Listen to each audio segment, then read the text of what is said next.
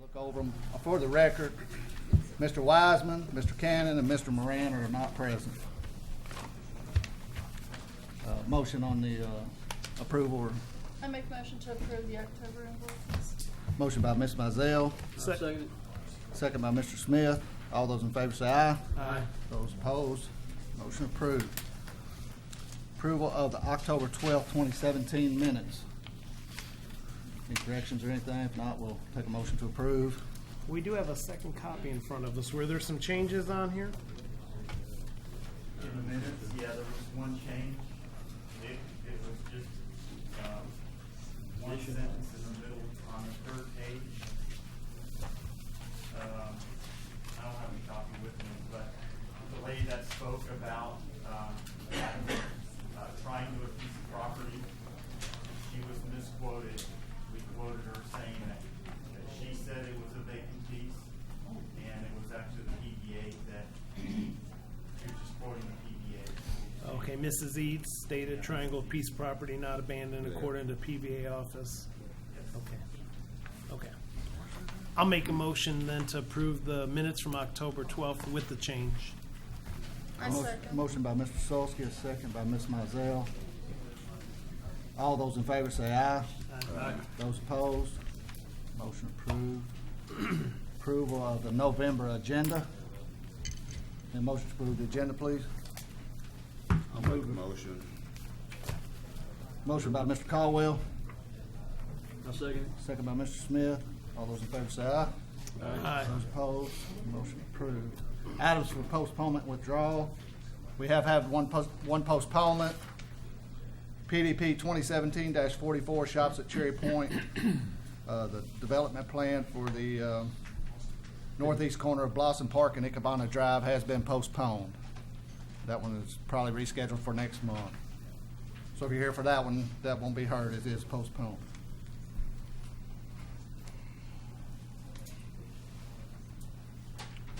Next on the agenda is the consent agenda. We do have one item for consent. It is FSP 2017-39, the Barnett property, a final subdivision plat to create two new tracts of 5 acres with 5.481 acres remaining in the parent tract located on the north side of Ironworks Road, south of Loxley Court and Alfred Drive intersection. Is anyone here to oppose that application? Can y'all ask out in the hall? I hope everybody can hear us. Is anyone here to oppose the Barnett property application? Barnett property application, anybody here to oppose? If no one is here to oppose that application, we'll take a I'll motion make a motion to, for consent. for consent to approve. A motion by Mr. Solsky, Second. second by Mr. Smith. All those in favor say aye. Aye. Those opposed, motion approved. Joe, if you can sign up.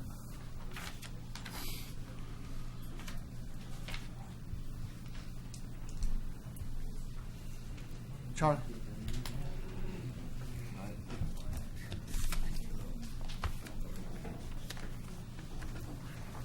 Charlie, can you swear everyone in? Oh, yes, sir.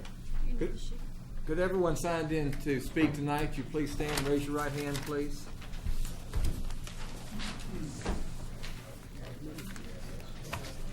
Have I got everybody? Company signed in? Yeah. Yes, sir? Where'd you sign? Right here. Right here. Raise your right hand, Steve, then you can sign right afterward. Have I got everybody raising their right hand, ready to take an oath? If so, do you swear or affirm the statement you're to make tonight to be the truth to the best of your information and belief? I do. Thank you all. Okay, before we get started on the first application, it's a packed house tonight. I ask everyone to respect each other in this meeting as we go forth throughout the night. Sometimes we get a lot of heckling, a lot of crowd applause. Let's try to keep that to a minimum. If someone has come up and stated something that you've already heard that you want to state, just kind of reply in that order if you would, so we can try to move this along as fast as possible. It will be a lengthy meeting. So our first item of business is the ZMA 2017-36, the Yancey Griffith zone change. This is a Stay on the agenda. Yes, we're gonna stay on the agenda. This is a zone change, so it is a public hearing, so we'll open up the public hearing.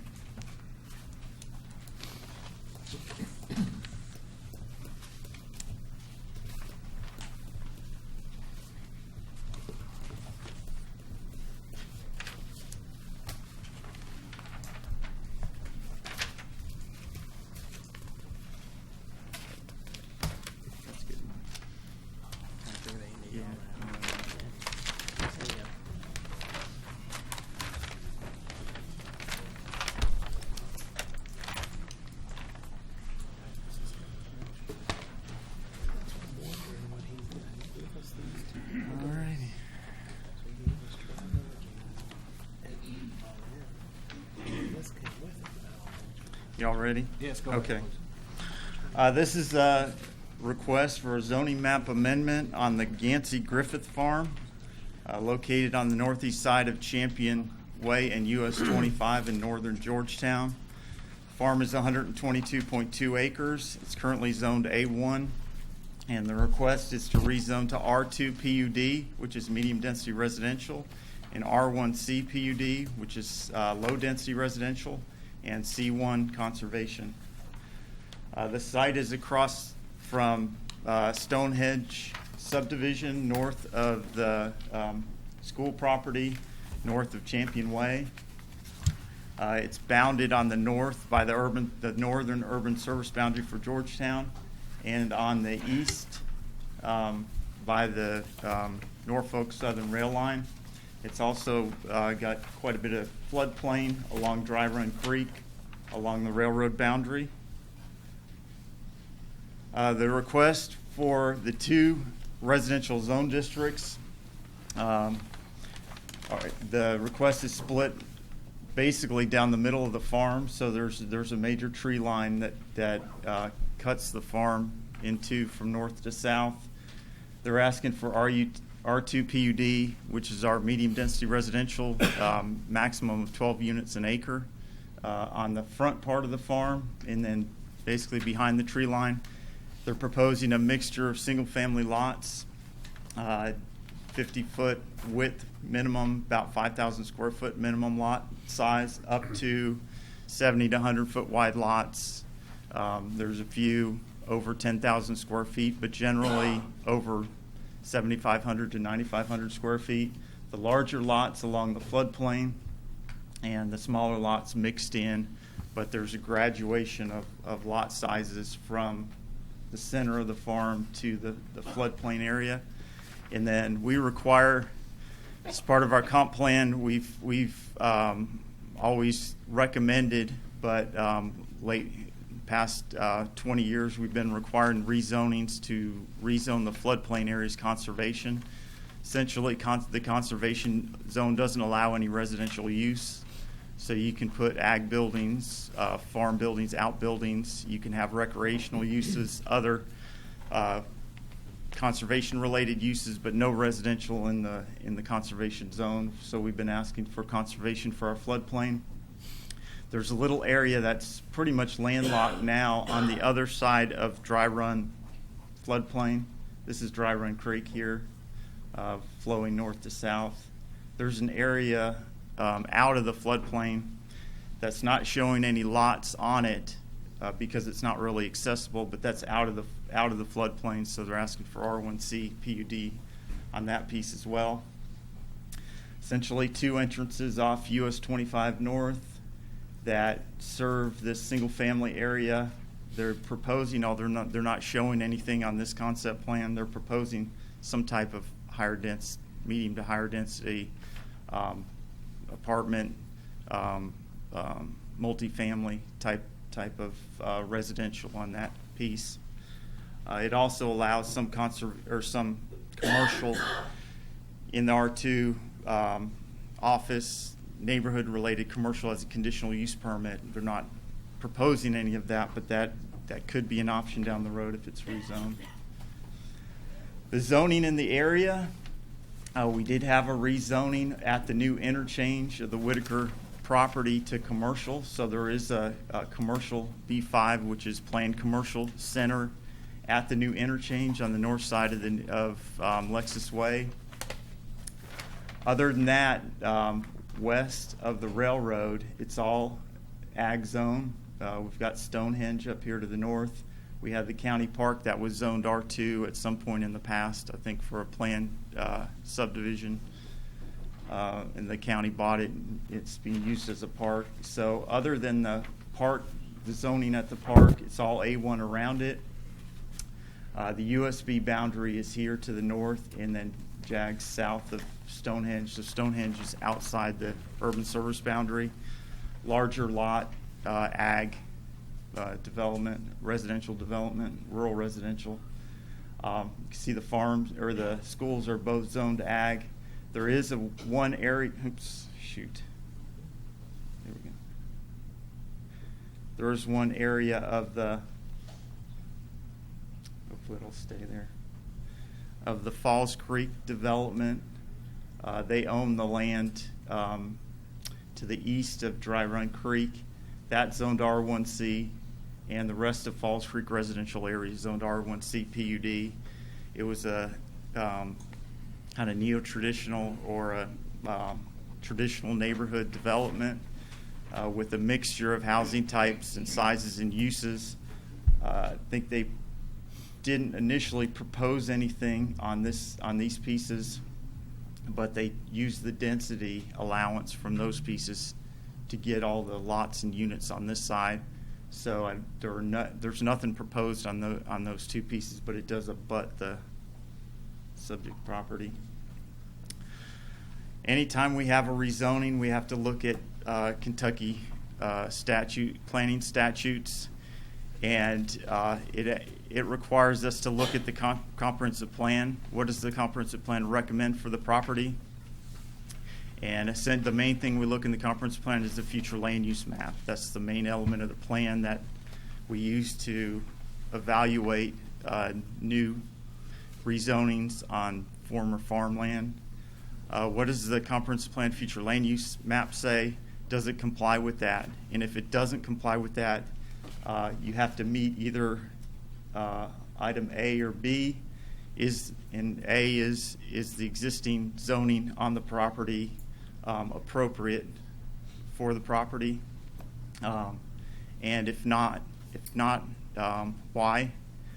Or B, have there been major changes of an economic, physical, or social nature in the area that weren't anticipated when the comprehensive plan was written that would justify a rezoning of the property?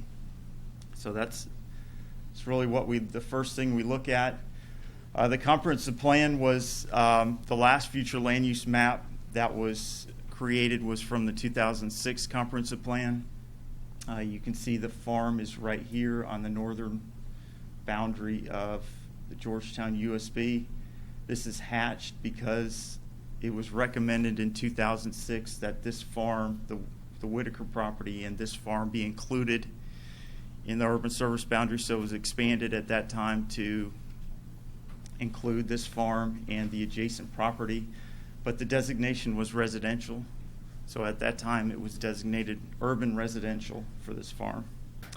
We're updating the comprehensive plan currently. We've got a draft complete, and our proposed future land use map, which has been reviewed by the Planning Commission already but has not been officially adopted as part of the plan, also designates this farm residential. So it's urban residential. There have been a few changes in the area in our new proposed map. One, there was previously a commercial designation on the northwest corner where the church, where they tore down the historic house on that 5-acre parcel a couple years ago, 3 or 4 years ago. That was previously designated commercial. Now we have it designated public, quasi-public, which is parkland or public use. Other than that, I think that's the only major change in this area, other than we are recommending that rural residential subdivisions, if they are approved in the county, that they be encouraged to go within a half-mile buffer of the existing city limits. So that's why we've added this rural residential buffer around the existing USB. You can see the northern leg of the bypass eventually will encircle this area, and the long-term plan, 50-year, 50-year plan is for residential or urban expansion to move to the north and fill in this area. So currently the USB borders this property, but eventually if plans don't change, if we don't shift course, that future urban growth will go to the north, maintaining the existing boundary to the east, the greenbelt to the south, and the boundary along Elkhorn Creek directly to the west. So the farm is designated residential on the comprehensive plan future land use map. Therefore, Part 1 applies, and we don't need to consider Part A and B. So it is, in our evaluation of it, it is a residential zone is an appropriate zone for this category, and floodplain conservation is appropriate zone for the floodplain on the property. Now looking at the concept plan itself, originally when we got this is on the agenda for last month and was postponed. We got it on resubmittal. We got a new overall concept plan that reduced the overall density proposed from 843, I believe, down to 683 dwelling units overall on the farm. Monday, we got a new concept plan that reduced it further. So the proposal now is for 547 dwelling units on the overall farm, 307 on the R2 PUD proposed area, and 240 single-family lots still on the R1C PUD. And they've still shown the floodplain as C1, although a portion of the floodplain was designated R1C on their concept plan, which will have to be adjusted. This is the current concept plan. So 307 dwelling units on R2 PUD. They are showing a 150-foot landscape buffer along US 25 to buffer that higher density area from the street. The layout hasn't changed much from the previous plan. They basically, last month we had a layout with buildings, streets, parking, so forth on the R2 PUD that we were reviewing. With the resubmittal this month, they took that out. So basically they're just showing us a blank slate in the R2 PUD, but asking for a reduced number of units. They are showing that landscape buffer which we requested last month. They still are showing varying buffers around the perimeter of 5 foot, which is what our landscape ordinance requires minimum against the USB, 15 foot along the railroad, and 10 foot along the school boundary next to the A1 property. We're recommending that that be made consistent at 15 feet around the entire perimeter in order to give enough room for plantings or maintenance of the existing tree lines. Other than that, the general layout of the single-family area is decent in that it provides a lot of connectivity throughout the subdivision. It only shows one stub street to the north, which the previous plan showed multiple stubs to the north, and those were taken away when the concept plan for the R2 PUD area was erased. We did ask for some connection or drop-off for the school site, so a road connection or drop-off area and pedestrian connections. Those were taken away as well based on their meetings with the school. I would suggest that those discussions continue and that they look at that further if this zoning is approved, because it makes sense to figure out how you can make that connection that in a way that the school can live with, so you don't have everybody in this subdivision having to get in a car or on a bus to go 500 yards to the school and increase all the traffic congestion on 25 and 32. I guess some other minor things with the concept plan is that they're not showing any, they're asking for a planned unit development, but they're not showing any public amenities or amenities for the subdivision. Previously, they showed a trail system that connected the open space. They've taken that away. So essentially what's being shown is the floodplain set aside as open space conservation, which would be required anyway in a standard subdivision development. So other than that, there are very few amenities or trade-offs shown for the flexibility that they're asking for in the lot sizes, widths, and setbacks of the lots. The one they are showing is this landscape buffer, which I think is a good way to kind of lower the impact on the neighborhood across the street. So that is something that they are providing as a trade-off. Other than that, they're not showing much detail on the concept plan, particularly in the R2 area. So comments on that are the R2 area doesn't have the level of detail that we need to see in a planned unit development, so I'm not recommending that R2 PUD be allowed based on this concept plan that really just shows a blank slate in there, that area. The R1C PUD area, the layout is good and could be a very good subdivision. But the variance that a PUD allows in the lot sizes should be managed by requiring an overall average lot size of 7,500 square feet, which is what's required in R1C. So if it's a standard R1C subdivision, the minimum lot size is 7,500 square feet and 70 foot of widths. I'm recommending that the average lot size be maintained at that, so they can go under on some and over on others to allow flexibility in house sizes and types, but that they maintain that average. I would recommend that they provide a trail system connecting the open space to provide an amenity for the subdivision.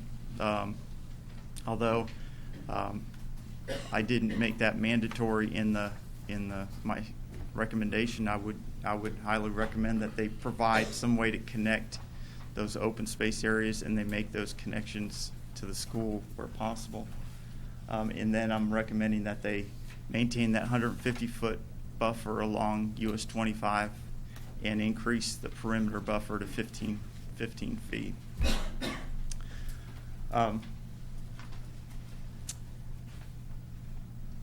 The last major item, other than discussion of the R2 PUD, whether that's valid request, is the traffic study. They did a traffic study. First month, it was some of the counts were not done on a school day, so we couldn't get valid measurement. They redid it. In the traffic study, the counts were retaken on Monday, October 23rd. What it showed in the recommendations, and there's still some questions that I think the engineer who did the traffic study may need to answer. The study itself recommended left turn lane in and a right turn, basically a decel lane, right turn in, and a left turn in the opposite direction into the subdivision be required at both entrances. And that allows for stacking of somebody turning so you can pass as they turn in. That was the one recommendation. The other was that the timing of the signal at the US 25 and 32 intersection be adjusted Because right now, 32 or Champion Way doesn't have a turn signal, so you have to sit and wait for an opening to turn. So they made the recommendation that that timing needs to be adjusted. Essentially, the levels of service that they found, and the levels of service go from A to F, with F being no move, stop traffic, and F is can get gradually worse, so you can have traffic stopped for a short period of time, or you can have it stopped for an extremely long period of time. Both levels of service F. They found the level of service on US 25 was C in the AM, I believe, and D in the PM. It was C and D, one or the other. And at the intersection, it was level of service F for that one turning movement. And here I got a little more detail. So it was level of service C in the AM, and the engineer who did the traffic study can talk directly to this, but you can see the two proposed entrances. Level of service in the morning is C, D in the evening, and then essentially as you're coming this way, left-hand turn southbound in the morning is level of service F, and in the evening, left turn southbound and northbound is level of service F. So the question is, will the proposed improvements maintain or improve the existing levels of service on 25 and at that intersection?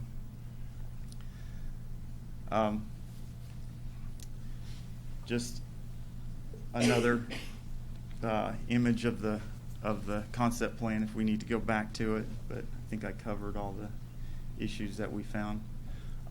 So the recommendation, we are recommending approval of a zone change to residential. And we're recommending if the applicants can just demonstrate that the development can be constructed without further degrading the level of service on the street on 25, serving as access to the development, or on the intersection at 25 and 32. We're recommending approval to R1C PUD, denial of R2 PUD since we don't have a concept plan on it, and the concept plan we had is a density greater than what staff is recommending, which is R1C is 4.4 units a net acre. So even with the concept plan, we'd recommend against the R2 PUD. So R1C PUD on the entire farm with 12 conditions of approval.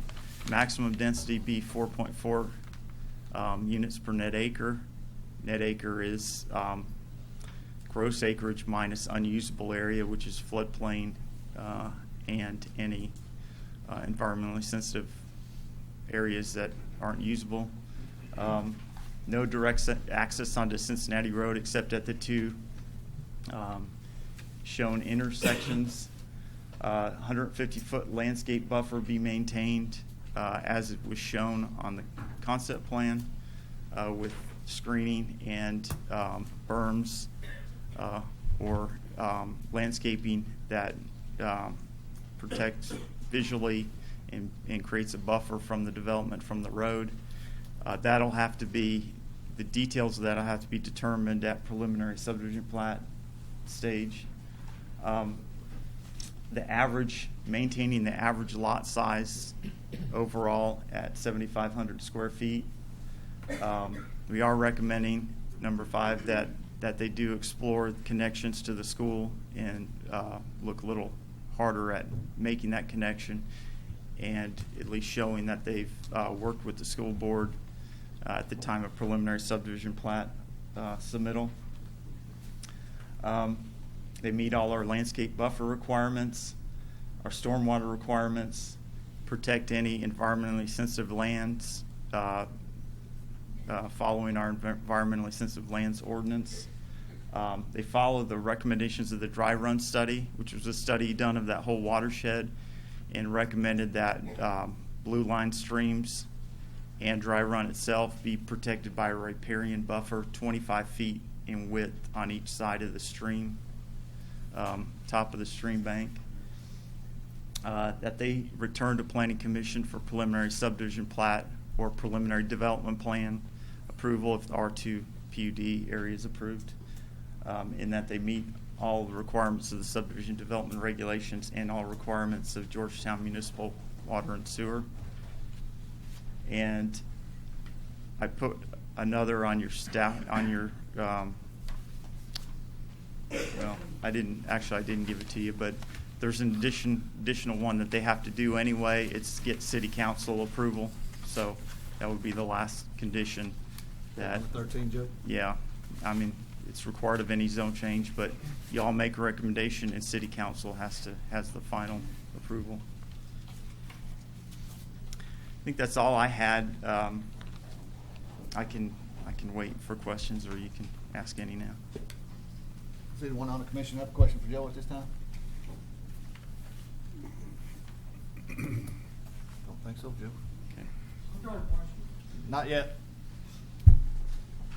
Is the applicant here to speak? We are Chairman Jones.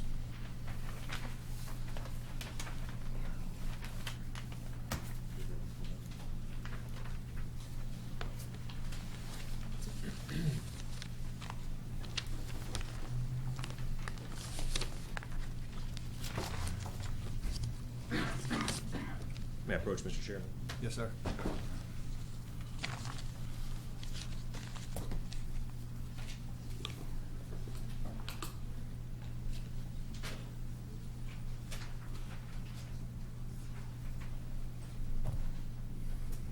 Here's copies of the PowerPoint. I'll be doing that, but you will follow along and make notes. Mark it with red pen or blue pen.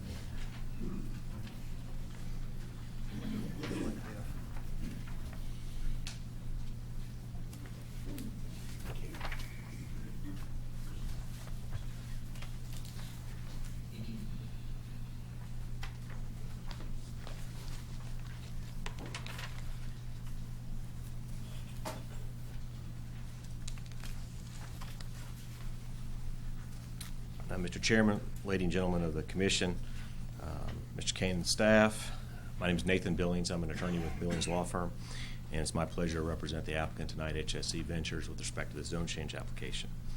I have a PowerPoint presentation, much like Mr. Kane's, to go through, which you all have a paper copy of in front of you, and I may have some additional things, like a copy of the traffic study and a support letter from a neighboring commercial owner to introduce into the record later on, as well as a potential concept plan on the R2 PUD area that we've talked about.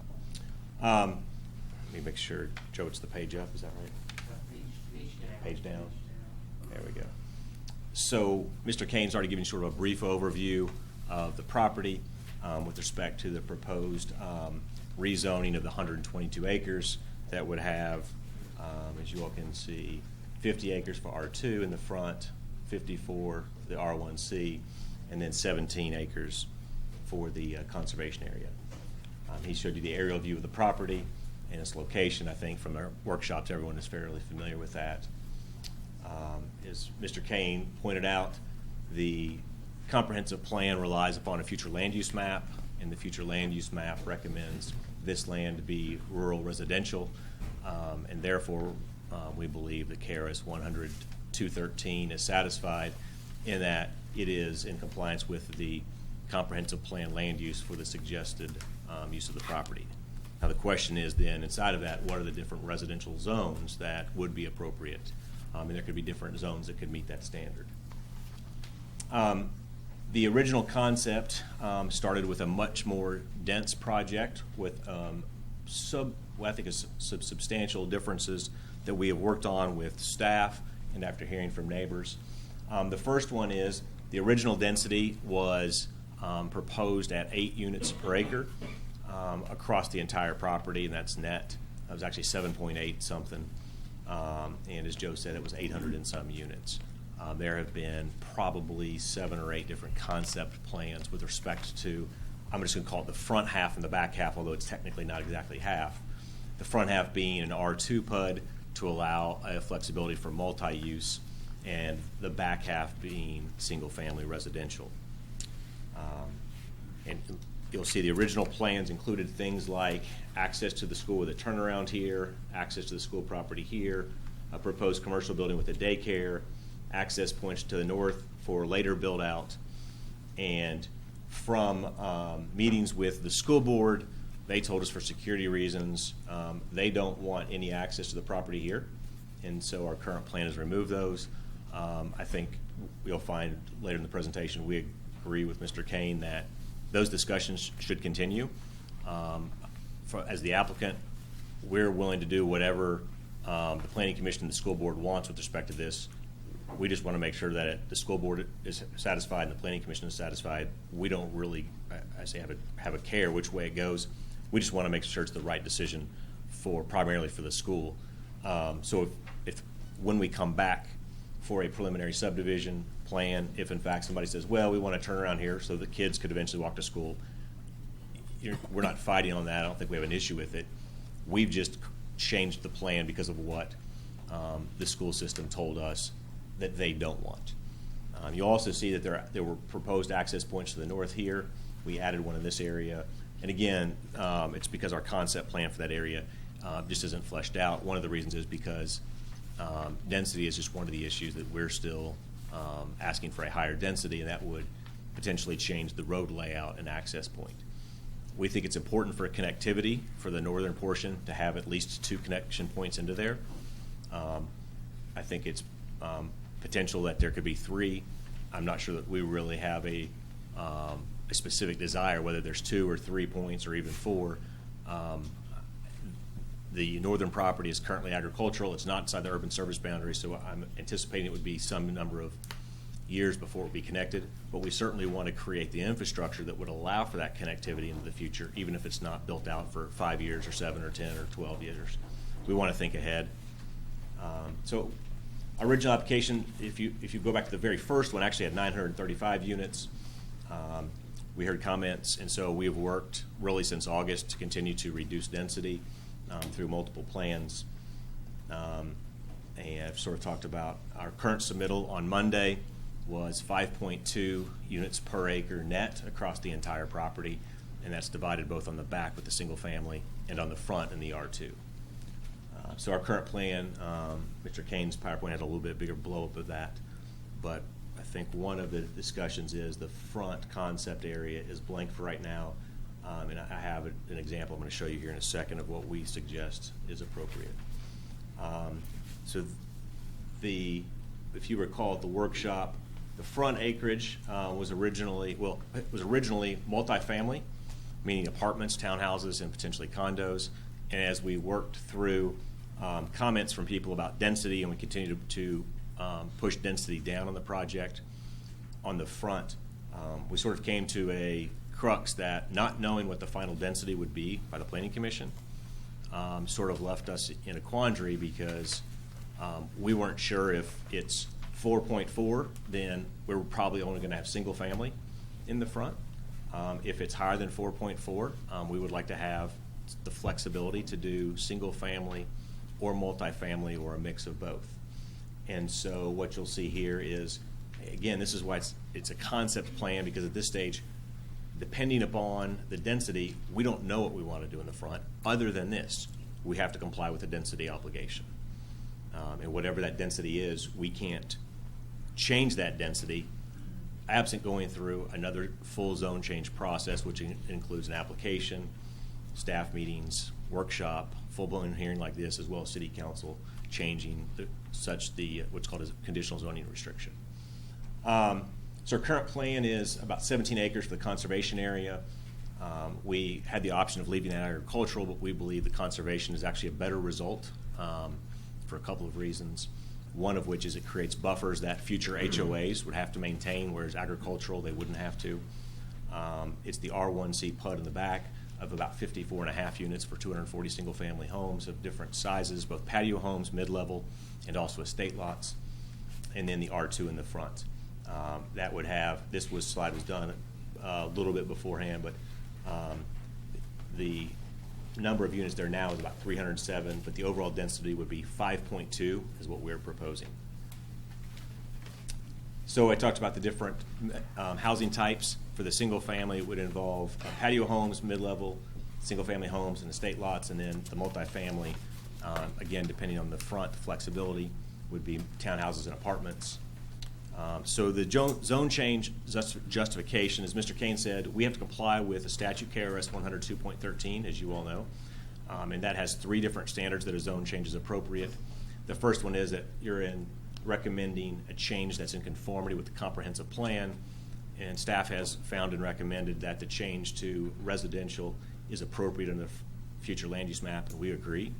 Also under KRS 100.213A, a zone change is appropriate where the existing land use is inappropriate and the proposed use is appropriate. And we would submit that agricultural zoning inside of the urban service boundary is not a long-term appropriate use. That's why it's inside the urban service boundary, and that the change is therefore appropriate.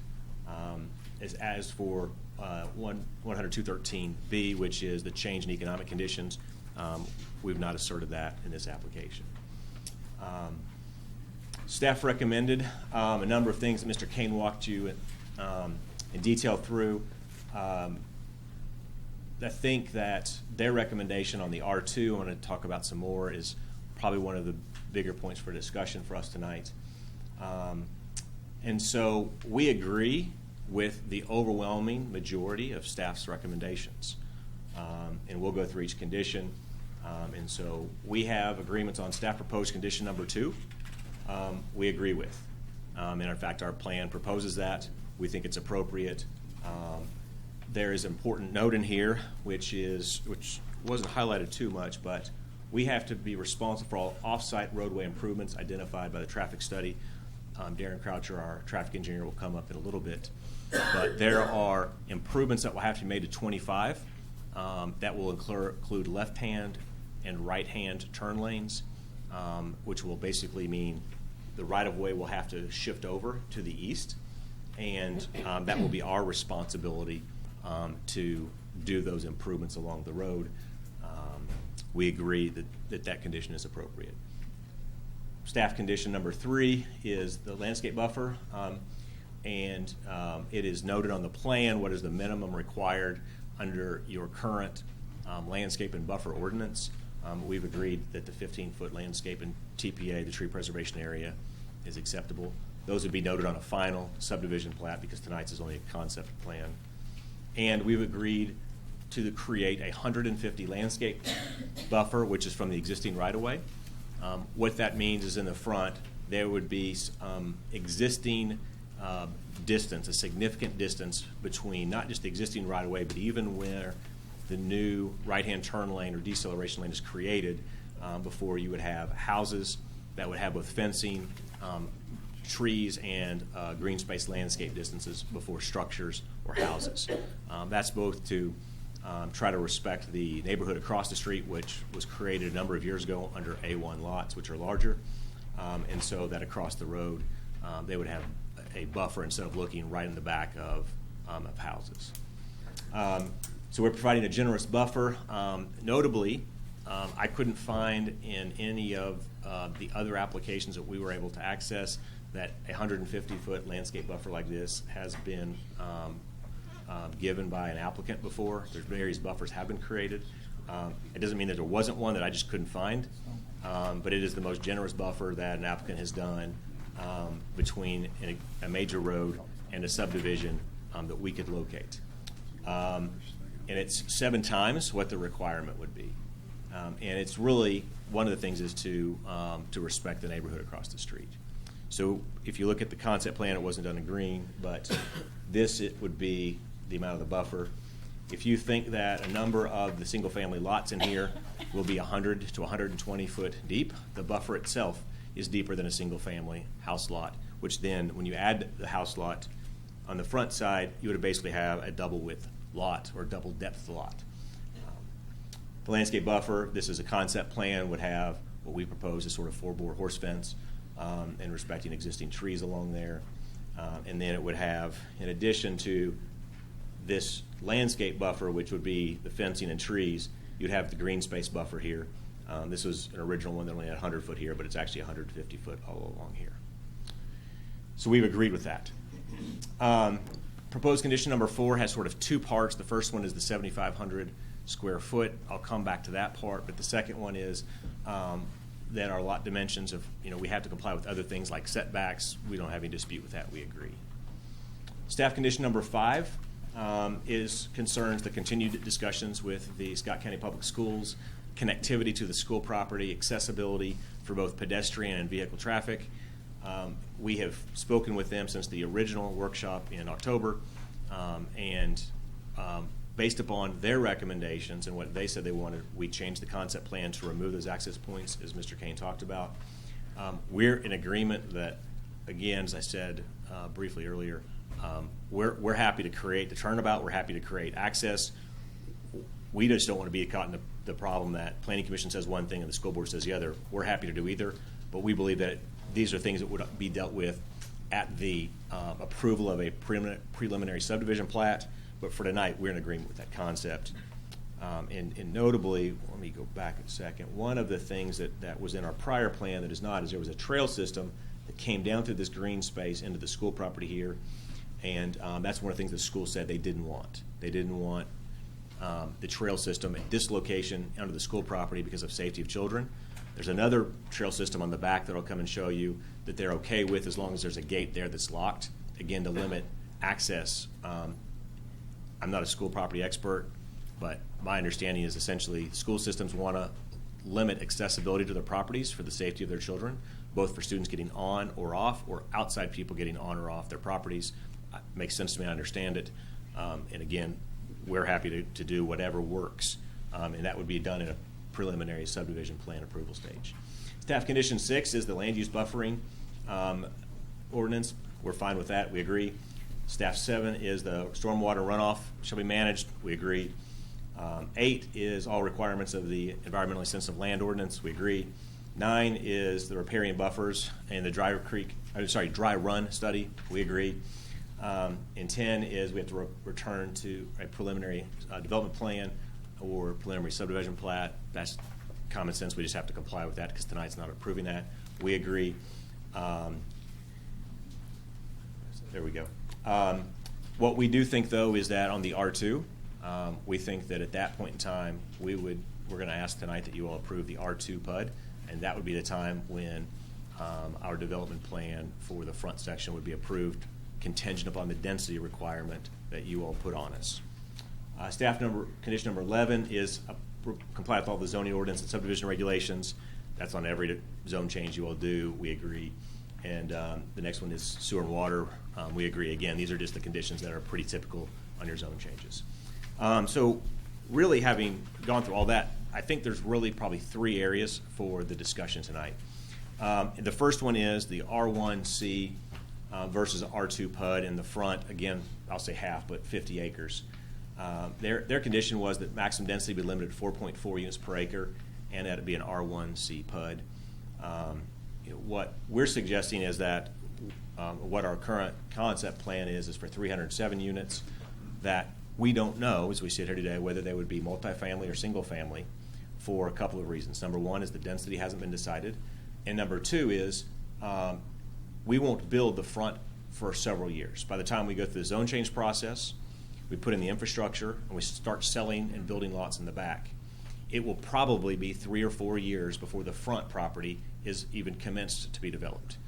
And so one of the things that we believe is that it is better for us to wait and see what happens on the back 50 before we make the decision on the front 50. We can propose something.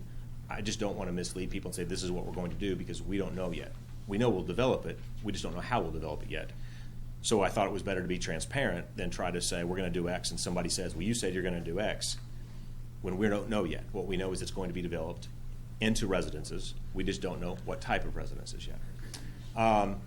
So we think we have continued to respond to the staff concerns about this by significantly reducing density. If you look at our original proposal was over 900 units per, total.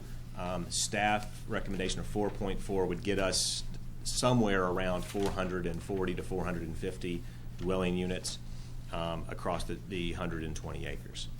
So we talked about the uncertainty.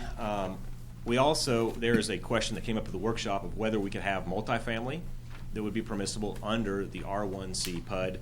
I know that Mr. Kane asked Charlie to weigh in on that, and I'm concerned that there is ambiguity in the ordinance with respect to whether multifamily could or could not be allowed in the R1C, and we'd like to avoid ambiguity because ambiguity only invites lawsuits, and I don't want to be in a lawsuit over that ambiguity, and I would hope that the Planning Commission also wouldn't want to be involved in the lawsuit over that ambiguity.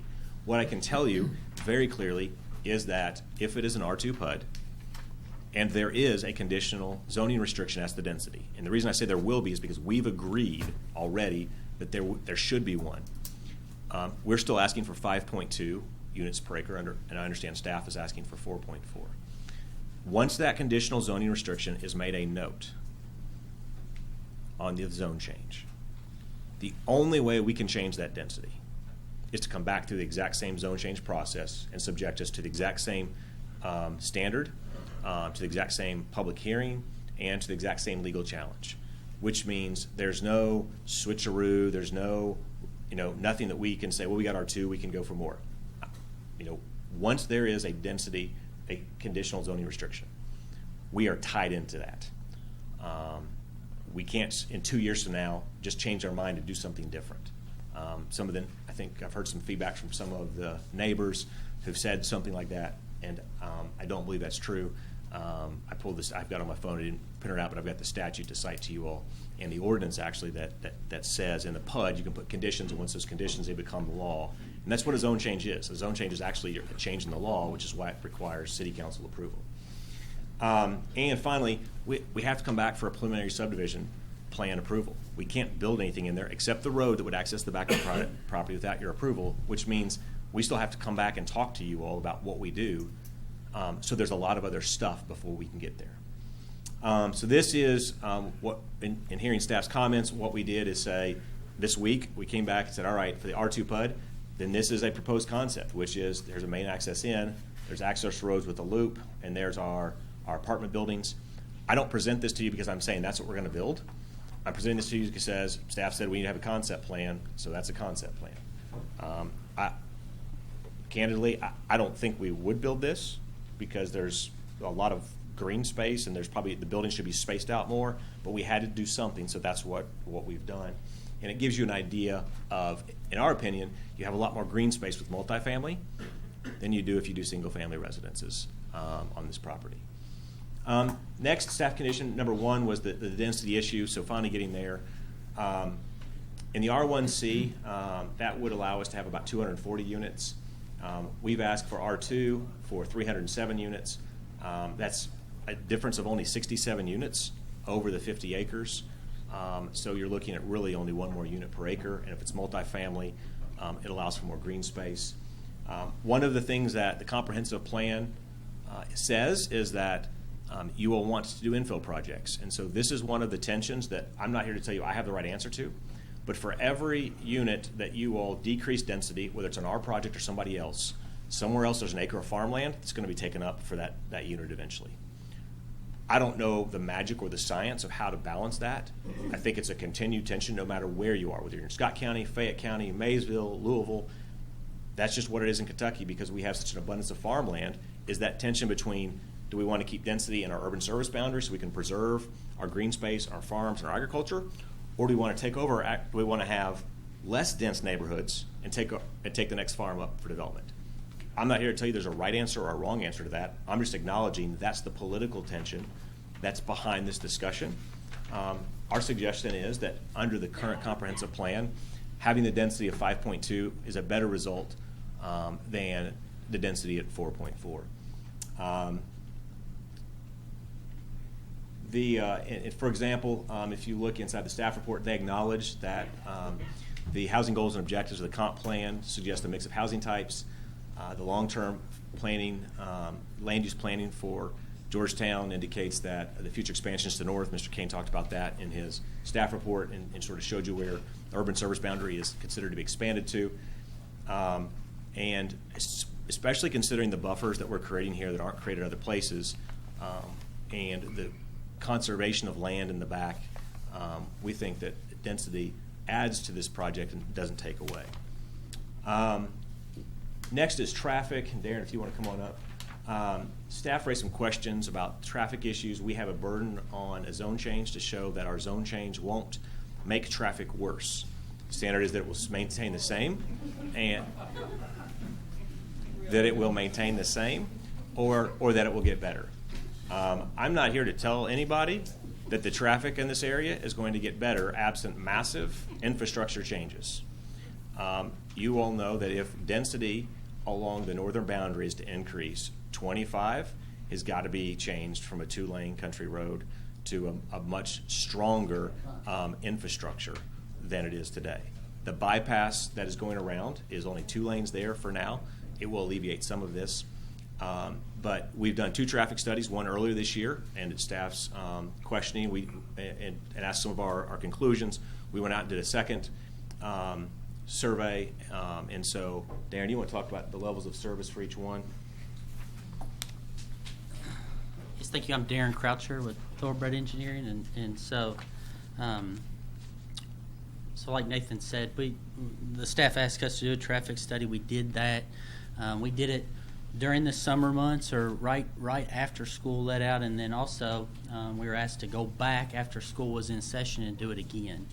And what we found in our traffic study was that the road is as over the next 10 to 13 years, is the traffic is going to continue to get worse in this area, and it actually lowers on 25 north and southbound a little bit.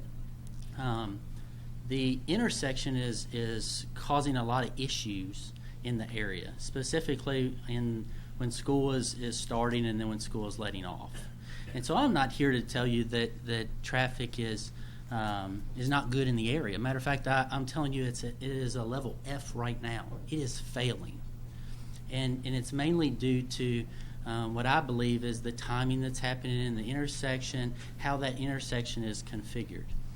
Adding the traffic, the residential area that we're doing here is going to keep the level of service about the same, just with the number of cars that it's happening. But again, that area that's occurring around that intersection is really causing issues, and that's why I think, when I heard people kind of say, well, the traffic's not going to get any worse. Yeah, it's already bad. And so looking at those things, what we're proposing is by increasing or adding in turning lanes, it's actually improving the traffic that's going in and out of the subdivision there at the 2 intersections.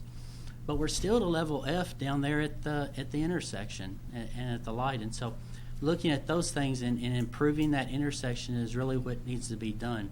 From a state standpoint, looking at the timing in that area, I believe we may be able to improve that area, especially on the east and westbound traffic as it's going there. Again, trying to turn north onto 25, the timing of that light causes an issue because the timing fluctuates quite a bit as it is right now, and then there isn't really a consistent turning method to turn northbound. And so by repositioning that light there, asking the state, hey, can we change some of the timing there? I think it's going to help some, but you're already a level F, and that's the issue, and that's the question that I want to share with you all is, again, the subdivision is not going to have a huge impact, but when you think about it and you're out there right now, you're going, hey, there's an issue. Well, yes, you're at a level F right now, which is the worst case scenario. So if you all have any specific questions for me, certainly I'm willing to help answer those. Does anyone have any questions for John? Yeah. We have been struggling with the state and other issues around town. Now that we've got you accessible, do you think, and we've been told that when we have a level F situation, that adding to that situation, it could be the result of the state doing something for us. Do you agree or disagree with that? I've heard that argument before, and I'm not here to say that, hey, if we add more traffic on there, that the state's finally going to do something there.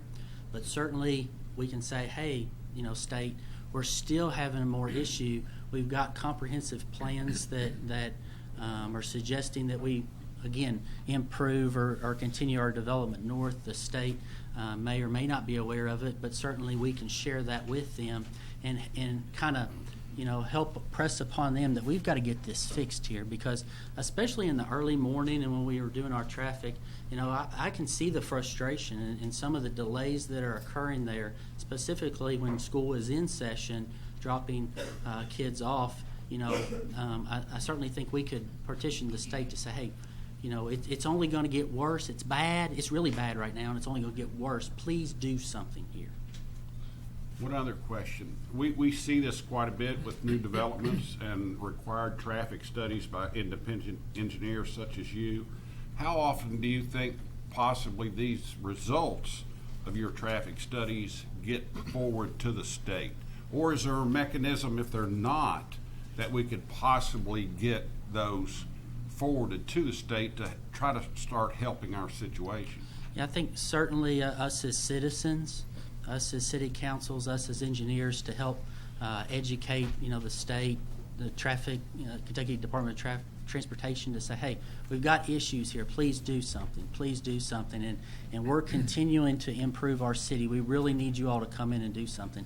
I think that's a great idea, and I think we all should do that as the citizens, not just here in Georgetown and in this planning meeting, but also, with the state itself. Thank you. We have a copy of the traffic study we'll introduce into the record, and staff already has the copies in there, just to make sure we have one. Thank you, sir. If you want to stay here for a second. Anyone Darren. else One have of any the things questions for the traffic study? So one of the things in the study is, he's talking about the intersection here where the traffic lights can be done. Mr. Shirley, one of the things that, I don't have a crystal ball, but I know that in my experience what happens is we have to put certain right-of-way improvements along this area here and this area here as part of our traffic plan. It's called off-site. We have to make improvements to the right-of-way. We actually have to give them some right-of-way. My experience has been that we'll have to get their permission. We have to work with state engineers for that work. It's at our cost.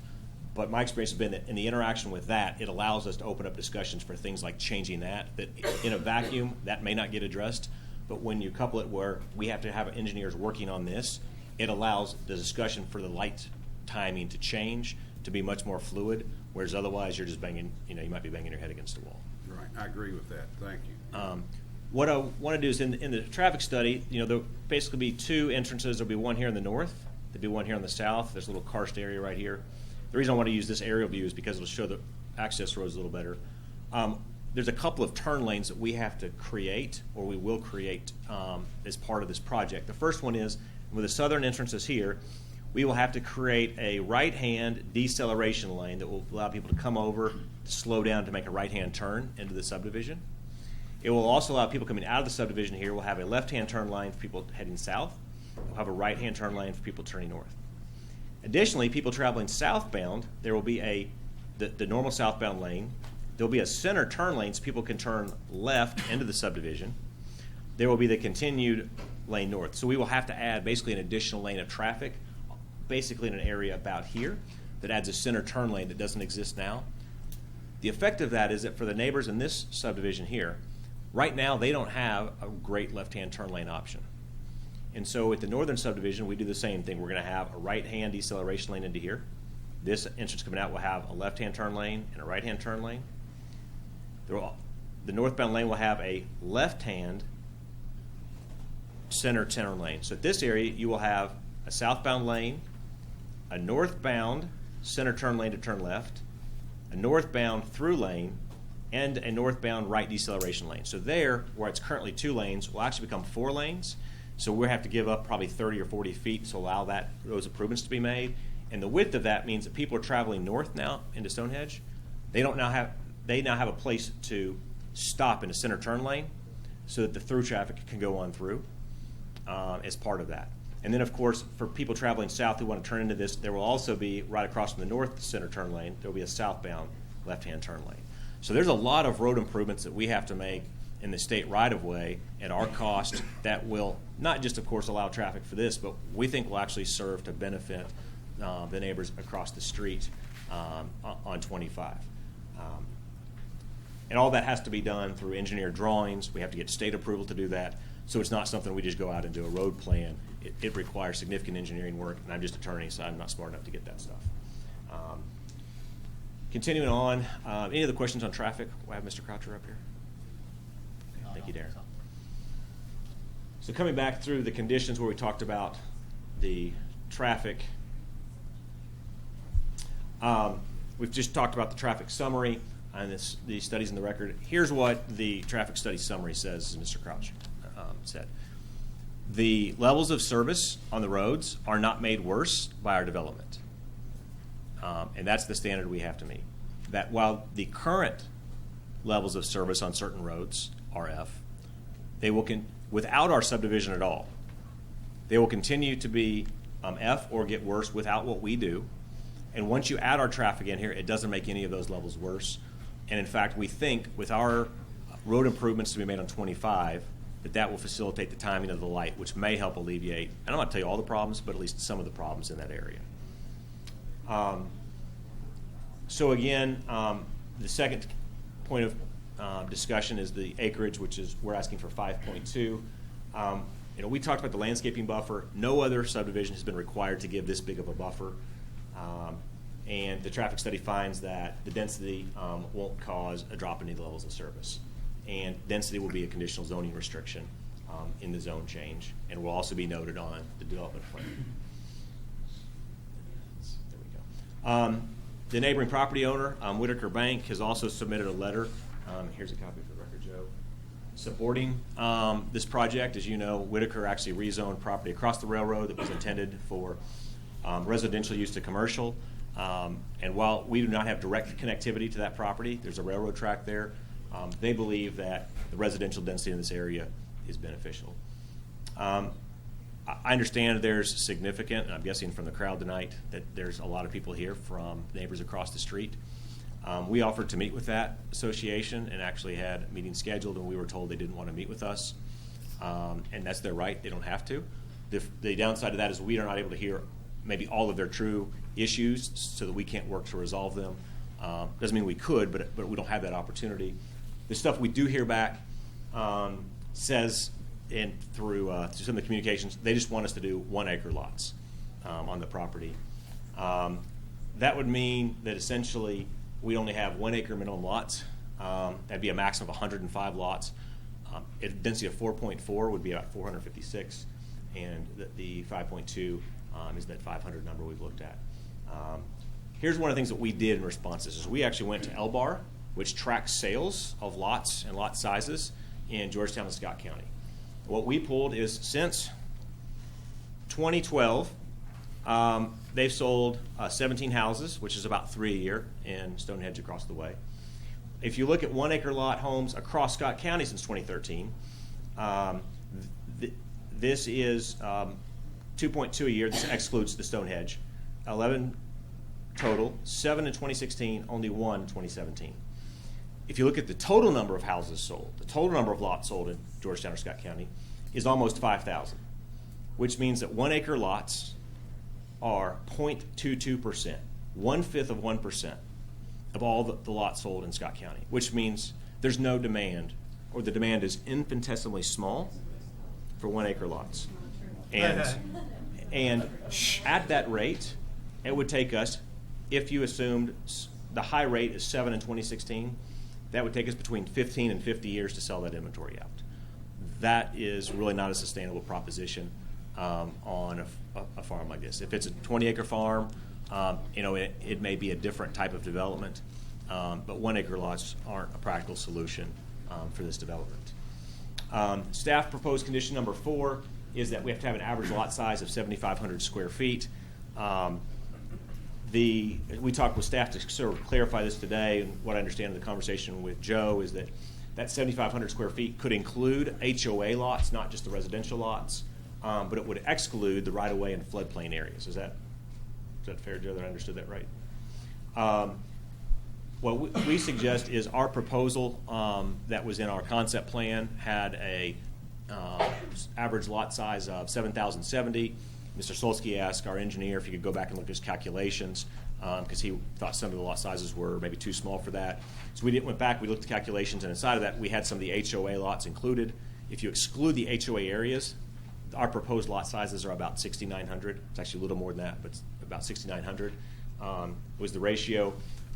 Here is what we would suggest is there is another subdivision that's on Fox Run in which the applicant is seeking for 7,000 lot sizes, and staff has recommended approval on that. And so what we're suggesting is if that is a suggested lot size on another subdivision, that should be one that's appropriate here. If not, we would ask this, that instead of making a limit at the zone change, that we put a placeholder to say you all aren't agreeing to anything less than 7,500 square feet, but that at the development plan stage we could seek a variance if we can establish certain other causes and how we get there. One reason is the calculations are not really clear, especially since we don't know our density yet, how we get there. We understand the importance of this issue, but for a zone change, we don't think it's necessary at the zone change stage to resolve tonight. We do understand it's got to have to be resolved by the preliminary subdivision plan. With that, we think that the requested zone change is in conformity with KRS 100-213 for two different reasons. One is the comp plan map shows it's urban residential, and the second one is that the current zoning of agricultural is not appropriate and that residential is appropriate. So there's two different legal standards that would justify the zone change. Again, you see this read through. We agree with staff on almost every single condition. The only one Joe added at the end, Mr. Kane added at the end, was the city council. That's just by operation of law. For any zone change to be effective, the city council actually has to pass an ordinance changing the zoning of the property. So whether you count it as condition 13 or by operation of law, we're fine to add it to the notes. We're in agreement with it. It's just what the law is. So we just suggest that R1C PUD is just not reasonable of the entirety of the property. We'd ask for the RC2 on the front at a density of 5.2 acres. And with that, I have a proposed draft motion, if I could submit it, Mr. Chairman, for later deliberation.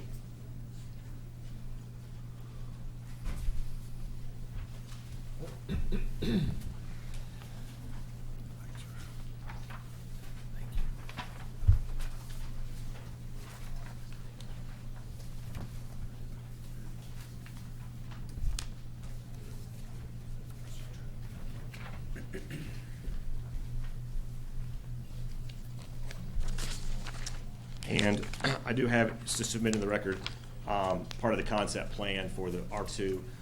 We had it up on the slide, but I'll submit that into the record as well, Mr.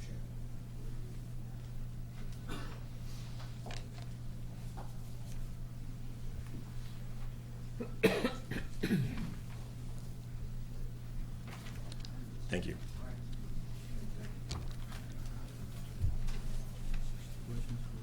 Yeah, does anyone have any questions for Mr. Billings on the commission? No, I don't Mr. Smith? I had a question for you. The current proposed entrance, I assume, would be directly across from Stonehedge's furthest south entrance. That's correct, sir. Do you envision that being would there be a light there at some point or no light? We actually asked this question. There could be a light there, and if the state tells us we have to put a light in there, then that's one of the things we'll have to do is an off-site improvement. The state controls this road, and they control what the improvements are we're going to have to do. Long term, this is a guess, Mr. Smith. This is a guess. If your residential development is going to continue to go north along 25, I don't know how 25 doesn't end up having more stoplights on it. You're not going to have significant density all along 25 without having a way for traffic coming on and off 25 without stoplights. Now, what's the timing of that? Is that 6 months or is that 5 years? I don't know. I'm just wondering how well that intersection is going to function without a light, with traffic coming out of Stonehenge and traffic coming out of. Yeah. It's going to be one person trying to turn left and another trying to turn left, and traffic never stopping on 25. It'll be tough. Well, and that's why inside of inside of a zone change, we identify these issues, because at the zone change they can't be resolved. Why we have to do whatever the State Department of Transportation says we have to do as improvements. That's what we have to do as improvements. And I would respectfully submit that, again, I'm not the engineer, and my understanding is that it's not great today for people who live in here who want to turn north, or at times people who want to turn south just with the volume of traffic. Some of the things we're going to do is actually going to make that better, regardless of whether there's a stoplight there, because at least those people who are coming north and wanting to turn will now have a turn lane, that they don't have now, and that's one example. Also, those people turning here, the natural flow of this intersection will by default slow traffic down somewhat, not as a speed bump, but just as the operation of interaction with intersections. That's just a common traffic calming issue. Would you not agree that most developments have other points of connection other than one road? I mean, Well, we have two especially roads on larger. here. Yeah, I would, under the subdivision regulations in Georgetown, they're actually anything, and we're actually going to talk about this in Pleasant Valley in the next hearing. Under the zoning ordinance, anything more than 99 dwelling units requires 2 access points in and out of the subdivision. So the answer is yes, sir, unless you're just a 14 townhouse development. Well, what I'm referring to is that the 2 access points, but they're under the same road. There's not a connection to any other road other than US 25, and that's because of the school and the railroad. Yep. And the railroad, you'll never get it unless you take a bridge up and over. That's You'll never true, get but every Stonehenge has the same issue. They do. I mean, they've got to come back on the They're very 25. much less dense as well. You know, and it was built long before the current comp plan. It was built before the existing urban service boundary, and that's the tension in land use planning that not here to say I have a perfect solution to, but I think, Mr. Smith, I think one of the things that I see is You'll have to come back up to the come back up here. microphone.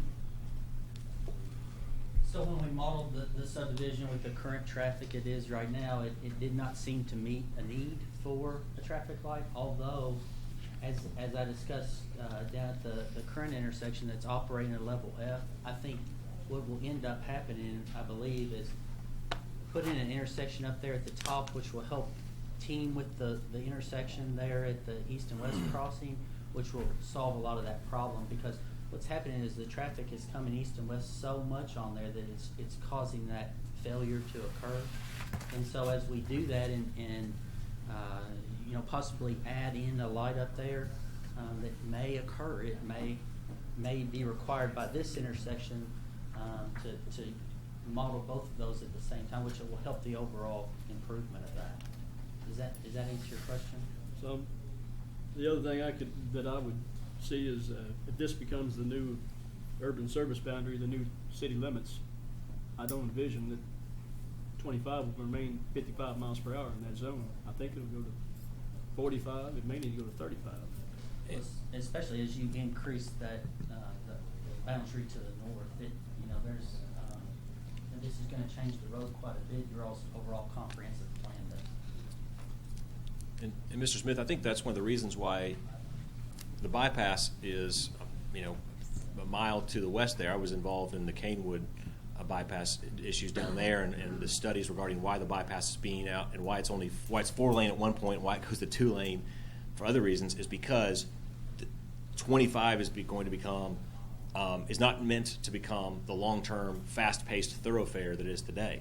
The long-term, and I'm not telling you whether that's right or wrong. I'm just telling you, I know that from the discussions involving the bypass from 6 years ago, is that 25 is meant to become an arterial that residential subdivisions are off of, which will by necessity therefore slow the traffic down. You can't have people going 65 miles an hour when you have residentials.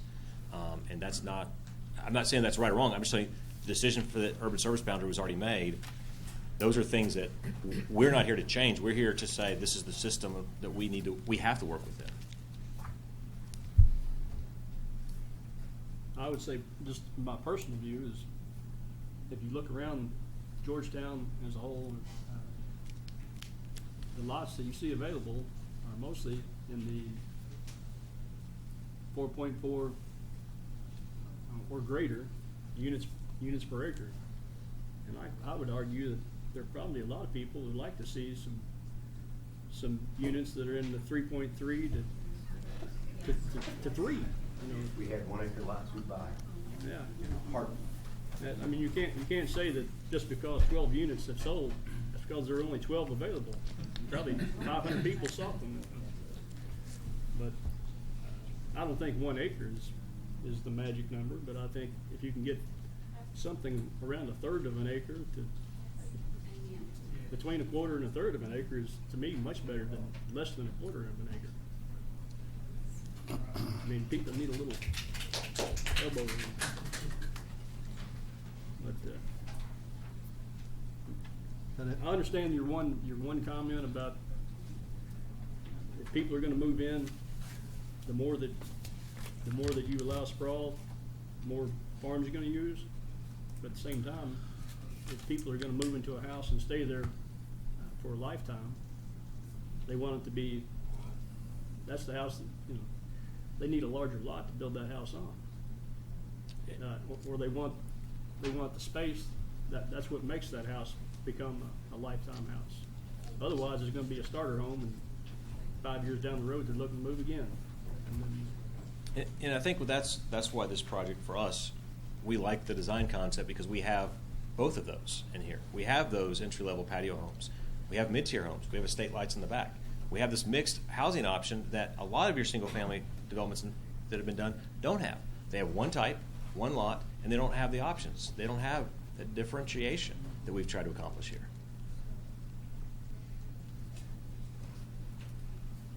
Any other questions for Mr. Billings at this time? Thanks, sir. Thank you, Mr. Chairman. What we'll do now is head into our public comment portion of this. And what will happen is that Charlie calls your name, if you'd come to the podium and say your piece, please. Al Mullins. I thought she was going first. You shouldn't have signed. I've been a chairman, committee members. I appreciate this opportunity to present to you what I think is the number one Ms. issue Mullins. that we have. Ms. and that's Mullins, safety. will you state where you live, please? I When- live- When you do come up, state your name and your address so we can get it on the record for our minutes, Al please. Mullenix, 110 Pebble Beach Drive, Georgetown, Kentucky. Been there 39 years December. Thanks, sir. Okay? Thank you for giving me this opportunity to approach the bench. I think the number one issue that we all keep looking at putting all these houses density, and that's traffic. I think you got the cart before the horse.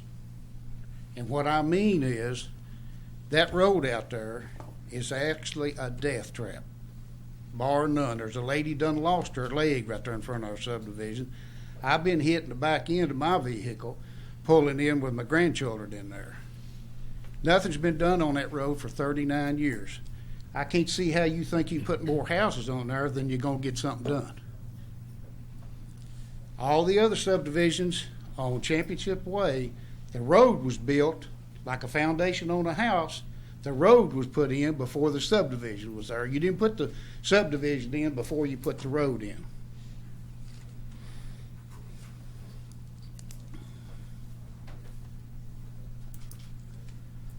I've got 2 nephews that's on the fire department. One day I come home with the grandchildren, and the fire truck was sitting on Pinehurst, where this entryway is supposed to be going in. They had a fire back that lane, and I asked my nephew, I said, "What's the problem?"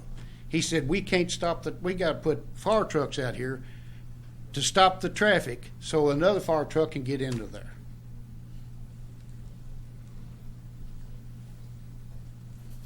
School buses. I went to some of these subdivisions, and I didn't know it was going to be on this list coming up next. I had a hard time driving my vehicle into that subdivision over there, and I know good and well a school bus or a fire truck couldn't get through there. And that was, when, 2 weeks ago? 2 weeks ago. In the comprehensive plan, I see 2006 and 2008. This is 2017. Surely someone can get something together to try to help you members to make a logical and a smart move out of all this and try to make it easier for you to work. That's hard for me to believe it, that we turned back the clock 10 years on this comprehensive plan, or 15 years, whatever it is.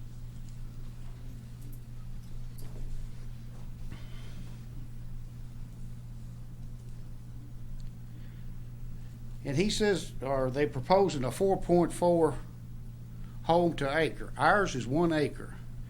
And if you talk to the safety people, the sheriff's department, the police department, the school buses, they all appreciate the nice wide roads that we've got in our subdivision. Not only are they used by our safety people, but our residents get out there and walk and stuff like that, and they still feel secure out there. And they touched on, I wrote down here on Championship Way, you can't even turn off Championship Way going north. And that road's been in how many years? Several years. We've got one new high school going in and another one going on the other end, and you know that traffic's going to be coming through there. Plus, we've got a middle school and we've got a grade school. Please, please take into consideration the safety of our children. That's all I'm asking. That's all I've got to presentation. Charlie, thank you. Thanks, sir. Harry Hagerman. I apologize. I intended to comment on the next project. Oh. Pleasant Valley. Quite all right. We'll still be here. Linda Angel.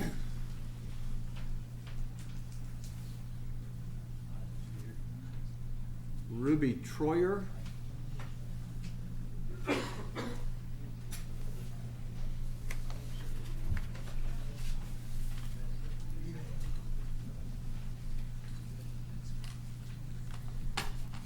My name's Ruby Troyer, and I live at 117 Augusta Drive in Stonehenge. We have signed some petitions that address our community's objection to the proposed plan for the Yancey Grift property. Due to people not being home, busy schedules, etc., we did not reach as many people as we would have liked to, but as of the people we were able to reach, there was not one person who was happy with the proposed plan. We have here 200 plus signatures of people who we were able to contact to sign the petition. Some called and said they could not attend the meeting tonight because of other obligations. Should I just put it right here? Yes, ma'am. Thank you. There are many reasons this community objects to the proposed type of neighborhood. For lack of time, I will address only 2 reasons. First, it does not seem to fit the 2016-17 comprehensive plan, where a newly built, highly density neighborhood should connect to a major road. This proposed neighborhood's only access, like we were saying, is via Route 25, a rural 2-lane, albeit high-speed road that has many traffic and safety issues already. And also the comprehensive plan recommendation is for higher density neighborhoods to be built in areas that are more walkable and bikeable and with safe, convenient, non-motorized access to commercial areas, employment centers, and other convenient non-motorized access to community activity centers. Route 25, as we all know, does not offer this opportunity. So this development is not well suited for direct access to community activity centers. Also, we're concerned with the rental. And the 2015 American Community Survey census data indicated an excess supply of rental units and a tight supply of single-family homes. So we're questioning why this property should be rezoned to accommodate the proposed R2 plan, where a large component will be multifamily, identical rental housing types in one location in the urban edge, which is not in character with previously approved residential development at the edges of the Georgetown urban service boundary.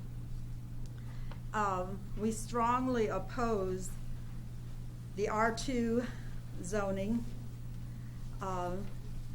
and are appealing to you as a member of the Planning and Zoning Commission to rezone this property as R1A single family only and not approve the R2 PUD, which would, like we say, really increase the density in our neighborhood, in our community. And we feel like any builder would do the road adjustment where there would be turn lanes and things, which would be good, but if it were to be less density, a neighborhood, it would be much better for the small road that we have to work with. So that's all I have to say. We're just asking you to not rezone it for R2. Luther Conley. I did the same thing. I've been assigned for the next one. Well, that's all right. We've got everybody on one list. Glenn Hoskins, I imagine that's for something else. So that sounds like a lot of him. All right. Kim Fields. Sandy Owens. Surely this one's on Pinehurst, so I'm sure that's this one. Shannon True. I signed up thinking I was just supposed to sign it. I thought it. Let's see. Craig Barnett. I have comments for Fox Run. So Okay. Neil Thompson. no thank you. Let's see, Nathan, Rory. Well, then we've got the developers. Oh, wait a minute, we've got some more. Hold on. Sherry Gillespie. No. Stephen Price.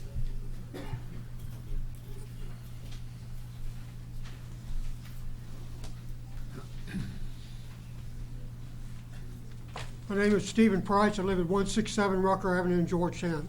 I've lived in Georgetown. I was born and raised here, except for time I spent doing farm work out of state. I've lived here all my life. I want to read to you something. I'm not going to tell you where it comes from. Drive less. Consider other modes of travel. Drive only when necessary. Combine as many trips as you can. Your vehicle is really safest and most economical when it is parked.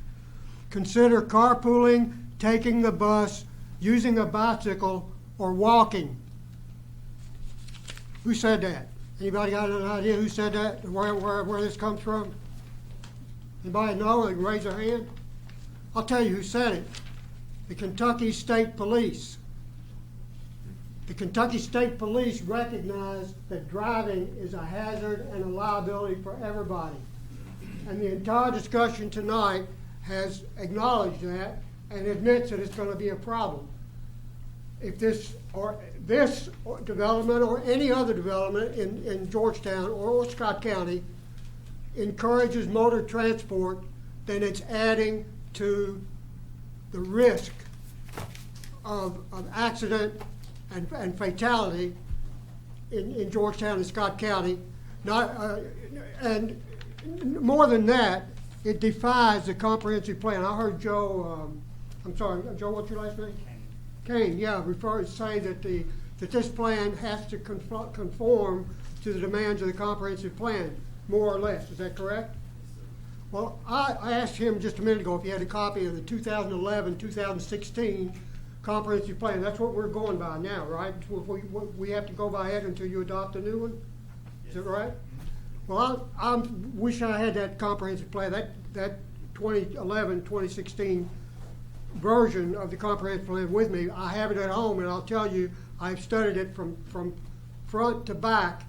And in that comprehensive plan, there is one word which appears repeatedly 12 times, more than any other word in the entire comprehensive plan. And that word is pedestrian. And sometimes it's modified pedestrianism. And this repeated demand for pedestrianism comes in the urban services section, the urban land use section of the comprehensive plan. That's the current comprehensive plan by which these parties are supposed to, or with which these parties are supposed to comply. Steve, Yeah. could you address us, please? Could you try I'm to sorry, address us? I'm sorry, yeah, Thank you, sir. excuse me. Thanks, sir.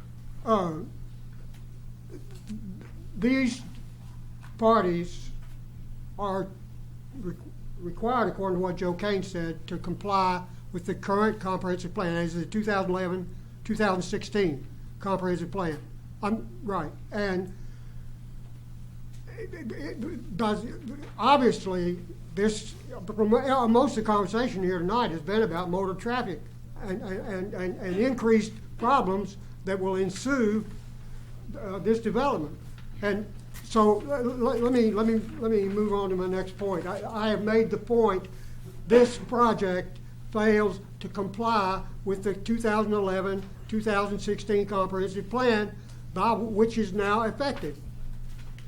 Further, I'd say there is a way to promote pedestrianism in Scott County and Georgetown, in this case Georgetown, and that is to encourage people to be producers at home rather than motorists who have to drive somewhere to buy what they consume. And that calls for horticulture at home. And I'll read to you from the current Scott County Comprehensive Plan. This is under, I'm not sure which section this is in, but it says a variety of, it's under recreation, it says, I think, a variety of recreational opportunities are provided, and they include horticulture. Here, cities will encourage and support the establishment of horticulture projects to provide food, beautification, and other social benefits.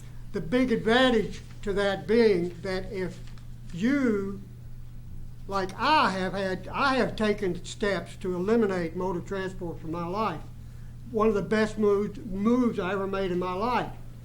I walked here tonight. I feel better because I did walk here tonight. I walk everywhere I go, because I walk, that puts me in a good position. Puts anybody in a good position who walks to pick up hand tools, and when they get home, go to work raising crops. And that's why I brought this cabbage.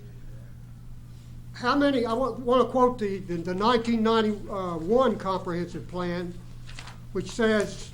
This was drafted at the time shortly after Toyota had decided to come in here, and the people who drafted it were apparently very concerned about disappearance of our green space and our agricultural heritage in Scott County. They wrote, this is from the 1991 comprehensive plan regarding agriculture. It says, restore vitality to Scott County agriculture. Agriculture has been an important element of the Scott County economy and a way of life.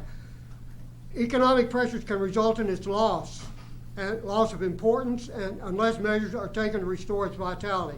And I'm here to say that there is a measure that you could and should take to preserve and restore the vitality of agriculture in Scott County, and that is leave motor transport out of it and plan on every future development in Scott County to keep people near their homes, preferably at their homes on their own land or on nearby community garden sites, maybe on public land or private land, so that people get up in the morning with no intention to drive anywhere, but to walk to wherever it is that they produce crops, preferably in their own yard, on their own land, stay there all day raising crops. And you say, well, how are they going to pay for the land they own?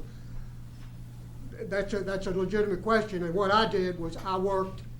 I got up in the morning, raised crops until I had to go to work. I went to work to make the payments on my land. And I walked to work or rode a bicycle to work most of the time. And by doing so, I helped eliminate all these problems of motor traffic that we have heard discussed here tonight. And I don't want to, as they say, ring my own bell. But in this case, I'm proud of the fact that I'm a pedestrian first and a bicyclist second. And I encourage you to reject this and any other development plan that does not plan for people staying home, practicing horticulture at home, and minimizing motor transport that they would require to survive.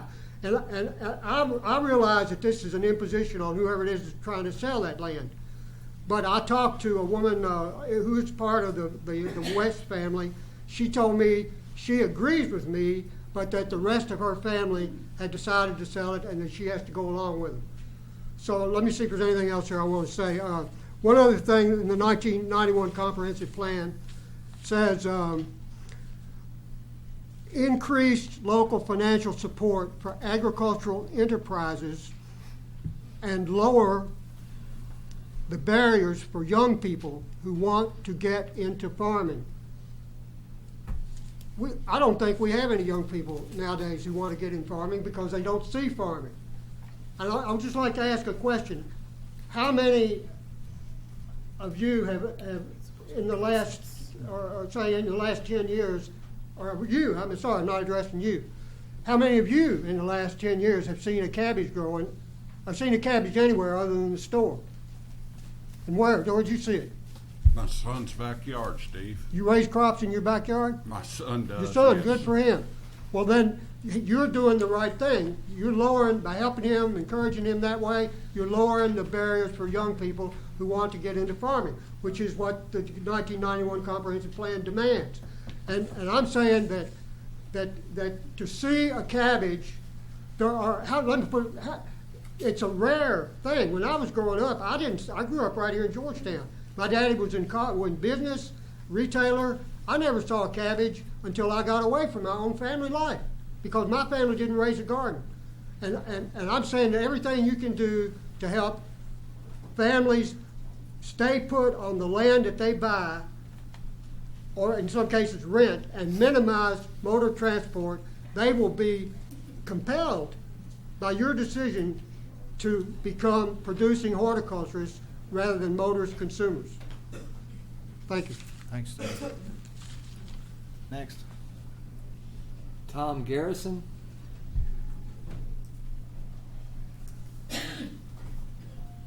Have I missed anyone that wants to speak to this application? I'd like to speak, if that's okay. Come on up. So you're not signed in? I'm not saying. Do you swear or affirm the statement you're about to make be the truth, the best of your information and belief? I do. Okay, then slowly tell me your name and your address, and I'll put you down. My name's Ross Bowen, and I live at 119 Pebble Beach Drive. 119? Yes. Thank you. I really just want to make a couple of points, just simple statements regarding the applicant and their development. One point that he kind of picked on was that there's no demand for larger lots, and I think that's probably grossly untrue. Most people have presented in Scott County with the opportunity to buy a home on a larger lot would do so. Now, whether that meets the budget and the development price that the developer has in mind is things that we're probably not going to discuss tonight. But I believe that anytime a house goes up for sale in our neighborhood, there's tons of traffic coming through there. Houses sell very fast in our neighborhood. My business partner and one of our neighbors that lives in Stonehenge just listed his home on Zillow and sold it in less than 48 hours for a very good price. I think that is just one of many examples that people do desire a larger lot. Really, I think that this issue is very young. I think that development is coming. There's nothing we can do about it in a certain sense, but as a board, as city council, as neighbors, I think we got to back up here and say we have to back up and respect what the neighbors want and what the community wants. Does the community want to be another Lexington? Or does the community want to see something maybe with third acre lots? We're getting out into an area where we do have a rural 2-lane high-speed road. And I'd like to speak on his point that maybe the carts come before the horse. The road's not there. Maybe we need to back up and say, what if we put in the road and improve and plead with the state to put in the road and put in the improvements and then do further studies and say, hey, does this fit? Rather than make a zoning change early on and look back and say, well, now we got to fix a mistake.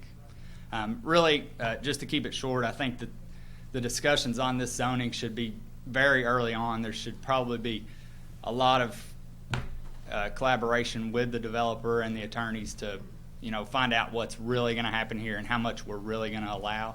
And I just ask that it respect the neighbors and the community as a whole, not just people that live in this area, because this development's going to set a precedent for what happens in other areas other areas that push the urban service boundary. So that's all I have, unless you had any questions. So. Anybody have any questions? Thank you. No, are you saying that you do realize that we would require the left and right turn lanes to be, they would be putting those in? You realize that? I mean, they would have to construct those. I understand that. All right. So you're saying that the state needs to make further improvements on 25 all along its length, or? I think eventually that would need to happen, for sure. I think basically, to further his point is that, basically, like on Champion Way, they did design that road for development. It's like the road came before the subdivisions, and now you've got, they're trying to put in the subdivision. And I think he's got a good point that, that road's been that way for longer than I've lived here, so who's to say that they're going to make changes all of a sudden? So I do understand that with this development there's, required changes to the road. I don't know that they haven't really laid out exactly what's going to happen with that intersection, and that provides a major burden on anybody that lives in that area. So that's more what I want to see. I want to see what is the state willing to do, or what will the state do. I mean, it sounds to me like I've never been to one of these hearings. It sounds to me like we don't have a clue what the state will do. We don't. We don't. So with that uncertainty, how can we say, yeah, let's 500 units, that's fine. We don't know what the state will do to help this intersection. It might back up all the way to the courthouse, but maybe they'll fix it for us. I don't know. I mean, I'm not an attorney. I'm not a developer. I'm just a neighbor expressing a concern for, what. I'm not saying the development's not coming. I just wonder if now is the right time, and is this size development right for this area? And like I said a few minutes ago, I think this sets a precedent for what happens at the edge of the urban service boundary all over Georgetown, not just at this particular location. I think we've got to really, think about what's really happening here, and maybe put limitations on density. I really just want to further disagree that people won't buy a larger lot. I think that's probably the most false statement I've heard here tonight. Thank you, Ross. Thank you.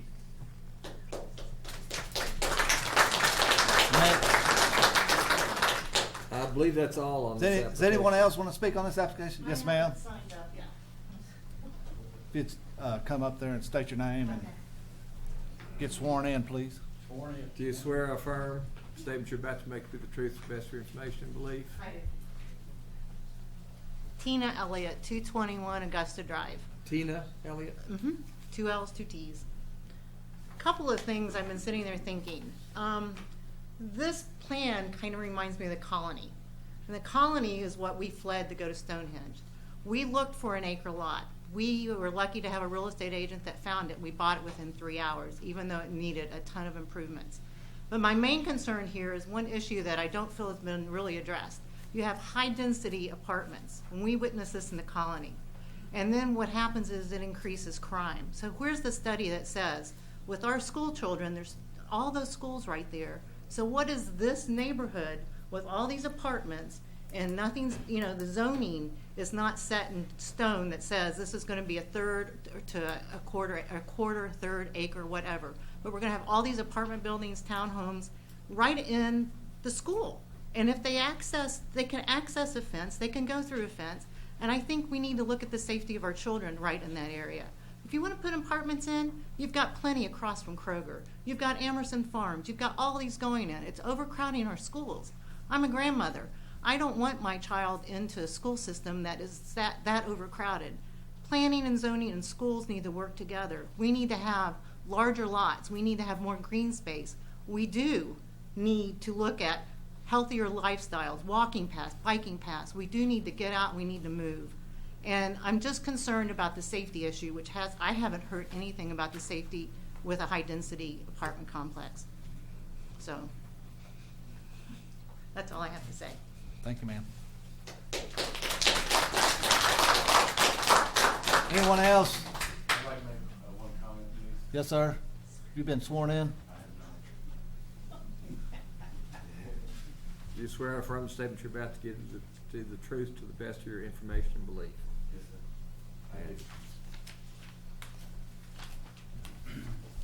I do. My name is Brad Onheiser. I live at 114 Pinehurst Drive. My only comment, a big thing was traffic. It's already an F, so that, as they said, you have 500, 600, whatever the development plan would be. 5, 6. Average is 2 cars per property. So that's adding. Say you got 500. That's adding 1,000 cars to already a traffic problem that they have at those 2 intersections.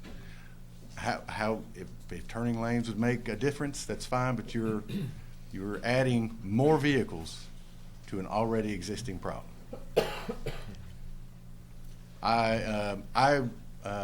We moved to Pinehurst 5 years ago and to Stonehenge, and I lived in Bradford. And we know how compact Bradford is in town. That's why I moved out of town. I've heard the thing that Lexington and Georgetown are going to become one, because Lexington has no more room to expand. So they're just heading out around. And I'm all for expansion, but where you put it is, you can put apartments or, denser areas in denser homes in certain areas, and like he said, I think all kinds of people would love to have an acre lot if it was available to them. There's just nothing available in Georgetown, and that's all I had. Thank you. Anyone else?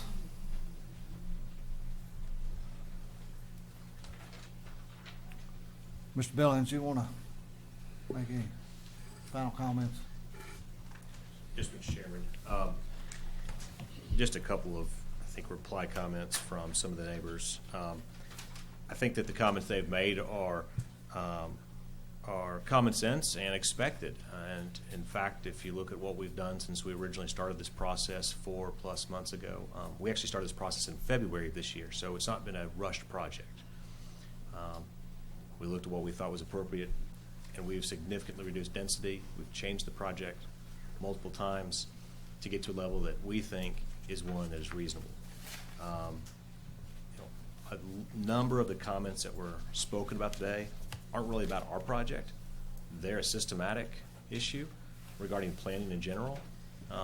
That's our project isn't going to fix or solve or really cause. There are tensions that exist because Georgetown happens to be a great city that people want to move to and live in. It's booming economically. It has an increased population. The school's overcrowding. We can't solve that. That's not a standard for a zone change. Traffic on 25. We can't solve that. We can mitigate, but we can't solve that. What I think is, with respect to a lot of the comments, we've tried to make changes to accommodate a lot of those, and we will have costs that we incur to accommodate, especially the traffic issues. What I didn't hear back is any data or evidence that contradicts the information we've presented with respect to the traffic study, or with respect to the actual sales of houses and lots in Scott County. I'm not saying that there may not be people who want to buy 1 acre lots or larger. I'm just showing what the sales data actually shows in Scott County. I didn't say that no one wants to buy a 1 acre lot. There's probably a lot of people. I think the challenge is, as you limit your urban service boundary, you limit the amount of land to be developed, which drives the price of 1 acre lots up, which most people don't want to pay the price of it. I'm not saying whether that's right or wrong. That's just an issue that this zone change isn't going to solve or fix. So I would respectfully submit that The zone change is appropriate under KS 100-213 because of the land use map. We think that we have significantly reduced density to a level that's acceptable.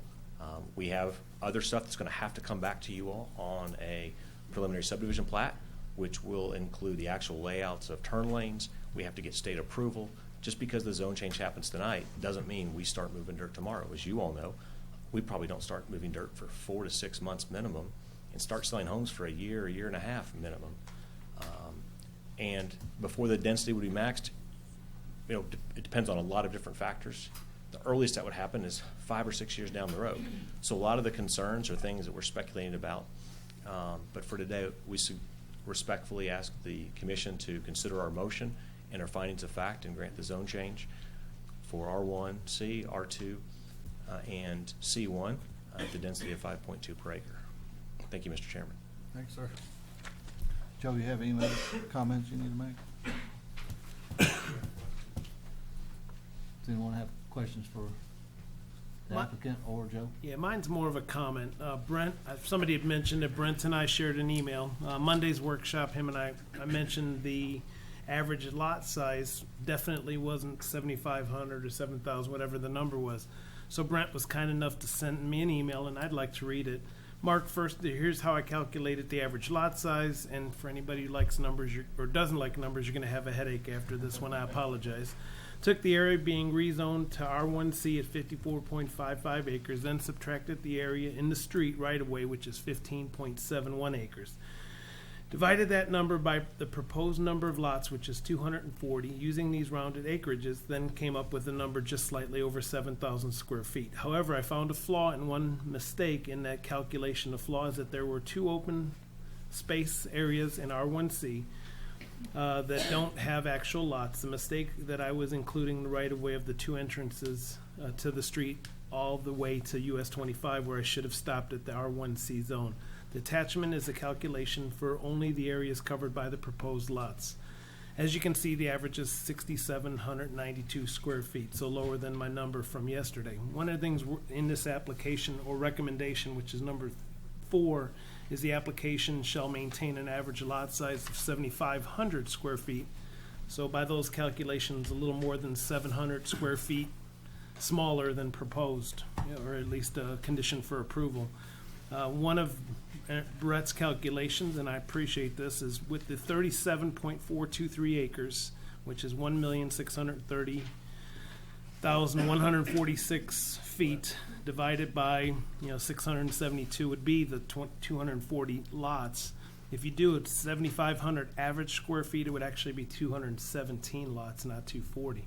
So it actually, I think, I'd like to even look at, again, probably 23 less lots, which would be a little less density, which, 7,500 versus 6,700. So, those, unless you disagree, Brent. But, okay. No. Okay, thanks. Sorry, a lot of numbers. Any other questions for staff right now? Or?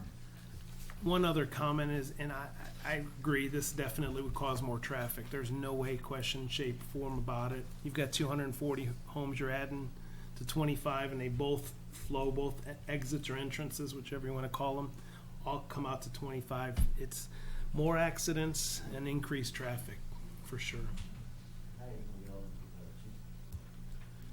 If there's no more.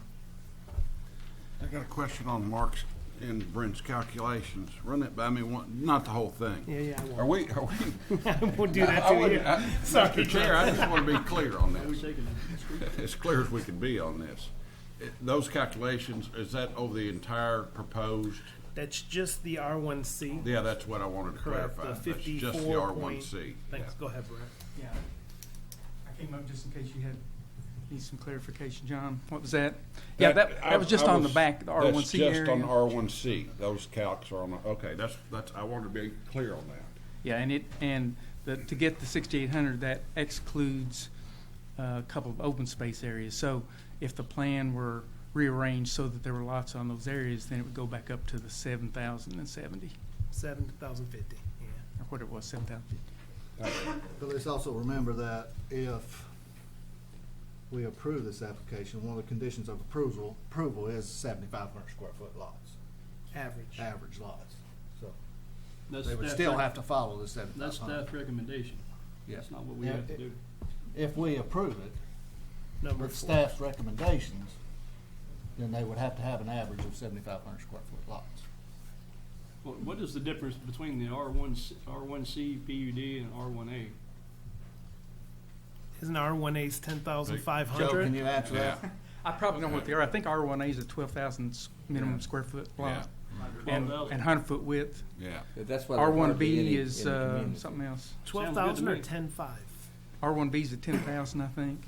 R1A is 12. R1A is 12,000 square foot, 100-foot width. R1B is 80-foot width, 10,000. Either one of those sound better to me in this area.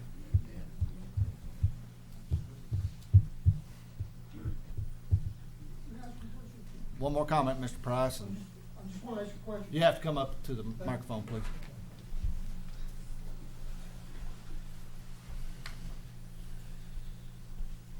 Can you tell me 7,500 square feet, what portion of an acre? Fifth of an acre. 1/5 of an acre? It's not enough. Is there any other, anyone else would like to speak? If not, we're going to close the public hearing for this portion. And It's actually a sixth of an acre, isn't it? we'll move on to 7,500. our final comments and try to get a vote here. 43,560. 5 times 7. Is anyone on the commission want to make any final comments, or? Ms. Mazel? I understand. I run 25 every day, coming back and forth from Sadieville, and I understand the congestion there and all that. But the fact is, Georgetown and Scott County is a growing county, and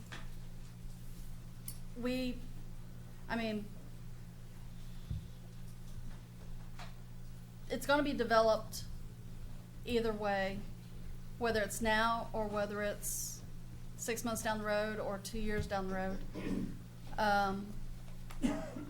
And with the road improvements,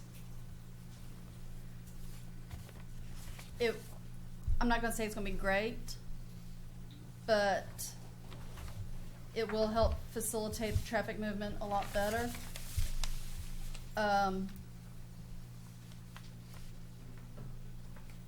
And as I said, the county is growing and the city is growing, and they have to have places to go, and it's going to be developed whether it's now or whether it's a couple of years down the road. Anyone else? Anyone else have any comments? Now, Mr. Smith? I'd make the comment that if we're going to grow, we don't want to grow strictly by quantity. We want to grow by quality.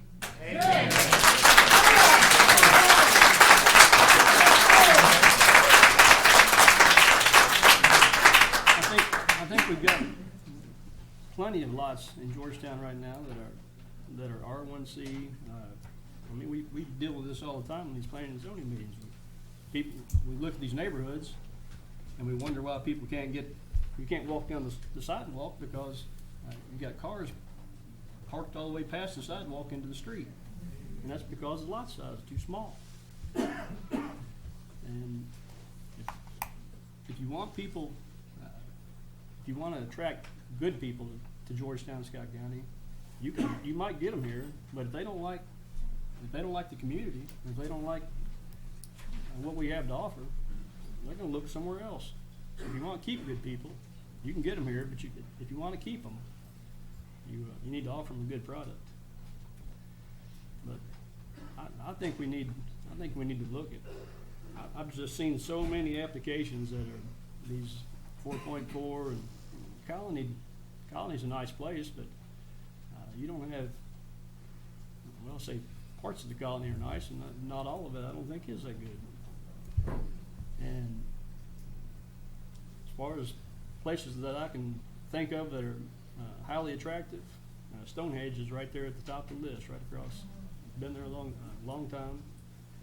The houses in there are really not that fancy. They're just average houses, but they're on very nice nice properties, nice lots. It's just a good neighborhood.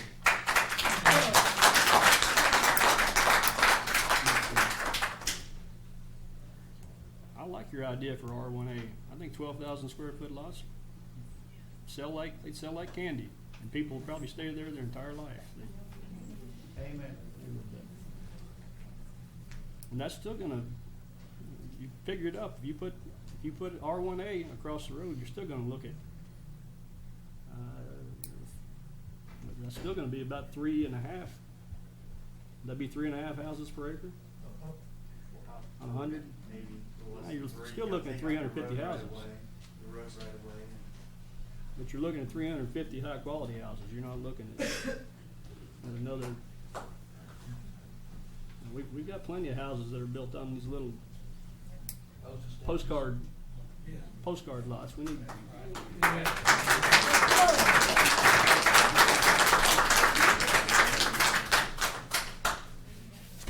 We put some on a manila envelope size lot instead of postcard. Make them a little bigger. I just think we've got plenty of that one product. I'd like to see, especially there on the. You got schools and parks all around there. There's a lot of traffic in that area. I think that's a good reason to lessen the density.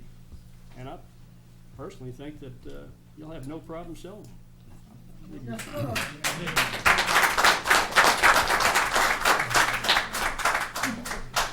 That's all I have to say.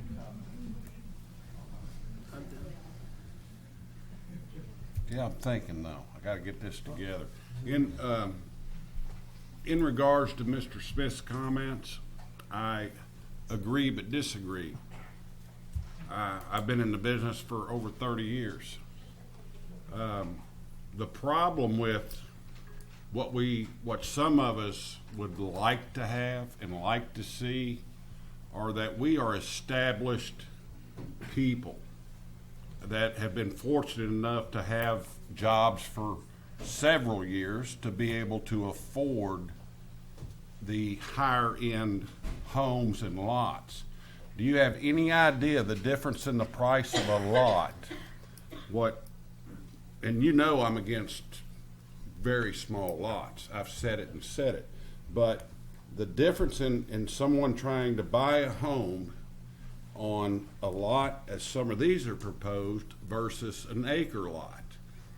We just had a development that was approved a year or two ago out off of Ironworks. Those lots were selling for over $100,000. There were 2 acres. Whatever. You know, my only contention is I don't want to price.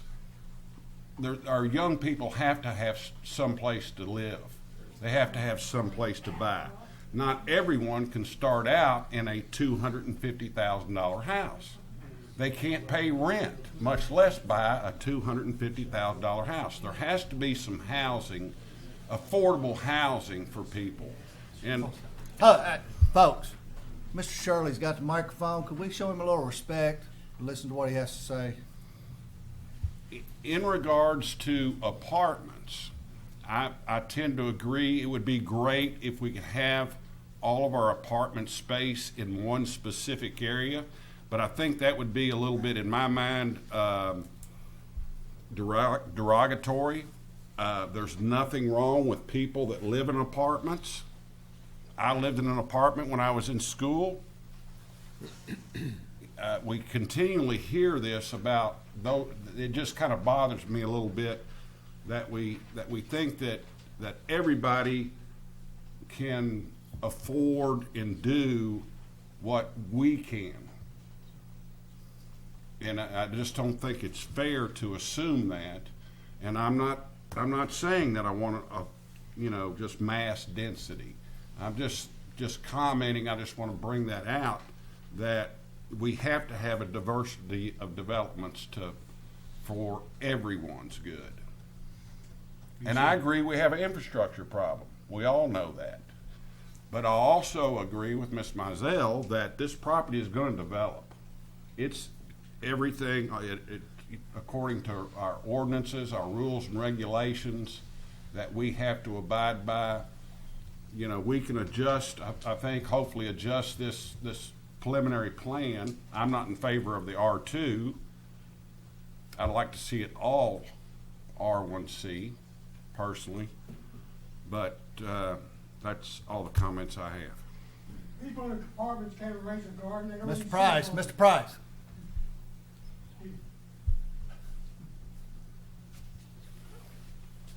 This application here is, to me, is kind of a hard one to deal with. I've been in this county all my life. Next week I'll be 52 years old, and I've watched this town grow from the time I was a little kid to where I could walk across town and not have to worry about nothing.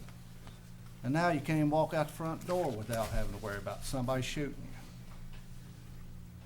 We're going to grow. That's just the way we've let this county grow. It's going to grow. What we have to do is try to make it grow the best that we can. This project, I agree with Mr. Shirley. I think there is a need for homes of this size and lots of this size. My son right now lives in Lawrenceburg because he can't find a home in this county that he can afford because they're all over $200,000. We need homes of this size and these lots of this size in this county. You may not agree with me. That's okay. That's everybody's right. I think the R2 on this, we may need to go to the R1. I agree with Mr. Shirley. I think the road improvements will help out 25 regardless.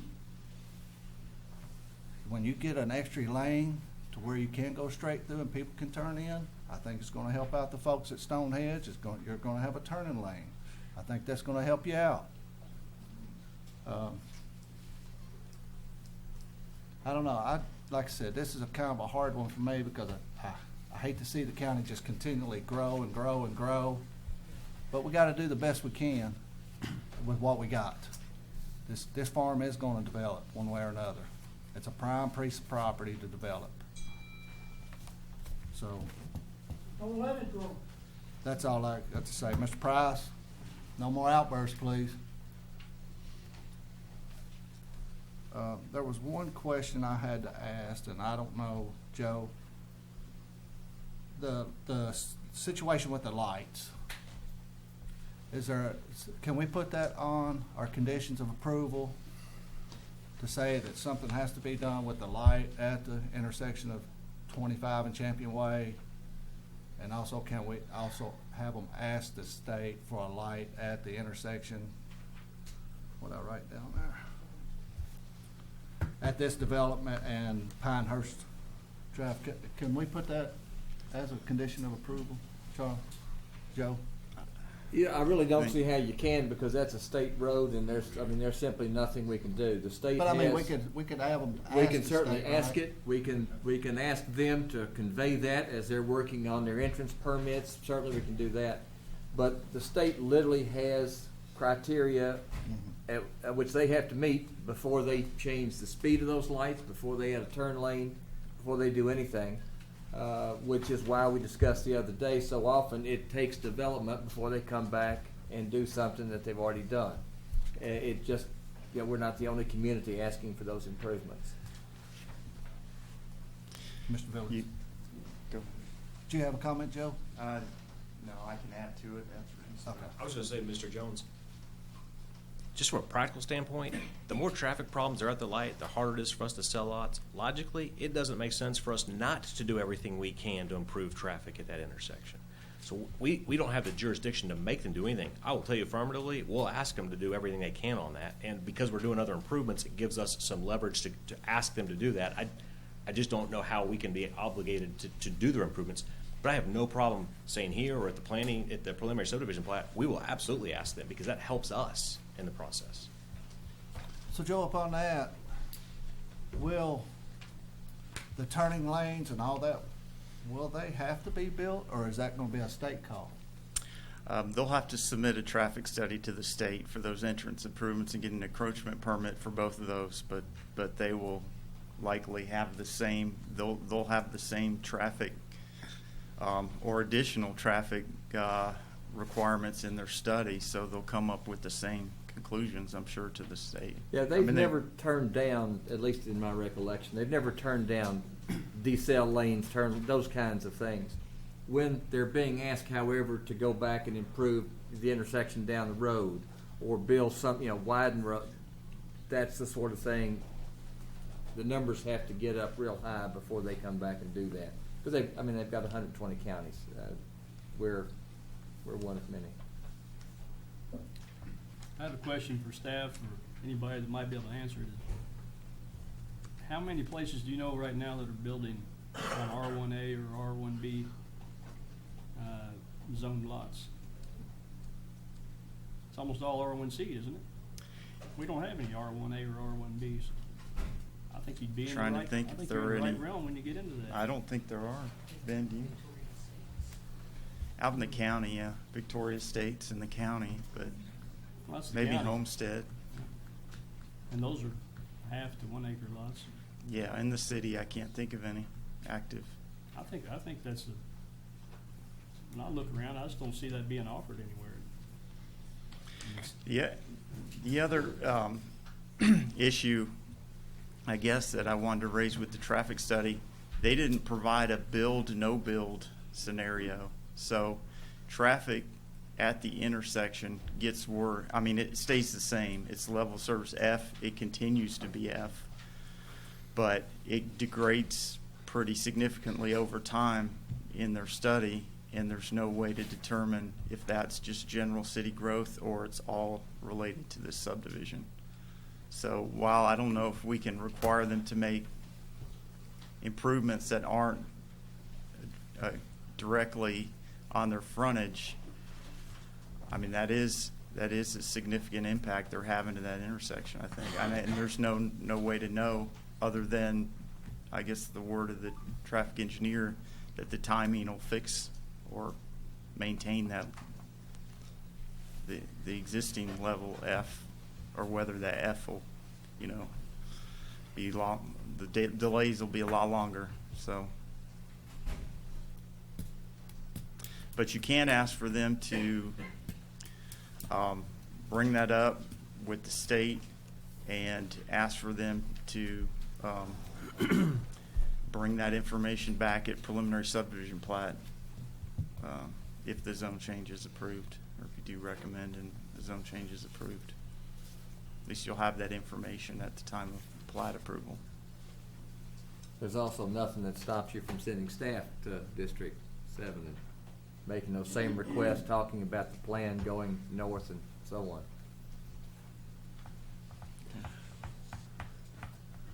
Do I have the option of making the motion that this be R1A, or is this an up or down? It's either R1C or it's not.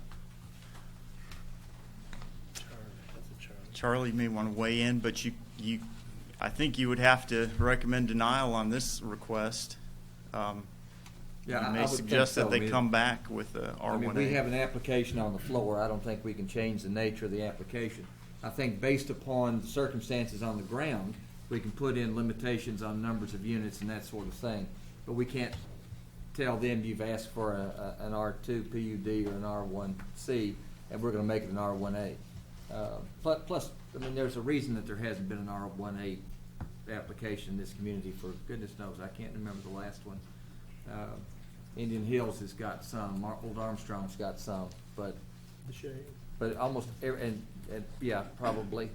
But most of them actually have been R2 PUD, which has allowed then a varying housing types within each development, which is why they're not all small lots, but there's been a fair concentration of them simply because that's what a lot of people can afford. But that's been the bulk of them is R2 PUD, but it allows a variation in the lot sizes. Charlie, did you say we could limit density in the R2 PUD? Well, first of all, let me tell you, that's a tough question. I'm going to give you a tough answer, I guess, maybe. Yes, I think you can, not just because you prefer it, but because you've got a basis for it. Obviously, the traffic study provides a basis. When we talked about a moment ago, making them do off-site improvements, well, all we've ever done are on the perimeter of the property, because it's pretty obvious that they're having impacts on that perimeter. Having them go down the street and do it, we better have lots of engineering, lots of scientific proof, or else there's just no way we should be doing that. And in this particular case, much of what we heard was the difficulty of the east-west on 32. I guess that's 32 all the way across there. And that's not necessarily what they're doing. And it would take some serious study to tie them to that. That's simply something that the state needs to be working on, because clearly they designed it and it really hasn't worked well thus far. But based upon the circumstances on the ground, even though R2 allows up to, 12 units an acre, the infrastructure won't support that. So yes, R2 for the type of structure and the types of amenities, the types of dedicated and whatnot, but with a cap of, which is, of course, what the applicants even talked about. We just, apparently staff and applicant disagree on what the cap ought to be. But yes, you can do that, but that's based on circumstances on the ground, not just we prefer, bigger lots or something. It's based upon the actual circumstances that need to be served based on this development. I don't think it's too much to ask for R1B. I mean, R1B or R1A. It seems like it's all give and no take from the community and the developers. I think the consumer. Here's the thing: the community's not the one that come to us with the application. It's the applicant that has, and this is what he's asked us for. So we either need to make a decision on the applicant's request and not worry about R1A and all that other stuff. We got this application here. This one we need to be working on. Yeah, the way the community makes such decisions ahead of time, and I understand that concern. That certainly makes great sense. The problem is, just like this decision to include this in the comprehensive plan was made in 2006, or maybe 2004, 5, and 6, to put it in there, we were dealing with the facts we had at that time. That's why we have to renew that plan and restudy it every 5 years, because stuff happens, stuff changes. Some things get overwhelmed, some things don't get developed. This has been in the plan now for 11 years. We ought to be ready for it. Well, we're not exactly ready for it, because we've grown faster than anybody really thought we might. And as we go forward with the next plan and the next plan, we're going to continue to make those kinds of adjustments. The problem is, it's the applicant that sets the application they want. It's up to you to approve what's consistent with our plan, and I think it's clear this is consistent because it's in the plan and it's been there for 11 years. But it's also your obligation and responsibility to look at the infrastructure and then put limits to it if in fact it's justified. And those limits have to be based upon what we can prove, not a preference, not something else that we really can't. And I'm not going to say you have to absolutely quantify each thing, but boy, you got to come pretty close. Because otherwise we're telling people what to do with their private property without a whole lot of justification. And I really can't imagine any of us want to get involved in that.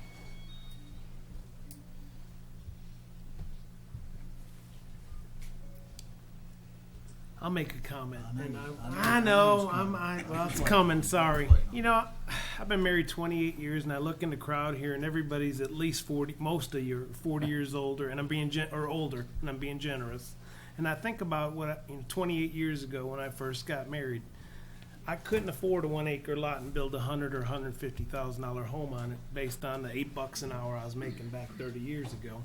Rob had a great point. His kid's 23, 24, somewhere in there, and he can't live in Georgetown because he can't afford it. I come in here and I'm thinking, man, these lots are too small. They're terrible. Traffic's going to be terrible. I live in a beautiful house now, but I'm almost 50, and I've earned it. And it took me a while to get there.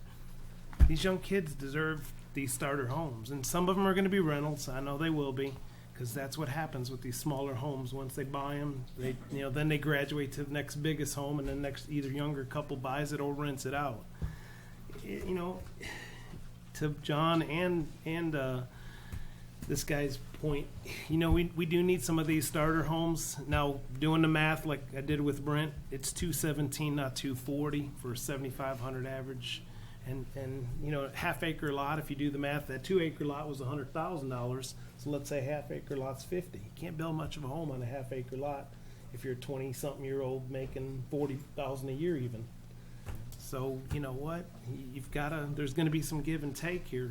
But there are a lot of people in the community that aren't looking to build their starter home. They're looking to build their final home. Well, we need some of those lots too, and there are a few out there, but not as many as there should be. And that's a good statement too. Our lots are dwindling pretty fast. There's getting fewer and fewer building lots available in Scott County, so we are gonna see more and more of these subdivisions coming up to the planning commission. And like Rob said, this is a hard decision, because do we need more homes? Absolutely. You can ask any realtor out there. We need more homes. Do we need to put up $500,000 homes that our kids can't afford? I don't think so. Most of you have kids in here that are probably 20 years old, give or take. My 27-year-old daughter looks at our home and goes, "Oh, I wish I could have a home like this." She can't afford it. She's a teacher, and not in Kentucky, but she can't afford it. So the ones who have children that are in their 20s, good luck them buying a $400,000 home off Ironworks Road or in your subdivision. They can't afford them.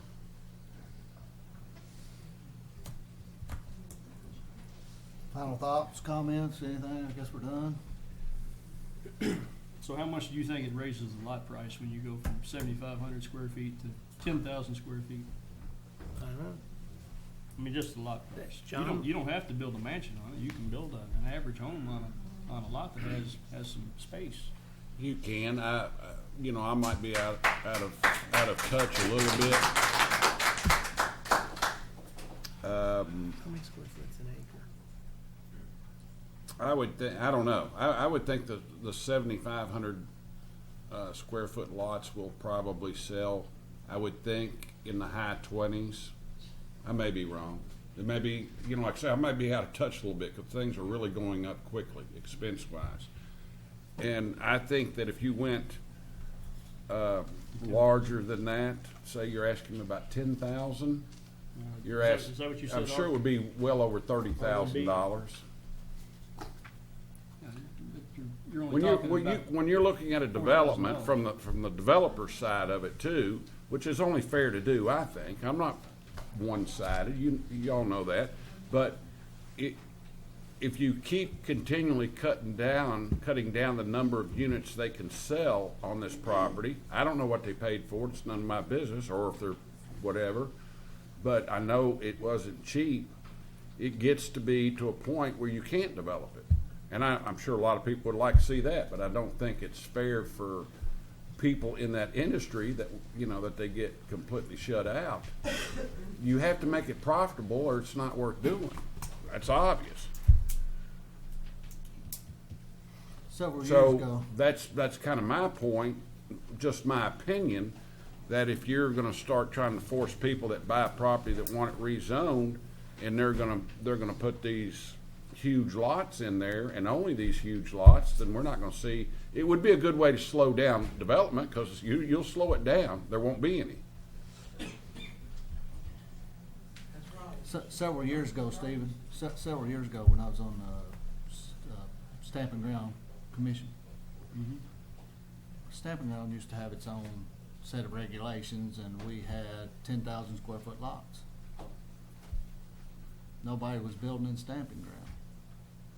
Then we had a guy come in and said, "Can you reduce the number to 7,500?"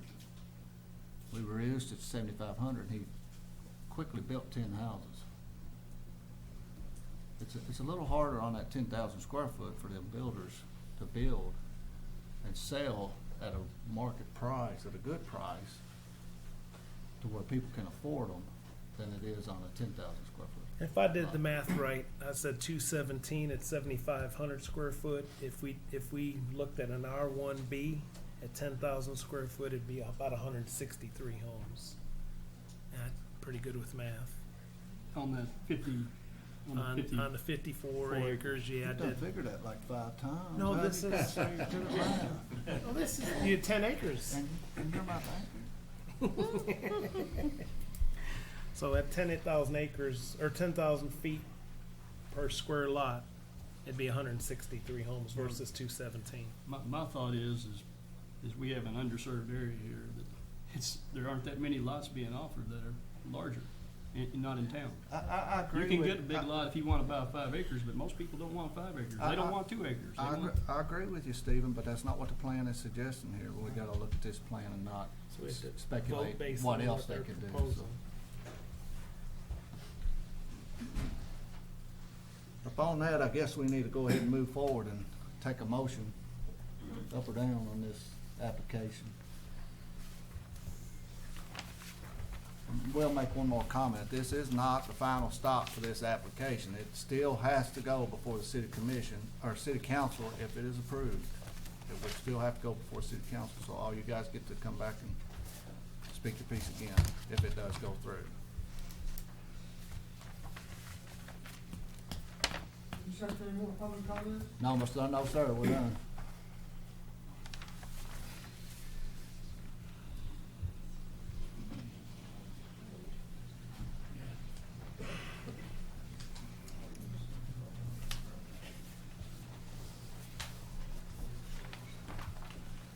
Mr. Chairman, let me preface this with what I would say. Even if we went by staff recommendation at 4.4 units per acre, and we're talking about a total here of 100, we can't do this by section, can we? It's the whole thing. It's all or nothing. You know, that staff recommendation is for the entire thing to be zone R1C PUD. But at 4.4, we're still going to be putting over 450 houses. If you figure 2 cars per house, there's another 900 cars coming out of this development on the 25 in a place that's already got a failing grade. You can put the light in, you can put 2 entrances in, left turn lane, right deceleration lane, but everything else is just the same up the street and down the street. I think it's too much. It's too. I would vote make the motion that we deny the thing.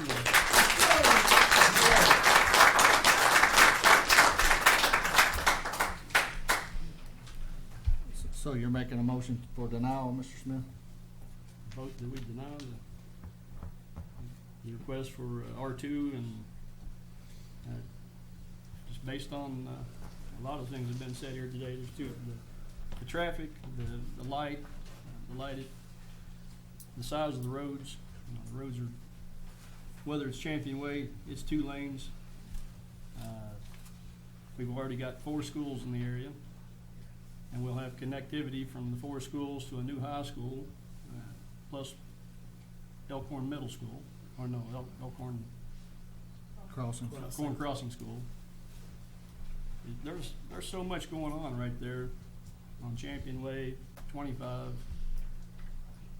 I just don't see throwing this many more vehicles onto the road. I don't think it would be responsible. I think you need to barely responsible if you put 300 more houses there. 450 to 500, I think is definitely too many. You're making a motion for denial. If I might suggest, Mr. Chairman, Steve, as part of your motion, the basis for which you made the motion, findings. Would you please? Well, you just named a number of things. I just want you to make it clear for Mary when she types this up that that's part of your motion. Those are the findings that you would suggest as support of your motion. It would be based on the traffic study that already shows level of service D in the morning, or level of service C in the morning, level of service D in the evening, level of service F at the intersection Champion Way and US 25.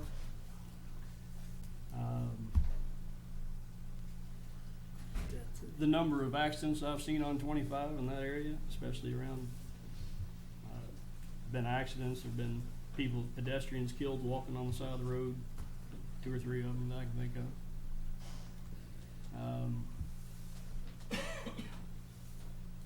Another issue that hadn't even been brought up, I don't think, is that they only consider the floodplain in the back of that property, but I've seen that entire area through there below Stonehenge from 3 feet deep in water, right where they're proposing R2. So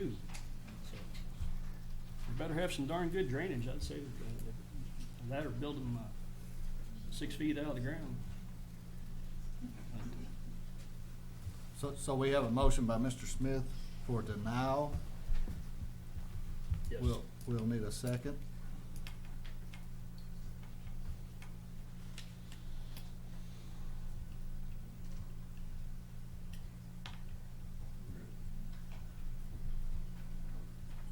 Somebody seconded it, so go over that's. Do we have a second?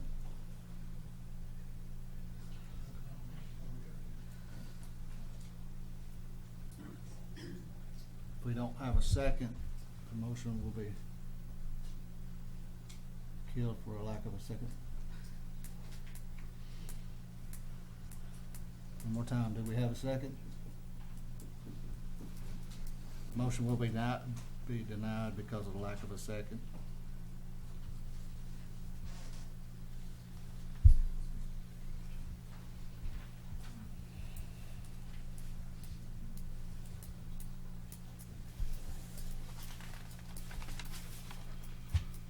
Is there any other motions? Mr. Chair, I'd like to make a motion for the rezoning of the R1C with a denial of the zone of the R2 PUD with at least one stipulation in there, a minimum lot size of 7,500 square feet. That's only like number 4 in the conditions. Number 4. Yeah. Conditions of approval, that's all.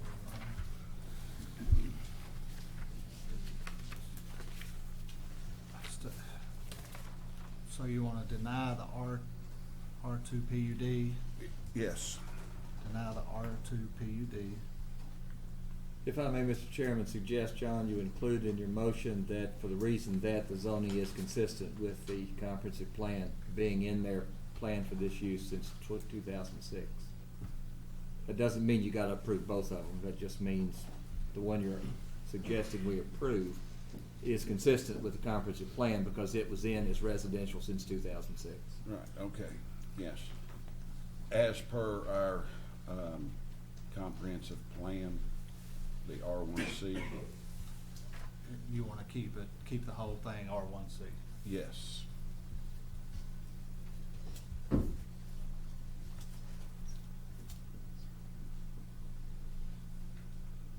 a minimum 7,500 or average 7,500? Average.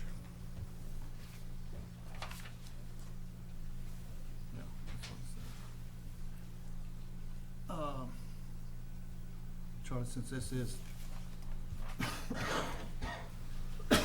this is what staff has approved or suggested that we approve, but yet the applicant has suggested he doesn't want to see it go that way, do we need to Well, see if it's appropriate for the applicant, or is the applicant? well, I mean, the applicant's already stated they don't approve of it. Their approval isn't necessary. Okay. They will have the opportunity to make similar arguments in the future. They certainly have the right to appeal the thing.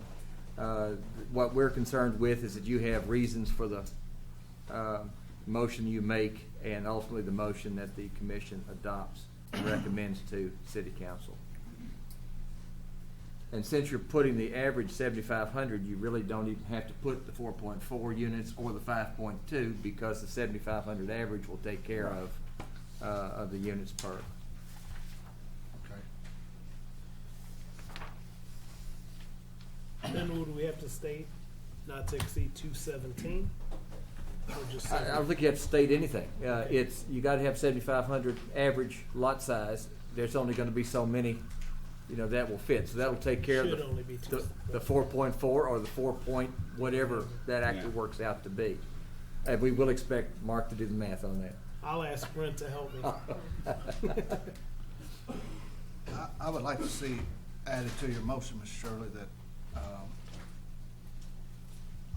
on the conditions of approvals, that they ask for that stoplight and all road improvements that they've presented tonight. I would totally agree that they ask, but we cannot hold them. We cannot hold them to it, but they can ask. I want that when they- clarified too, but yes, but that they would do due diligence and however you want to word that, to try to get that corrected. And hopefully, just a comment, hopefully our staff will also work very hard, because if this thing does get going and they're gonna have the state out there, but the state engineers have to do the turn lanes and whatever to direct them in that progress, then again, hopefully it'll bring on some other change. We haven't had any luck getting it done anyway else. And I'm not saying this is the way to do it, by no means, but hopefully some of the good things will get done. Mr. Chairman, respectfully, the easiest way to do that in a motion may be just to submit that all of the recommendations that our traffic engineering study suggested, that we approach and ask the state to consider implementation of each of those recommendations. That way it's very clear what the report says and recommends that with respect to those light changes, et cetera. That way we have a written document that actually reflects what those recommendations are to ask them, so that there's no ambiguity. So include, your traffic study when you do go to the state. Yeah. Does that have to need to be a recommendation, Troy, or a condition of approval? I would suggest we put that in, although I agree with what Mr. Billings said a while ago. It serves their best interest to push for those things, because it would make their development more attractive to potential buyers. But for your comfort level, I would suggest, yes, we put that in there. That they pursue each of the improvements. Yes, absolutely, absolutely. All traffic study Yes. proposals be included.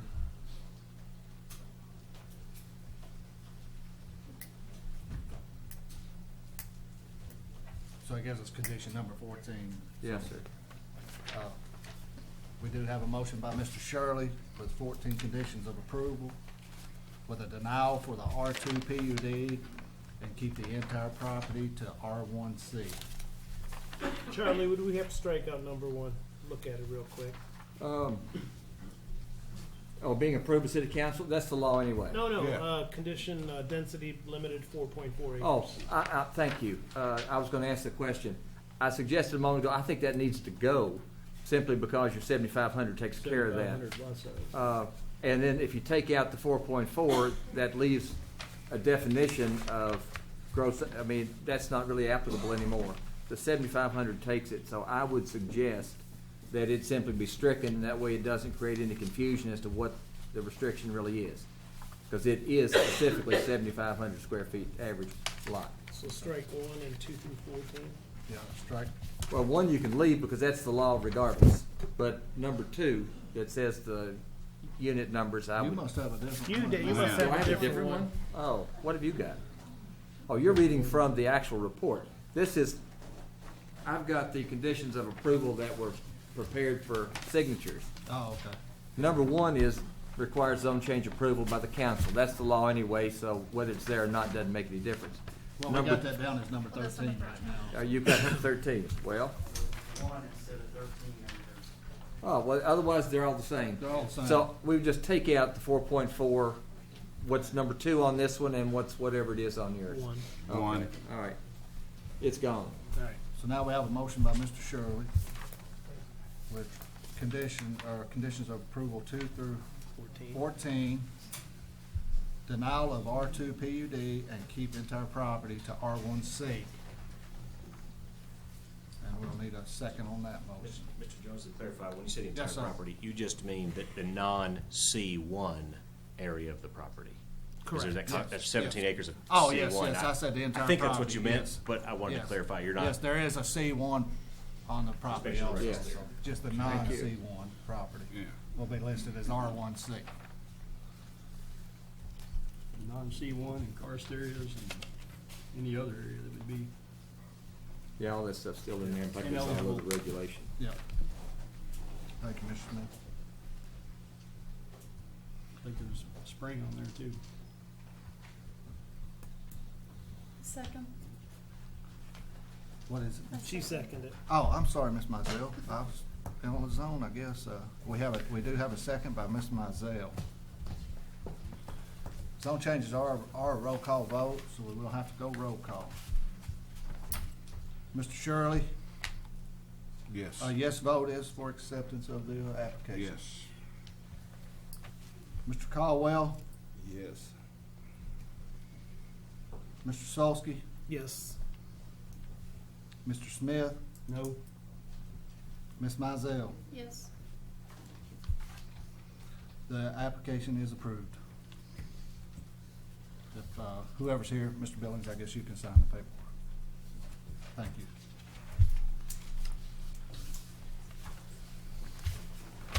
Thank you to those that came out to speak on this application. We're gonna take like a 5-minute break real quick.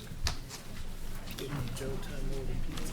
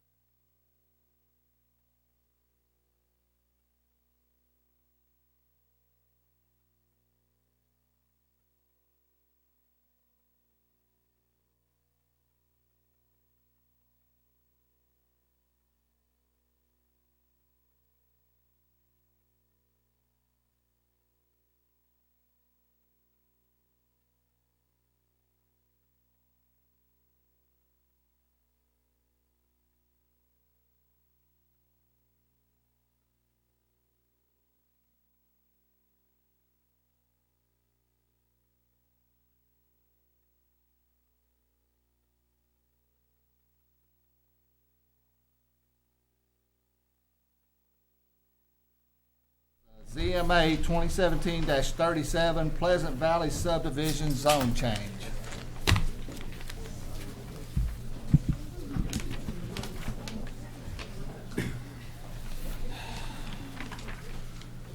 Matt?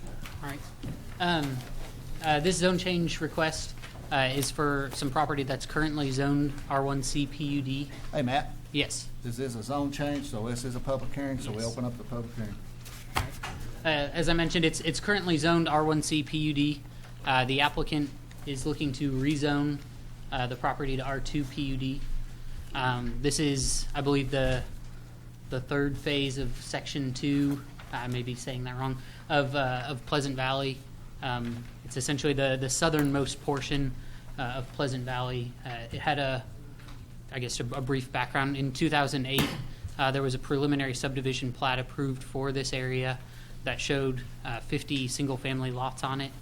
The applicant is looking to change the zone in order to build townhomes or condominiums on this property. In total, the acreage or the total acreage of the property they're looking to rezone is about 16.3 acres. This is an aerial. I kind of sketched this in, so this isn't an exact lot line for the area or legal boundary for the area that they're looking to rezone, but it is a rough approximation. This is Schneider Boulevard here. Just to give some context, here's Oxford Road. Here's the Cherry Blossom Golf Course to the south. And this is the area here in blue that they're seeking the rezoning for. The previous plan, showed Schneider connecting, roughly down and across to where it would make a connection with the Abbey at Old Oxford development. And then there would have been some sort of loop or a series of loops in this area that would have provided 50 single-family lots.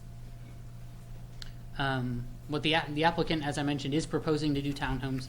They're proposing to retain the connection over to the Abbey at Old Oxford, and they are looking to reserve about 90 feet of right-of-way here along the southern portion of that property.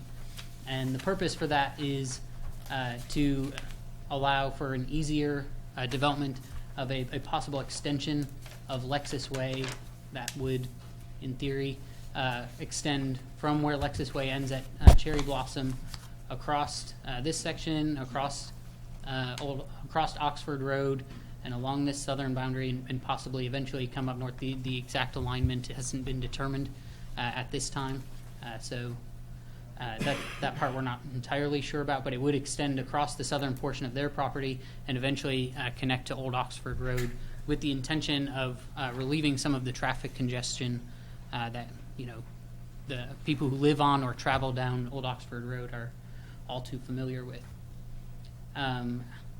Moving into examining how this may or may not fit with our comprehensive plan. As Joe mentioned with the last application, we do look to the state statutes to determine what types of findings are needed to approve or to deny zone changes. These are the things that we need to look at word for word from KRS. Just in summary, the first bullet point says that you would look to see if the application is in conformance with the comp plan. You look at the future land use map and any of the text in the comprehensive plan that might offer guidance. My finding on with this application was that it did not meet that criteria. The purpose being, or the reason being, that this area is and has been for a while designated as urban residential, and it already has an urban residential zoning. So when I looked to the text maybe for some additional guidance, I was unable to find any guidance to determine whether one particular urban residential zoning was more appropriate than another in this particular area. So I moved on to look at subsection A, which requires that we would need to look at whether or not the current zoning is inappropriate and whether or not the proposed zoning is appropriate for that area. And I was not able to conclude that the current zoning is inappropriate, so I moved on then to subsection B, which then asks us to examine whether or not there's any major changes of a physical, economical, or social nature in the area that wasn't considered at the time the comp plan was written. And I have found in discussing the possible extension of Lexus Way with the city that is a high priority for them. And I think that having not been considered in the currently adopted comprehensive plan does qualify as a change in this area, and does merit then that we examine whether or not the zone that the applicant is proposing is appropriate. Excuse me. When I looked at the proposed zoning that the applicant was seeking, I think it is appropriate should the additional connection be made, or with the understanding that additional connections be made, rather. It's not uncommon in large residential developments in Georgetown for there to be a mix of densities in residential. The Abbey at Old Oxford has townhome units in conjunction with single-family units. The Canewood also is another example where there's townhome units with single-family units. And typically what we see is that those townhome units are closer to the main access road or the arterial road that serves them. And that would be the case with this development, either once there's a secondary access through the Abbey, or if it does indeed, or if we do have an extension of Lexus Way. That's just a summary of what I just said. There is a city ordinance that we need to consider as we look through this zone change. In 2015, the city adopted ordinance 2015-14, which requires whenever there's a change in the common scheme of development, that the applicant come and seek the approval of the Planning Commission of that change in the common scheme. And since the applicant is looking to change from what was proposed to be single-family residential development to a multifamily development, in this case townhomes and condominiums, they will need the approval of the Planning Commission to make that change. So should you recommend approval of the zone change to City Council, you would also likely need to make a vote to also accept the change in the common scheme of development for this neighborhood.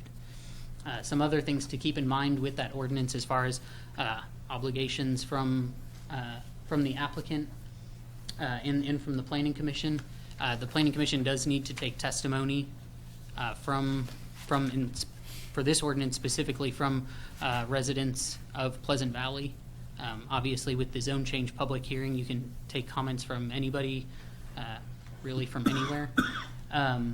As far as the applicant needs to provide written notification and provide proof to staff that they provided written notification regarding the change in the common scheme of development. They have submitted that written proof to me that they have complied with that.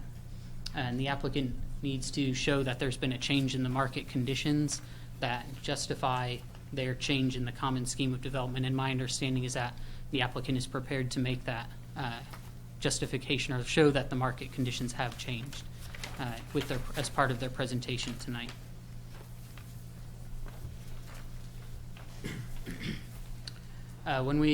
Looking at the concept plan that the applicant has proposed, there's a couple features to note. So this is the southern boundary of the existing single-family residential lots. This is, once again, Schneider Boulevard. And then this is sort of where they're proposing that road will come south and eventually connect with the property that's has a preliminary plan, at least at this time, for the Abbey at Old Oxford. There's a 100-foot KU electric easement that runs through this area here. And there's also some drainage that occurs sort of through this area here where I've drawn this dashed blue line. And that's something that, should the application be approved, or should the zone change be approved, or even if it's not approved and the applicant goes through with their already approved preliminary subdivision plat, that's something that they would have to address in construction and design of any single family or multifamily lots. Continuing on with their concept plan, these are all the townhome units. There's sort of almost I don't know what kind of pattern you would want to call that, but there's a central driving/parking system proposed for this development. Most of the units that they're proposing on the concept plan are 6-unit buildings. I think the most that I saw was a 10-unit building, and the smallest, I believe, was a 4-unit building. They are showing the 90 feet of reserved right-of-way here at the south, with 2 connections proposed to that road. Let's see. Yeah, I covered all those. I may not have mentioned this, but the applicant is proposing 170 total units, and that's within the density requirements of the R2 zone that they're proposing, or that they're seeking. This is a bit of a mess, if I'm honest. What I tried to do here was to provide some overview of 2 separate proposed developments. On the left here is the applicant's concept plan with the connection. So this is Schneider Boulevard here again, and I've also included the preliminary approved development for the Abbey at Old Oxford, just to provide some context as far as how this area could potentially develop.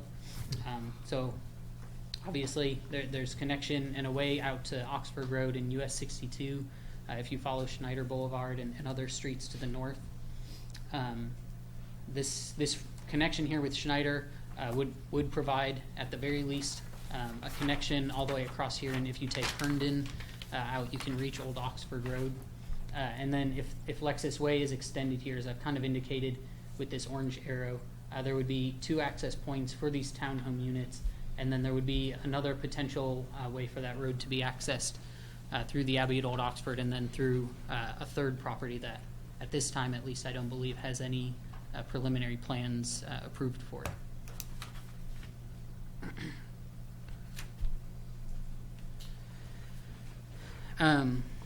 So when I was looking more closely at this concept plan, I heard actually from several of the residents, mostly of Pleasant Valley, that they were concerned that about traffic coming through their subdivision, which is obviously a concern. We've heard lots of concerns about traffic tonight, but it is a concern to have large quantities of traffic coming through mostly residential areas, which is part of the reason why typically when there's mixed use or mixed density developments here in Georgetown, the higher density residential rather is typically out closer towards the main road, so that you don't end up with large or extremely large volumes of traffic that have to drive all the way from the back of a neighborhood just to get to a main road to get to work or school or whatever. So what I've done here with this table is I've laid out a variety of, if you will, traffic scenarios. Before I get into it, the current regulations in our subregs state that once a multifamily development hits 100 lots or 100 units or more, they have to provide a second access point, or they have to have a second access point. That's mostly for safety reasons. You wouldn't want a scenario where if there's an accident on a road and a fire at a building beyond that road, that emergency services wouldn't be able to get to that fire or whatever. So that's the current standard. What I'm proposing here with this table is that we impose sort of a greater restriction on the applicants should you recommend approval of their zone change. And what I've done here is I've looked at, based on the ITE, the Institute of Transportation Engineers trip generation manual, how many trips per day and how many peak hour trips can be expected for 50 single-family lots. Single-family lots have an average of a little over 9.5 trip ends per weekday. So for 50 single-family homes, you can get roughly 480 trips per day. What I've done here is I've looked at townhomes with a more restrictive number, in this case 82, and I've looked at what that what the number of trips would be if there were 99 townhomes, because what I'm trying to get at is, if you approve this zone change and they develop townhomes here, what is that impact going to look like for the rest of the neighborhood? Should Lexus Way not be constructed, or should a connection through the Abbey at Old Oxford take several years to be made? So what I've come up with here by sort of a reverse calculation based on the weekday trip ends for townhomes, which is less than for single family homes, is that roughly 82 townhomes have about the same average number of weekday trips as 50 single family homes. Okay, if we look at the average number of average weekday trip ends for 99 townhome units, that number jumps up to 580, which is, in my opinion, it is a significant amount more. If you look at the AM and PM peak hour trips, it is true these are slightly lower for the townhomes, the number of townhomes for the 82 townhomes, than they are for the single family homes. But if you look at the AM peak trips in particular for 99 townhome units, that is, while it doesn't seem like a high number, if you're waiting behind an average of 5 extra vehicles every single day, that would kind of wear on you. So I did take that into account somewhat, even though the numbers look as though they're close.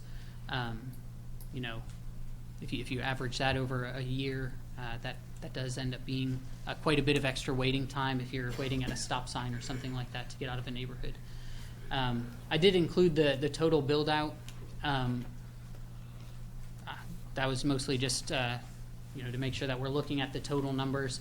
I don't envision a scenario where the Planning Commission would approve the full 170 units of development with this project without there being a second connection, and I don't think the applicant is requesting that, but I just wanted to make sure we had all of the numbers here. So based on the finding that the zone change does satisfy the requirements of KRS 100.213, and based on the agreeableness of the concept plan, I am recommending approval of their zone change with the 4 conditions listed here.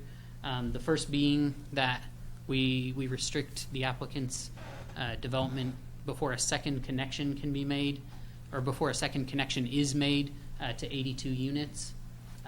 Conditions 2 and 3 are very standard. They have to return to us or to the commission for a preliminary development plan if the zone change is approved, if they want to continue with the development. Condition 3 is also very standard. They have to comply with our regulations.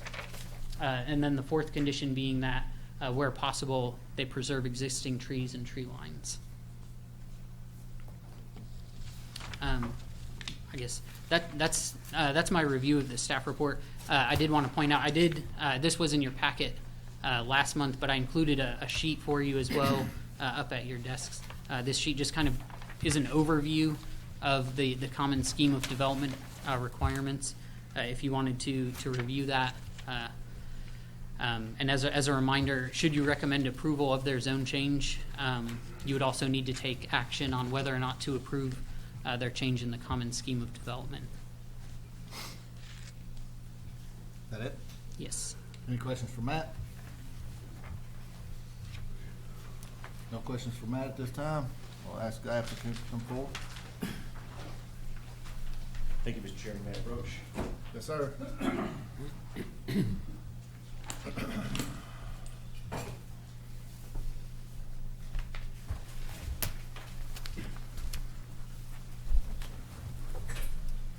Copy of the PowerPoint we're going through so that you can have access to write notes. Right, I never do at this point.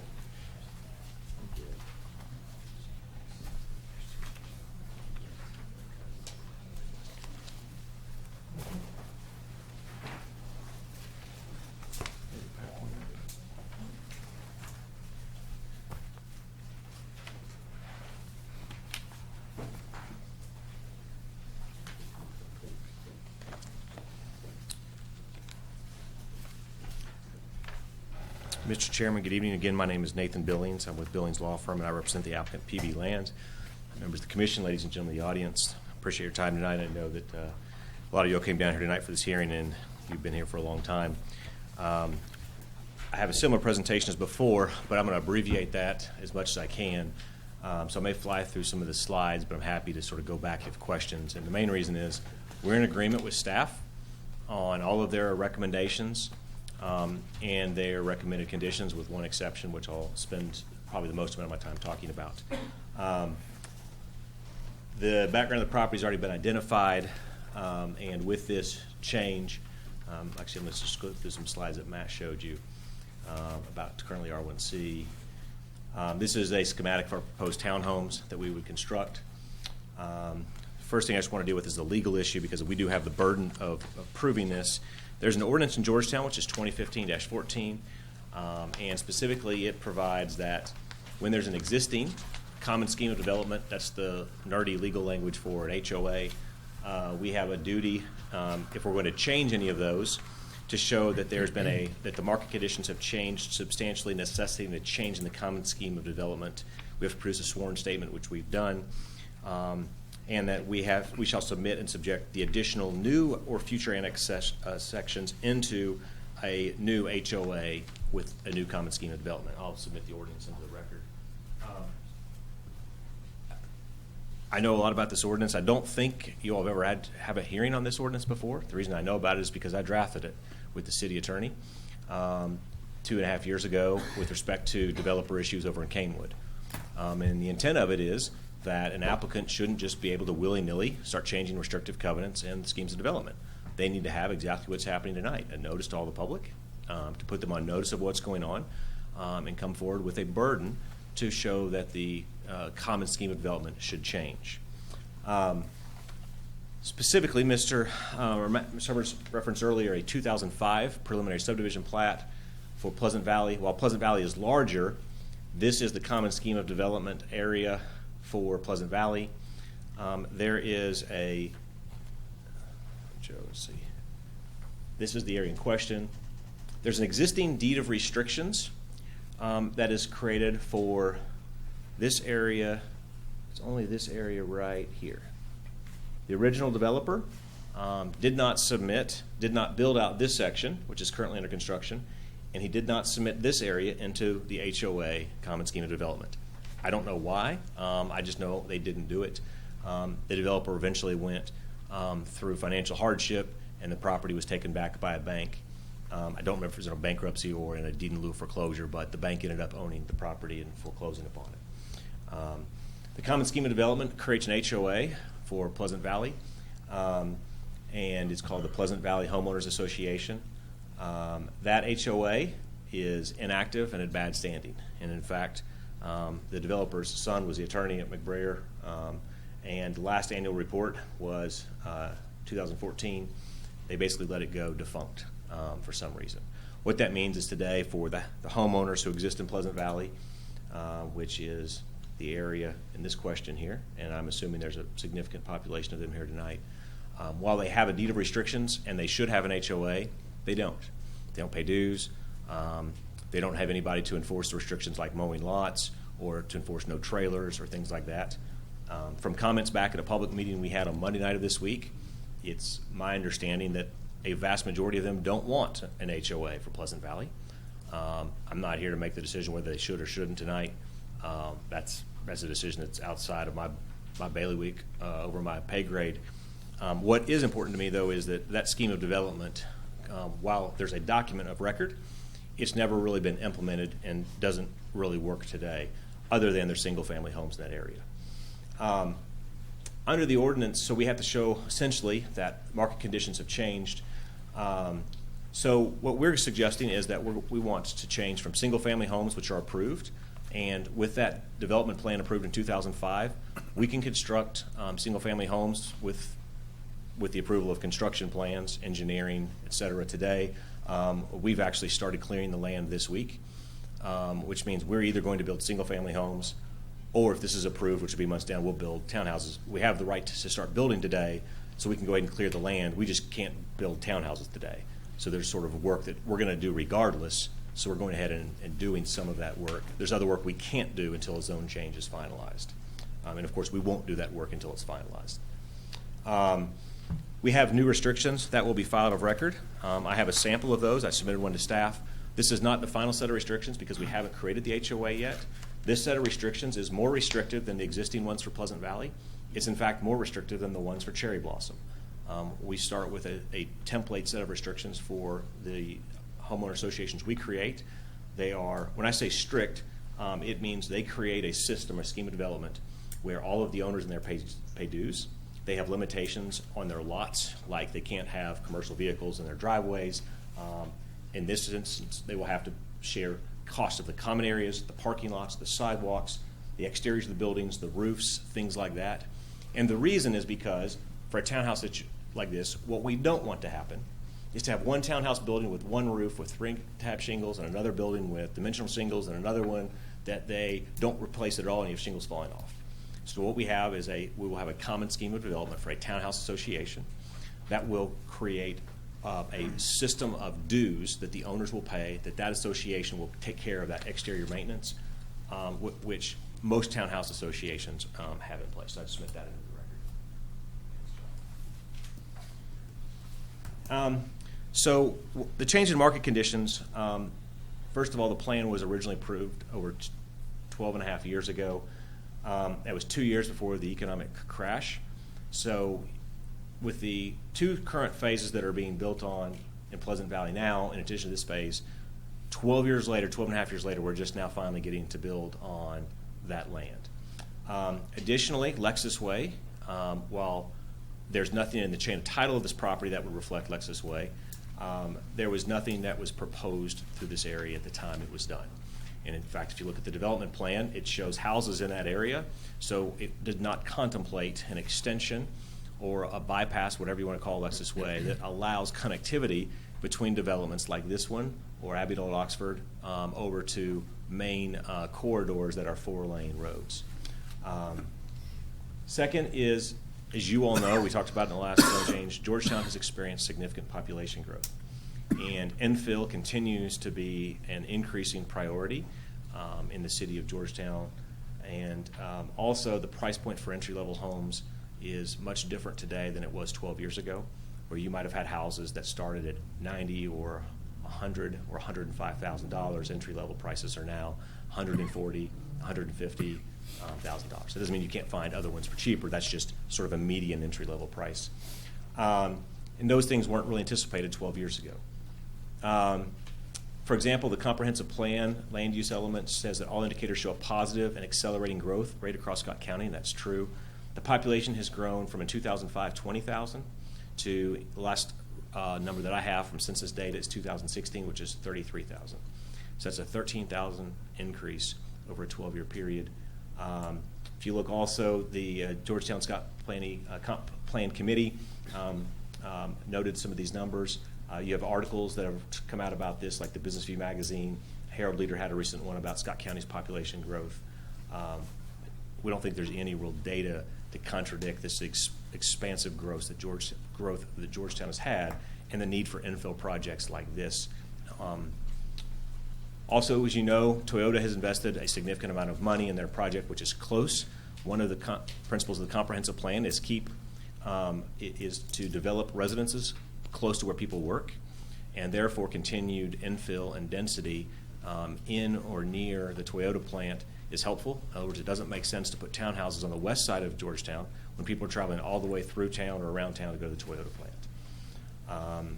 And we think that the Toyota plant will continue to cause this area, and that's what you saw the development plan for Abbeville Oxford, just significant growth in this area in residential, not just housing, but residential housing options. Further, the costs of residential construction have risen significantly, which means that single-family homes are getting more and more expensive to build on an annual basis, which also means that there are cost synergies when you can build multifamily, and that doesn't mean apartments. Multifamily just means it's not a single-family residence. You have a structure that has multiple units that families can live in. They're connected because there's cost efficiencies when you do that. Also, the comprehensive plan regarding the urban land use provides one of the goals is for infill and redevelopment. and it's to encourage a variety of housing options, and that's what you have, multi options at Abbeville, Oxford. What Matt didn't mention is Cherry Blossom also has options. They have single-family, large lots. They have townhouses. They have patios.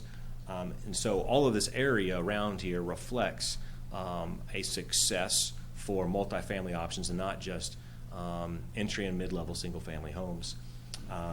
And then the surrounding areas, it's dominated by single-family detached, although other housing options are now online. Further, as we talked about, we would create a new HOA that is for the individually owned units. It will not be apartments. The new HOA maintains all common areas. This would include the private parking lots, which means there's not city streets to own and maintain like the currently proposed. The existing residents in Pleasant Valley won't have any financial obligation to this development. They will be insulated from those costs, and we think it's more restrictive than the current current DORs, deed restrictions, for Cherry Blossom and for PV. So we think that under the ordinance that the market conditions have changed, including both transportation routes, market conditions, economics, costs of construction, as well as housing needs and infill projects, as well as local business growth, and that therefore the ordinance supports a change in the common scheme of development. In a minute, I'll pass to you a draft motion that has proposed findings. That I think is the first thing you would need to do tonight is to have a motion to approve a change in this common scheme of development under the ordinance before you could address the ordinance change, the zoning ordinance. So the zone change justification, Matt did a really good job of going through sort of the issues. We think under KRS 100-213, we also would submit that it does provide that if the zone change is in conformity with the comp plan, you can change it. It does not prohibit the changing of residential uses inside an existing zone. So right now, this is urban residential, and we are continuing to have it urban residential, and KRS 100 does not prohibit, and it doesn't say you can't approve a zone change based on that. In other words, you could go from whether it's R1A to R1C or R1C to R2 or R2 to R3, and those would be appropriate because they continue to be urban residential. Thus, we believe the application is in agreement with the adopted comprehensive plan, and I think that's what staff has recommended too. So therefore, we think, again, I'm just kind of skipping through some of the stuff that Matt already covered. So our proposal is for an R2 PUD. What you may recall is we came to the Planning Commission in October. Our original application was actually for an R3, which would allow 18 units per acre. And after hearing some comments, looking at land availability, we agreed and decided that that would be too much density, and therefore we reduced the application from the R3 to the R2. The urban service, the urban residential category does allow for more dense use than rural residential areas, and you can find that on page 24 of the comprehensive plan. We've already identified the site on here, so you can see the location near Toyota, as well as location sort of halfway between there and the downtown core. The PUD also, the R2 PUD also allows you all to satisfy certain elements of the comprehensive plan. The goals for growth, residential development, infill, and transportation. For example, I'm just going to skip through some of these. You can read them in your packet. Diverse communities. It allows preserving and the integrity of communities by providing buffering, open spaces, and parks, which we have significant open spaces and buffers in here. It separates out R2 with a big buffer for the 100-foot KU easement and an additional green space with the waterway from the single family. There's a creek and bridge that will separate this area from the existing single family. It promotes infill. It provides a variety of housing options, and we think it also helps expand affordable housing options. For infill, it's close to Toyota. It's south of a central business district or a business district.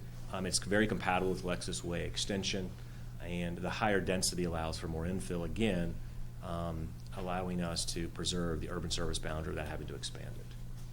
Transportation, it sets aside 90 foot of a right-of-way, which means once we have the zone change, the 90-foot right-of-way is not going to be used by us, so there's only one purpose for that land, which is for Lexus Way Extension. My expectation is that you may hear comments tonight from members of the public who don't want Lexus Way to go through. I'm not here to take a position that they're right or they're wrong. What we have heard loud and clear is that the city wants Lexus Way to go through, and it will come through our development. So if we build single-family homes there today, at some point in the future, the city will come and take those single-family homes out. We don't think that's a very wise use of development dollars of single-family homes or of land, and that we're better to plan knowing those types of things. We believe it meets the comprehensive plan for these reasons and the ones you can see in the packet in front of you. The application is also justified because there have been major economic and physical changes to the area. This is the major point that staff has relied upon. The economic change in the area, I went through some of those a minute ago with respect to the ordinance. I won't repeat them again. You can look back at those slides for reference, or I can answer additional questions. Physical changes in the area is, of course, Lexus Way will be extended through here, and it's a high priority for the city. And we think that Lexus Way will substantially alter the character of the area. I'm not here to tell you whether the substantially alter will be good or bad. That's not the standard we have to meet. It's just the fact that it will substantially alter it. I acknowledge that. I'm not telling you that there are people here who should like that. I understand they may be frustrated with a Lexus Way extension. I also believe it brings a much-needed relief valve for some existing neighborhoods to find access to 4-lane roads instead of on 2-lane arterials. This also will allow more ways in and out of the property. So staff recommended conditions. We agree with all of them except the nuance of number 1, which is the 82 units. Under the existing subdivision regulations, we cannot have any more than 100 residential dwelling units unless we have at least 2 means of access in and out of a property. Therefore, we agree that there should be no more than 99 residential units on here until there's a second way out. So we've agreed with that. What we do submit is that 82 may be a little low, and we just have a different analysis of the transportation map that Matt talked about. And specifically, we agree with his calculations. We just have a different interpretation of one of them. And he did originally off 100, so I'm still using that calculation.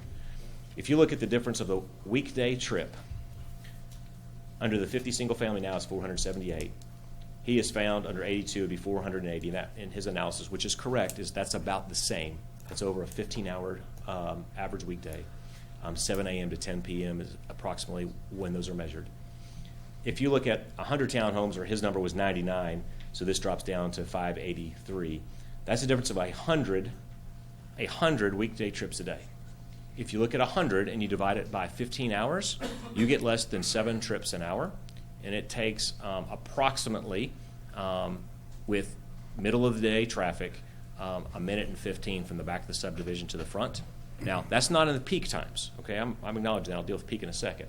But during the average time of the day, non-peak, so if you think it's 7 trips a day, or 7 trips an hour, I'm sorry, and about a minute or minute and a half, you're not significantly adding any traffic to that road over the course of the day. And so if you look at the AM peak, it would be 38, and we would have 46, and that's hours from 7 a.m. to 9 a.m. So you would have an average of 5.5 over a 2-hour period, which is about 2.7 trips per hour, which is 1 additional car every 30 minutes. If you were to allow 99 units. And the PM peak would go from 51 to 52, which means from 4 to 6 p.m., you would add 1 additional car over 2 hours. So everything else, we agree with staff on everything. We agree with the data. We just have an interpretation of this data that is slightly different. And so we would submit that instead of the 82 units, that we would be permitted to build up to 99 units until the second connection is made.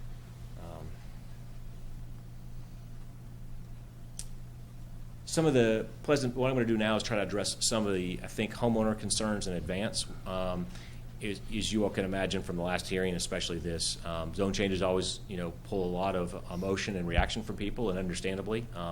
50% of my work is representing homeowner associations. You all have seen me here before with Canewood or Victoria Estates, and about another 50% is developer side work. So I get homeowner concerns.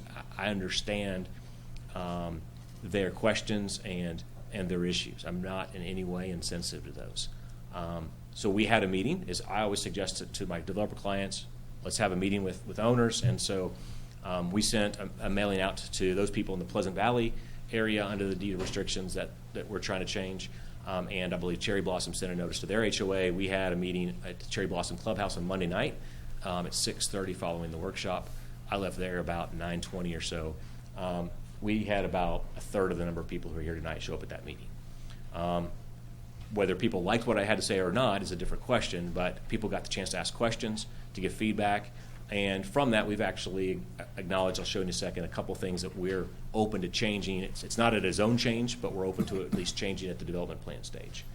I think that the biggest thing is the Pleasant Valley considerations is traffic, which is what staff has already made findings on and recommendations that we just talked about. We have, again, the data is the same, it's just the analysis is a little different. But also some of them wanted a buffer on the property. Specifically, this would be the end of Schneider Boulevard right here, and there's an existing water flow that sort of comes down this way. Currently, this area right here is currently zoned R1C, and we have a development plan that we could put 2 single-family lots there today. It's been approved. All we'd have to do is start the road infrastructure. There is an existing tree line right here. I don't have the exact density of that or depth of it. This is not for, I don't think, a decision for the zone change, but I'm candidly saying at the development plan stage, we're open to the resolution of this that helps the owners be satisfied. Their concern is they want to keep that tree buffer there. One of staff's recommendations is to change tree lines where possible. We agree with that. I think the issue is if we have single-family homes here, those trees have to come out because the lots just aren't big enough to have a 20 or 30-foot tree buffer and 2 single-family lots versus having a single building with townhouses here. We could maintain that tree line. I don't know if that's for resolution at the zone change. I'm just being candid and saying we're open to some different resolutions that make those homeowners and their backyards happy. One of the two is going to happen, and we can still build single-family homes even under the zone change. It just takes townhomes away, which is okay with us. I also know there's probably a lot of people here from Cherry Blossom. A large number of them were out the other night. My understanding is most of their considerations are either one, traffic, which we've dealt with because this traffic is not directly into their neighborhood. It will be on Old Oxford or on the 4-lane. But when Lexus Way comes through, what that'll actually do, we think, is alleviate the traffic problem in the front of their subdivision because people will begin using Lexus Way as a new road that's actually wide enough for traffic and will have a stoplight at the 4-lane so that people can cut across ways instead of coming down Old Oxford because everyone knows that intersection, right across from your building, where the Starbucks is a disaster. Lexus Way it won't alleviate that problem totally, but it will help alleviate that because instead of people having to come up Old Oxford now, they can come up the 4-lane and across Lexus Way. So that 90-foot roadway will, we think, help that. Additionally, some of their concerns were they don't want to see townhouses. Now, some of this is beauties in the eye of the beholder. My preference, I would rather see townhouses that look like that are brick and hardy plank, rather than starter homes that maybe have brick fronts and vinyl sidings because they're going to see the back of the houses. Again, different people have different perspectives, and they're not wrong to think that. I'm just giving you my perspective. But from the neighboring properties, this shows just a contour map. I'll show you this is just the contours show that this is the existing, I think it's called Cherry Hill, but I may have that wrong.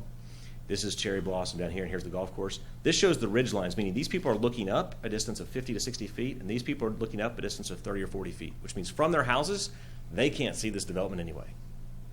The only way you see it is when you're up here on that hole. So here's some pictures. That's from the northwest corner of Cherry Blossom looking back. You'll see how the land sort of rolls up and then it rolls back down. I'm just going to flip to these sides. You'll see how it rolls up to the barn there, and that barn goes back down to single-family homes. There again is looking up to show sort of the contours of the land. What do those show to us is there's not really a visual concern that is viable. If there is, we think that the product that we're going to build with townhomes is a visually superior one to a bunch of backyards with single-family homes. And they're also going to have a 90-foot buffer of a roadway there that will be landscaped. We have to comply with the landscape ordinance anyway on the backside of our townhomes, which will have landscaping and trees. There's an ordinance that requires, I think it's at that area, I think it's a 5 foot, but I may be wrong. We have to plant trees every so many feet. We have to comply with those rules. We can't get away from them. So in conclusion, we believe that the common scheme of development is justified to be changed and that the zone change is appropriate. Thank you, Mr. Chairman.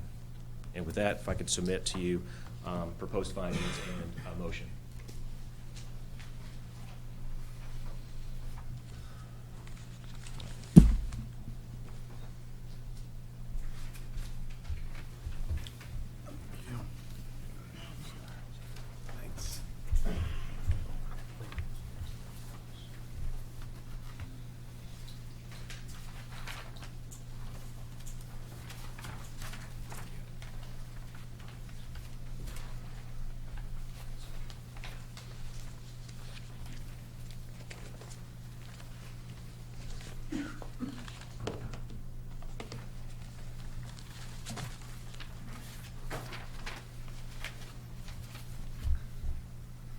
Does anyone have any questions?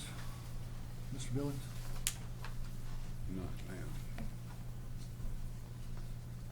Not this time?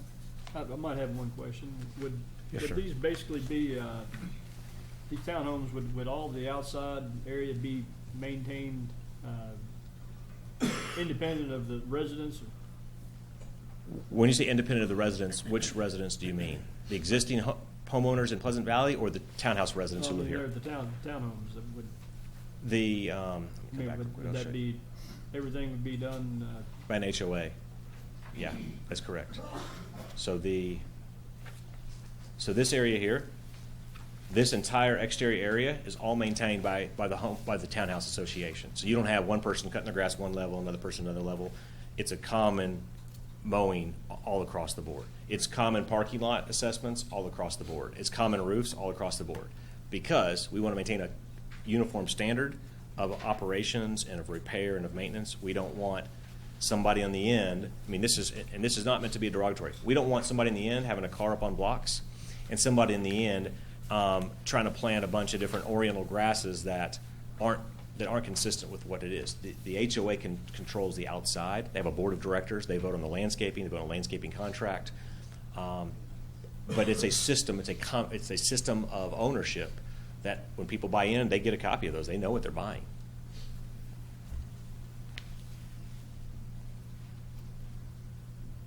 Good enough, Steve? Any more questions for the applicant this time? Thank you, Mr. Bill. Thank you, Mr. Chairman. We'll start with the public comments now.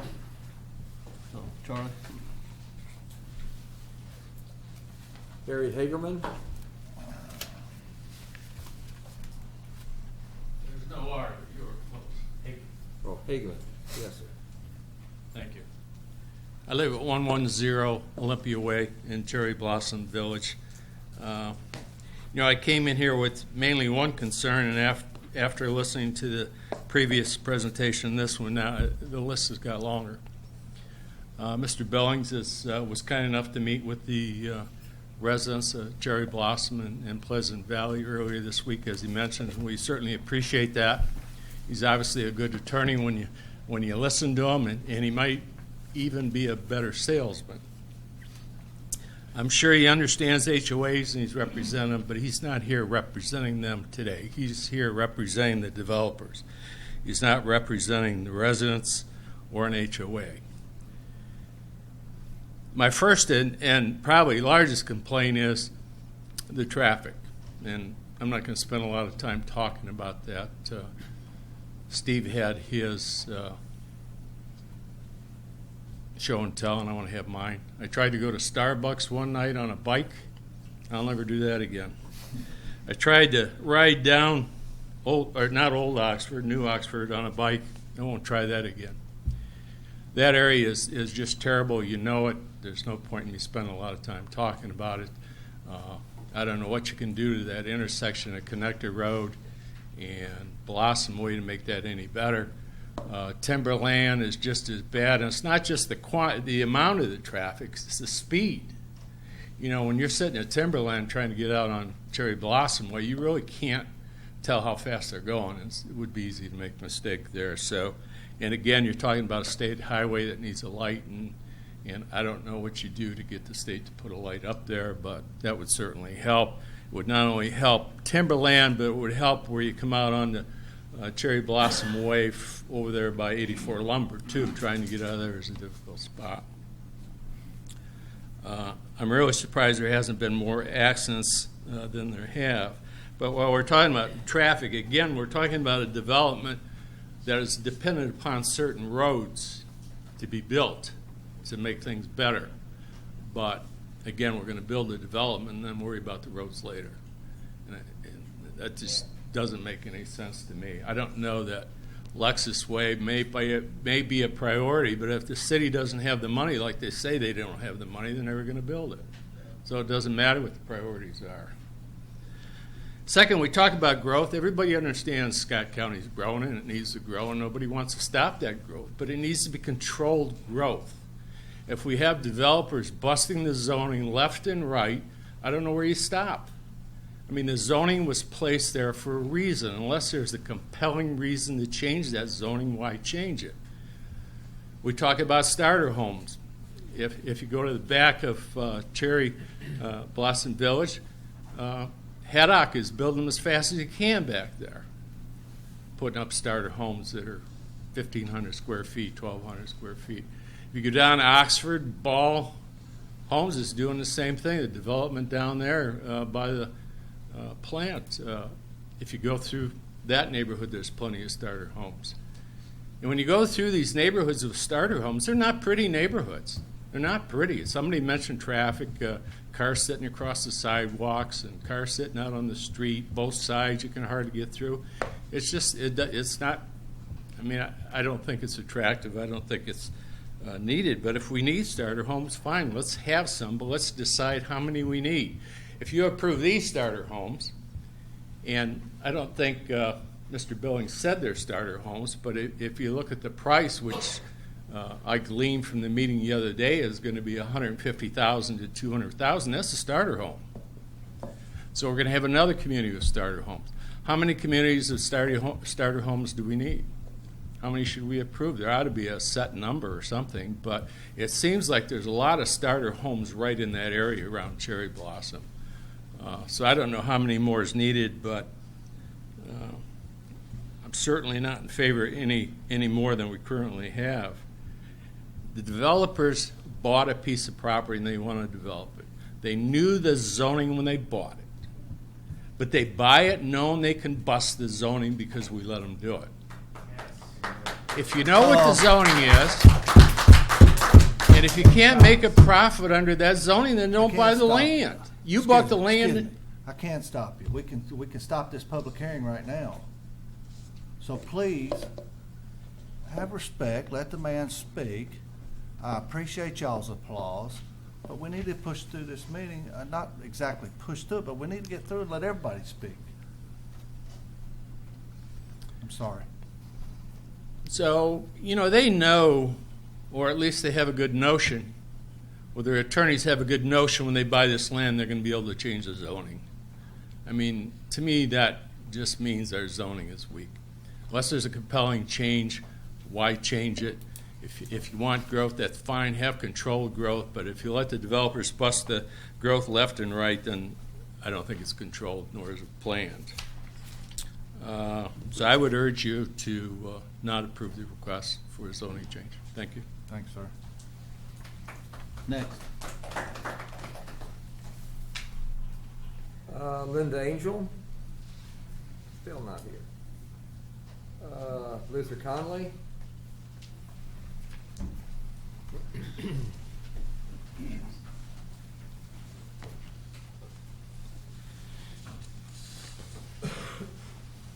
Mr. Chairman, committee, my name is Luther Conley.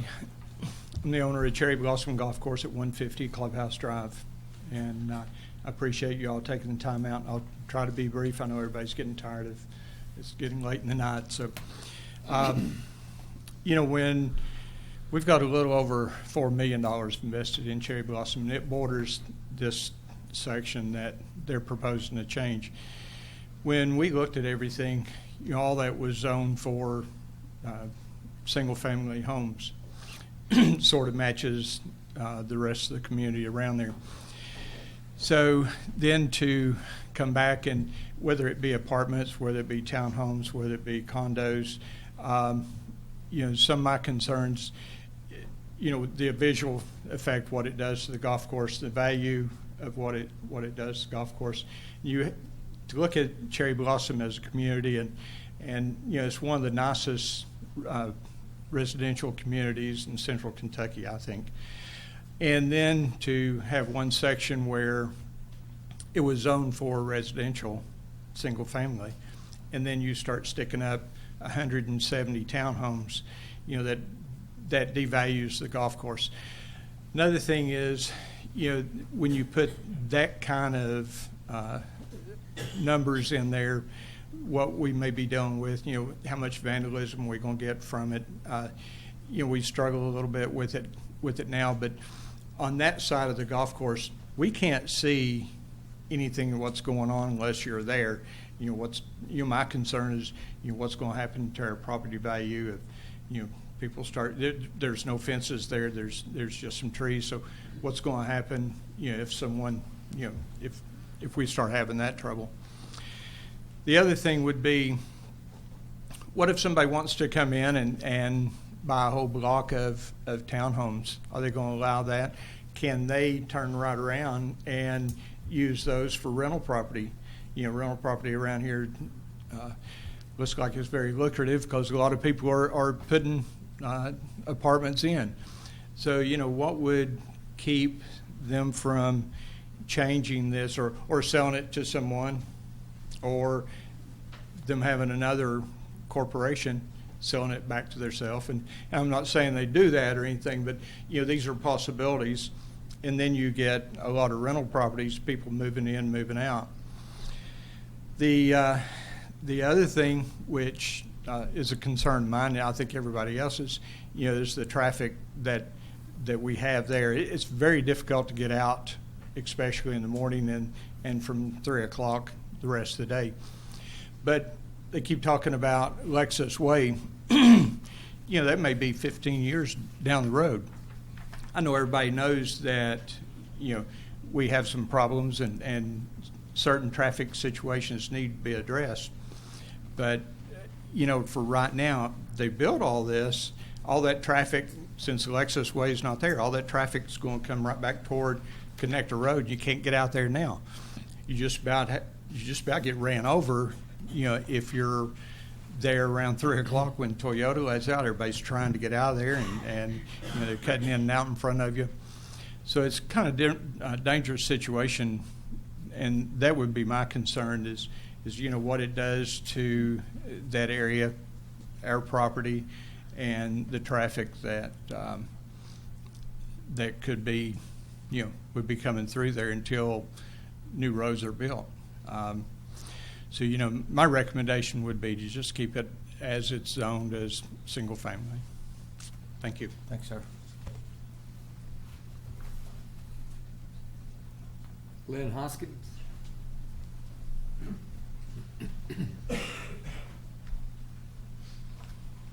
Thank you, ladies and gentlemen. I'm Glenn Hoskins. I'm wearing a couple hats here. I'm actually one of the developers of Cherry Blossom Village. From a minority point of view, I've been here before you all several times.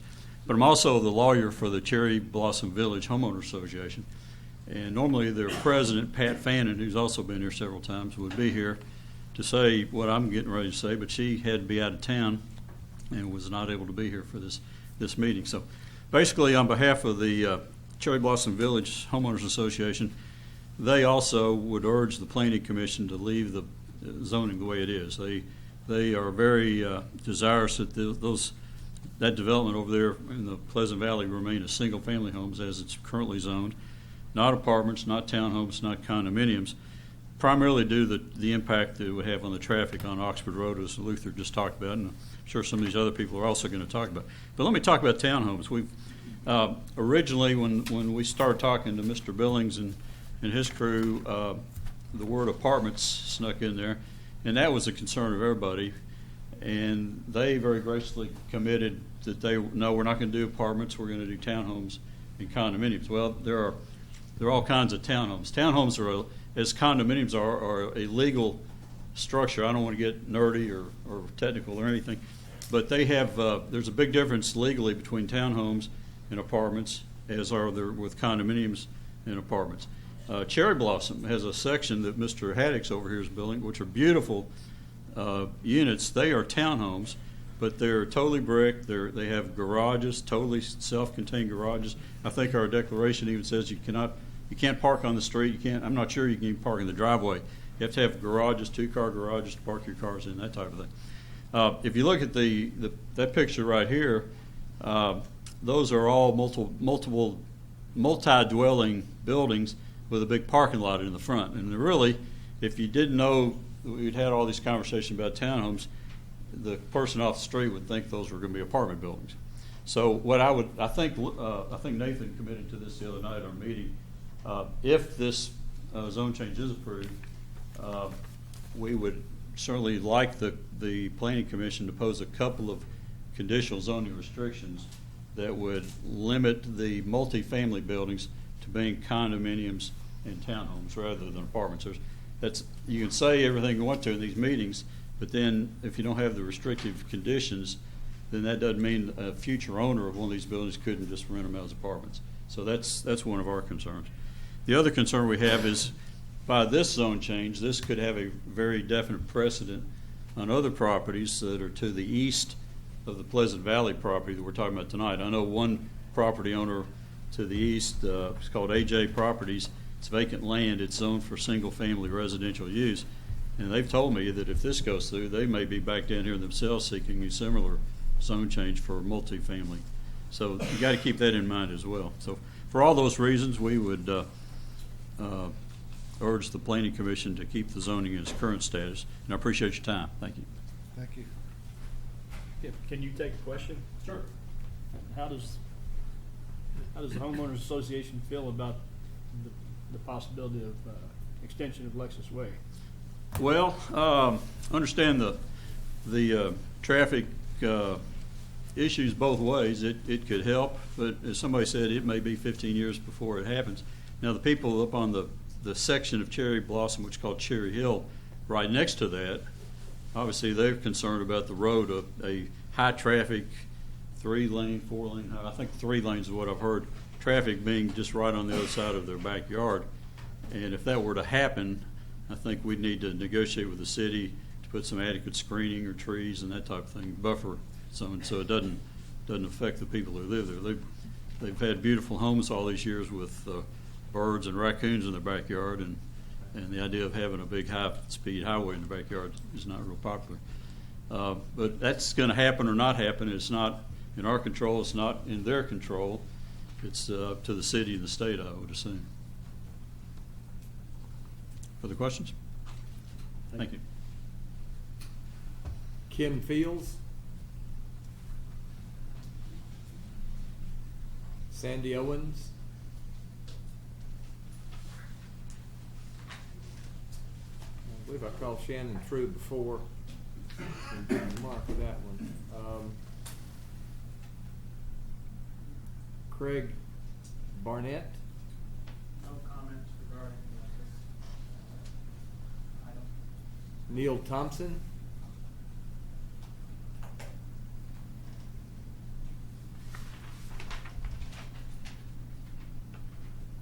Let's see, Greg Jones got up a while ago, did he not?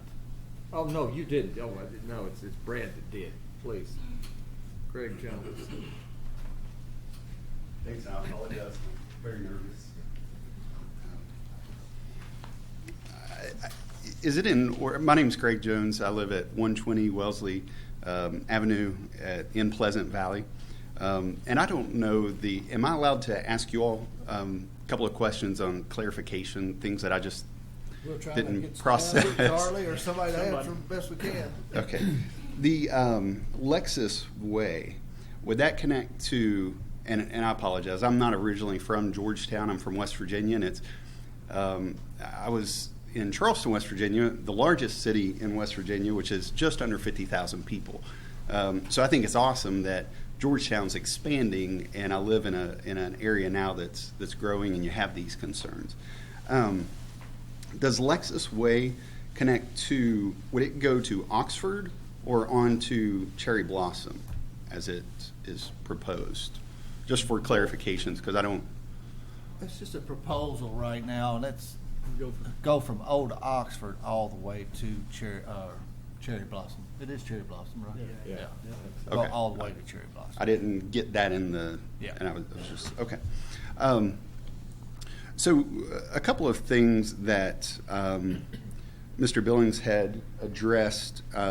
We purchased our house in late February, early March, and at that time I was given a says Declaration of Restrictions for Pleasant Valley Subdivision, which I have with me. But I'm reading it and I don't see anything about a homeowners association in there.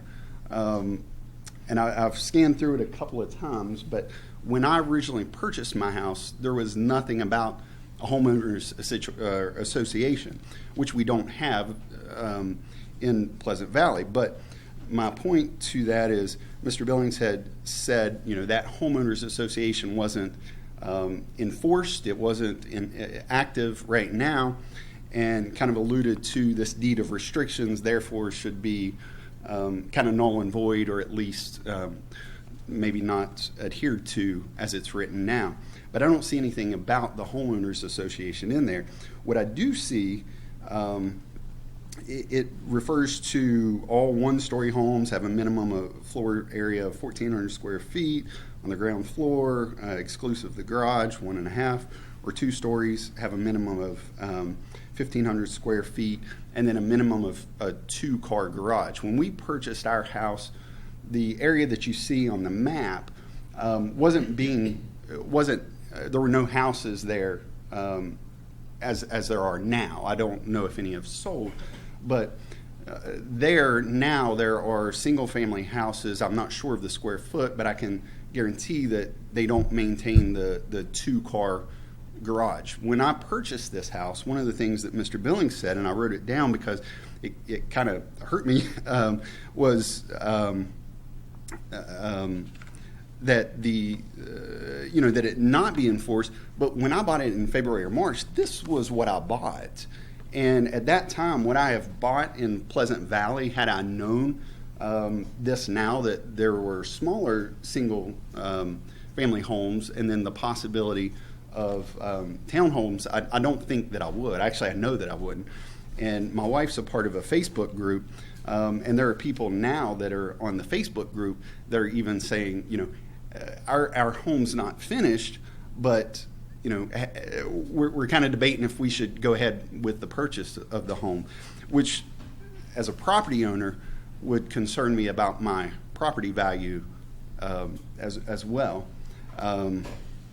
One of the other things that Mr. Billings said in regards to the townhomes was they get a copy, and I believe it was some sort of deed restrictions or something like that, so they know what they're buying. Well, I got a copy, and I thought I knew what I was buying, but it turned out not to be what I actually purchased, because it's different now than what it just was in February or March. So the fact that they're saying, yes, these are going to be very nice and all that stuff, looking in the future, I don't know that it's not going to change, and the people are going to get one thing and then it's not going to be properly maintained or something to that effect, just based on my own situation here. The other thing is, it seemed like earlier in the evening we're talking about the where there has to, if you're going to add to the traffic flow. I don't know if that applies here, but it's obvious that there would be additional traffic flow, and it's already hard to get out with all the Toyota traffic. If you go to the stop sign at the end of, I think it's Oxford, and I'm sorry, I don't know all the roads yet. I just kind of drive them and not really pay attention. But it's already hard to make that left to get onto the light already.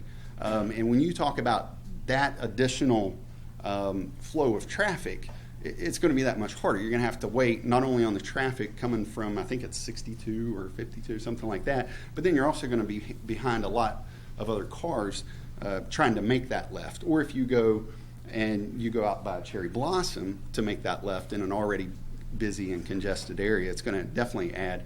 And since the Lexus Way is not necessarily a part of this, it's definitely going to add to the traffic volume there. Sorry, I'm just kind of reading my notes real quick. The other thing that Mr. Billings even said regarding the Lexus Way was to give people from Abbey at Old Oxford and the homeowners, the people that live that way, access onto Cherry Blossom. And as it stands now with that plan, if Lexus Way doesn't go through, they would connect and then come through Schneider and go on out. So you would still have that demand in traffic. They would just now not have until Lexus Way gets built, you would have a much busier area in a much smaller road. So it would add to our traffic considerably in Pleasant Valley. For those reasons, I would definitely recommend you not approve, or I would ask that you not approve this as it stands, and keep it the way that it is. Thank you. Let me make a comment to you. Yeah, sure. As far as you're saying that adding the traffic to it, so what the staff has recommended is to only let them build, how many units? 82. 82 units. I hope everybody understands, they could start building houses on this property tomorrow. So your traffic is not gonna get any worse until Lexus Way is built. Sure. The other part of the Well, it will get, anytime you build houses, it's gonna get worse. Right. But they could go on and start building houses, so they do have the right to do that now. Correct. The new area that they are building, and I'm not sure who sold me my house was Urban Group, and as I understand, I think Urban Group is maybe a company that's developing this. So they knew when they told me my deed of restrictions, just as another further comment.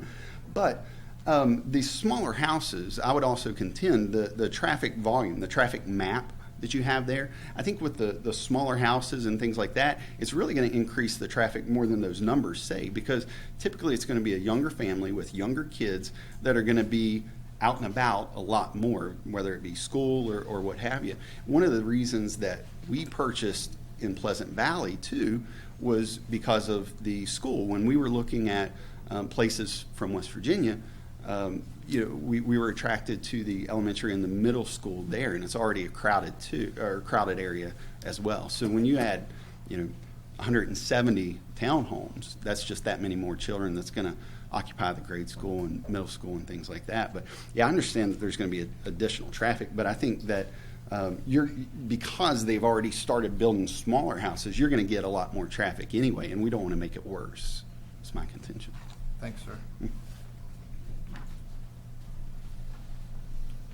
Got any more, Charlie? Well, I've got several that haven't answered and some. Is anybody else here to speak on this application? Let's just start letting them come up. Yeah, and call your name out as you do so I can mark you off if I do have you. I just have one comment. And your name, sir? My name is Patrick Farley. I live at 101 Travis Way in Pleasant Valley. I guess my question... Have you not been sworn in? No, I'm sorry. Oh, you swear or affirm the statement you're about to give is the truth, the best of your information and belief? Yes, sir. Patrick Farley, and what street? 101 Travis Way. You may as well do that for everybody that's waiting to speak. My question concerning traffic is Schneider going to connect to the Abbey at Old Oxford? That's what's planned. Right. So the traffic isn't just about the proposed 99 or 50 single-family homes.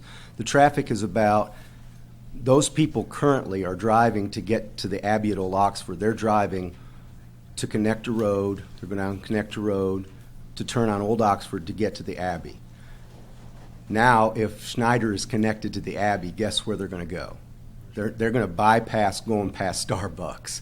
They're not going to go to that intersection because it's a madhouse at 315.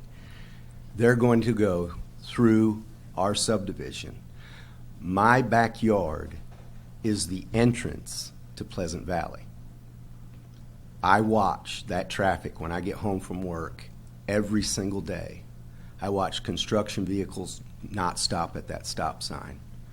I watch people zoom in and out all day long, all night long.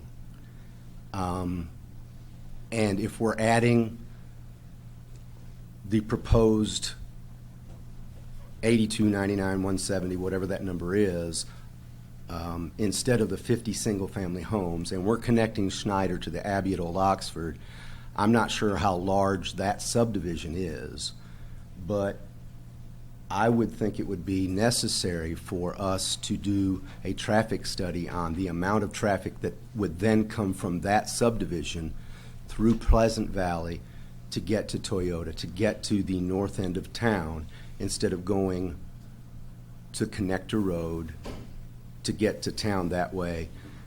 That's the study that needs to be done. Because we're not just adding 50 single-family homes or 170 townhomes, we're adding the traffic that is in the Abbey at Old Oxford as well. And that's a huge concern to me. I watch kids ride their bikes up and down Schneider. I watch families. I watch people jog, walk their dogs. And the amount of traffic that is going to be added in this traffic study did not take in consideration the amount of traffic that's added because of the traffic from Abbey at Old Oxford going through Schneider. If Lexus Way is 15 years from now, Schneider is going to have to be, that's going to be the way that people come. And that's one of my concerns. I guess the only other concern that bothers me is one that's already been expressed earlier, and I want to apologize for my comment. I shouldn't have said what I said. But the applause that was garnered because of that comment is these developers know that when they get a zone approved, that all they have to do is come back and show, because it, based on the condition of the planning development that has been done years and years ago, if they can show based on this KRS that they fit inside that, broad guideline, it's not like this. It's not this narrow path. It's this big, wide guideline that they're given. And if they can find a way to fit in that, then they can come back to you and make these proposals. All they got to do is get the initial zone approved. And then they can come back and ask for whatever they want. And I think that looks bad on their part because they're not following through what they originally said they wanted. And that's just not a good look for the developer. That's not a good look for, I think, Scott County. And there was a comment that was said earlier about needing to give people the opportunity to purchase homes. And I agree with that. But what we're creating when we, I have a daughter that lives in a small home inside Georgetown. She's probably not going to get outside of Georgetown in a nicer home for a while. I'm there. I got a home. We're creating transient communities within every one of our subdivisions. We're creating people that will come there and stay for a while and then move on. And then someone else comes there and stays for a while and moves on. I'm here. I've been in Scott County since 1983. And I'm here for the rest of my life. I've made that decision by the home that I've built, by the money that I've invested in this community, in my family, in my church, in the way I do business in Scott County. I'm invested in this county. And I wanted my subdivision to be a final lodging place, not a transient community where, and I have no problem with finding appropriate places to build apartments, townhomes, condominiums, starter homes, but the farther we get outside the county and we continue to make these transient communities where people are coming for a while, making a little money and buying the next step up, and someone comes in behind them, and we've got to start saying, okay, this community is for the people that have arrived. This community is for my daughter who hasn't yet, that's still working her way up to getting to that community. And that's why I bought where I bought. That's why I have the lot that I have. That's why I have the house that I have. And so I would I would ask that you deny this request. Thank you. Thanks, sir. Who's the next gentleman? Yes, sir. You been sworn in? No, sir. Anybody else not been sworn in gonna speak? Could y'all go ahead and get sworn in now? We'll get that took care of. Yeah, why don't we just all stand up and raise the right hand? And then Just when you come up, state your name and address so he can get it on the record. You swear or affirm the statement you're going to make tonight to be the truth to the best of your information and belief. Yes, sir. Yes, sir. Thank you. Good evening, gentlemen and lady. My name is Billy Cotner. I live at 171 Stephen. Like the gentleman that spoke a few minutes ago, I am a very recent transfer to Scott County. I came from Southern Illinois, a very depressed community. You guys have a very good problem on your hands. You have a community that people want to come to. You have a community that's growing. I have a house in Southern Illinois that's been on the market for almost 6 months. I cannot get off my hands. You don't have that problem here. We looked at places in Berea, we looked in Woodford County, we looked in Paris, we looked in Lexington. We could not look at houses fast enough before they were gone like that. So I understand the problem with properties moving very fast. I understand that we have builders who are maximizing their profits. I don't have a problem with that, but what I want to say is, what's the right thing to do here? Are we just going to jam as many people as we can into an acre? Or are we going to really look at what do we want for our communities? What do we want for our kids? I have young kids. I chose Pleasant Valley because I wanted the school district that my son and my daughter are going to. Those things are important to me. So I heard it mentioned earlier that in some of the surrounding subdivisions, whether it's Cherry Blossom or some of the other ones, that there are multi-family units, there are starter homes, there are more established homes, mid-level homes. So if we have those things already in this area, why do we need to do it again? I bought my house in Pleasant Valley because it was all single-family homes. Yes, the lots are smaller, but they're bigger there than I could find anywhere else, especially in Lexington. I'm comfortable with where I'm at now. Mr. Solsky or Mr. Jones, I don't remember who said it earlier. I want to make a comment about you have a 24-year-old child that can't buy a house in Scott County, but they deserve to. My question is, why do they deserve to? What makes a 24-year-old child entitled to buy a $200,000 house? I think First of all, they're not a child. First of all, he's born and raised in this county, so yes, he does deserve a home in this county. Well, let me speak from my experience, sir. I have a 21-year-old daughter, and I do not feel that she's entitled to have the same house that I live in. I didn't say he deserved the Okay, same house then I that misunderstood. live in. I apologize. Said he deserved a house that he could afford to live in this town. I understand that. And if those things aren't available, I understand how that must feel as a longtime resident of this community. But I started out in a $50,000 house. For almost 20 years, I've worked my tail off, and I can't get rid of it now. But I've arrived to a point where I could move to a new community. I could buy a nicer house, a better house, and provide that for my younger family. So I didn't mean to offend. I just wanted to speak from a place where I feel like I'm coming from as well with my own child. So I don't think that our kids necessarily deserve the things that we've worked for 20, 30 years to obtain. Do you see where I'm coming from? Yes, sir. Okay, I appreciate that. The one thing that I haven't heard, whether on our property or the one that was presented before, has there been a study done? What's going to be the effect on the present value of my home that I just purchased 3 months ago? Can anybody tell us that? If we build apartments, whether it's out there by the schools or we build condominiums or townhomes in Pleasant Valley, what's the value going to be in a few years? You know, if I get promoted again and I have to move somewhere else, what am I going to be looking at? Am I going to be at a loss now? Because the developer wanted to put as many people as they could on an acre. I don't want that.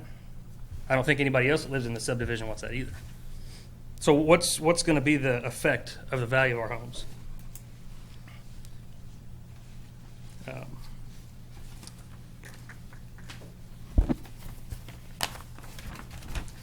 I believe everything else has pretty much been covered. I thank you for your time. And again, I do not envy the position that you are in to make these decisions. But I will say again, you have a good problem on your hands. You have a place where people want to come. So I think you guys have to massage that the best you can. And thank you for the work that you do. Thanks, sir.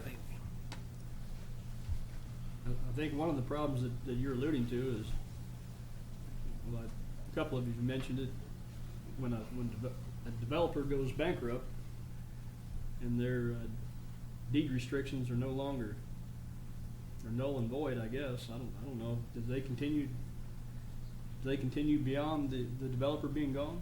Charlie, Charlie, do you know that answer to that one? Sure. In fact, they're set up so that once a certain number of houses are sold, then the organizational management goes over to the homeowners themselves. The problem becomes if they don't get it started and get it a healthy organization, as some of these have mentioned, they come in and they don't even know about the homeowners association because it has been active. So on that point, I feel like I did a little bit of due diligence in talking to some previous homeowners that no longer live in the subdivision, some that do live there now.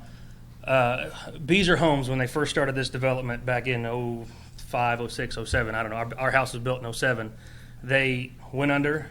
At some point in time, they had tried to turn the HOA over to the owners that were there presently. I don't know what year that was. I don't know if it was Beezer or the next one that came in. The residents at that time declined any wanting of any HOA. So when I bought my house, there's no HOA. I don't even have any deed restrictions on my lot. They're not part of my deed package. That's when. So I don't know if that answers your question or not. That's when you start getting the problems too. That's why a neighborhood needs to take ownership of that HOA, because if you don't, I don't deed disagree with restrictions you, kinda fade away. because I've seen issues where, honestly, we have an entrance to our subdivision that doesn't look very good because the hedges are growing over the name of the subdivision on the rock wall. So, should we form one? I don't know. We're not here to answer that question tonight, obviously. But as it stands right now, I do not have any deed restrictions. I do not pay any HOA fees. I think luckily we've been lucky so far in our subdivision to have people that care enough to take care of their lawns, to take care of their homes. But if you don't enforce those deed restrictions, what started out to be that everybody's going to have a two-car garage and a minimum of 1,600 square feet, it just kind of fades away, and then the next thing you know, you have I don't disagree with that statement at all, Mr. you have Smith. a mix of everything all around. Let's just try to move on there. I don't think so. Which one wants to go next? My name's Mark Webb. I live at 131 Burkdale Drive, Cherry Blossom. All right, I'm not going to get into traffic and all that. I'm going to go back to the premise of the zoning change and why they have stated that they want to make the zoning change, which my understanding from what I saw in the statute was either has to be an economic or physical change has occurred. I'm sorry, but I've not heard a compelling argument that those have occurred. I've heard speculation that one day they'll build Lexus Way for a physical change, but it hadn't occurred yet. So the way the statute reads is have occurred. So that equals either present tense or past tense and not future. The other argument I heard for economic was the housing cost. But if you take out the dip for the housing slump from 2006 to 2009 or so, it's pretty much a straight line that goes up as a historical average. So I'm still kind of at a loss on what the compelling changes that would allow the zoning change under the statute. And that's all I got to say. Thanks, sir. Next.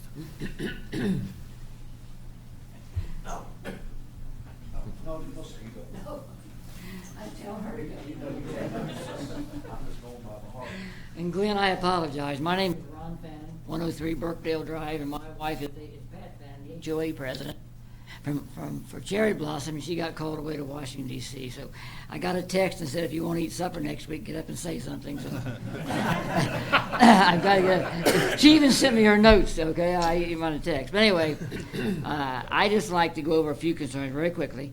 The traffic thing, it was talked about.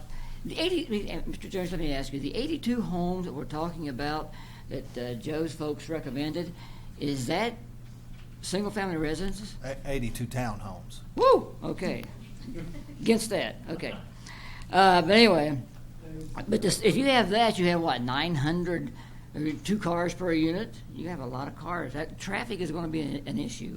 I spent 30 years with the Federal Highway Administration in the planning and real estate division in Washington, D.C., and trust me, when you build those things like that, the traffic will be, and eventually, maybe not 82 now, but eventually there's going to be over 900 additional cars in that area, and it will be a traffic problem.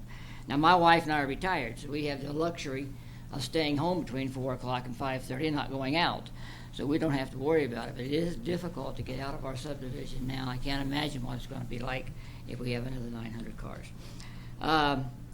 I would like to say one other thing that we bought our house also. Having working in planning in Washington, D.C., I checked around, and I realized that the property back behind the golf course was zoned residential.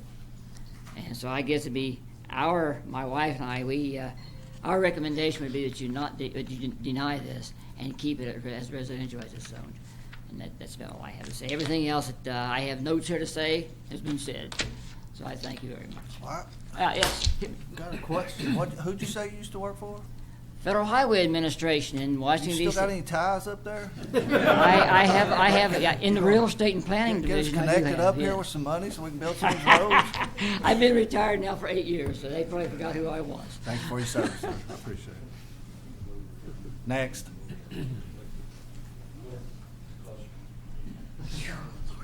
All right. So this is my first time being here. Name and address. Oh, sorry. Thank See, you. told you I'm green. That's Sherry okay. Gillespie. I'm a resident at Pleasant Valley, 117 Mattingly Trail. So, thank you all for staying. It's 10:30.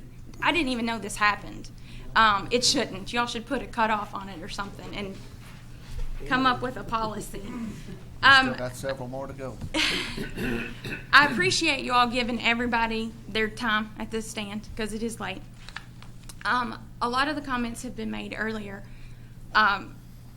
In the other issue, there was a concern by Mr. Smith about adding more people to an already bad problem.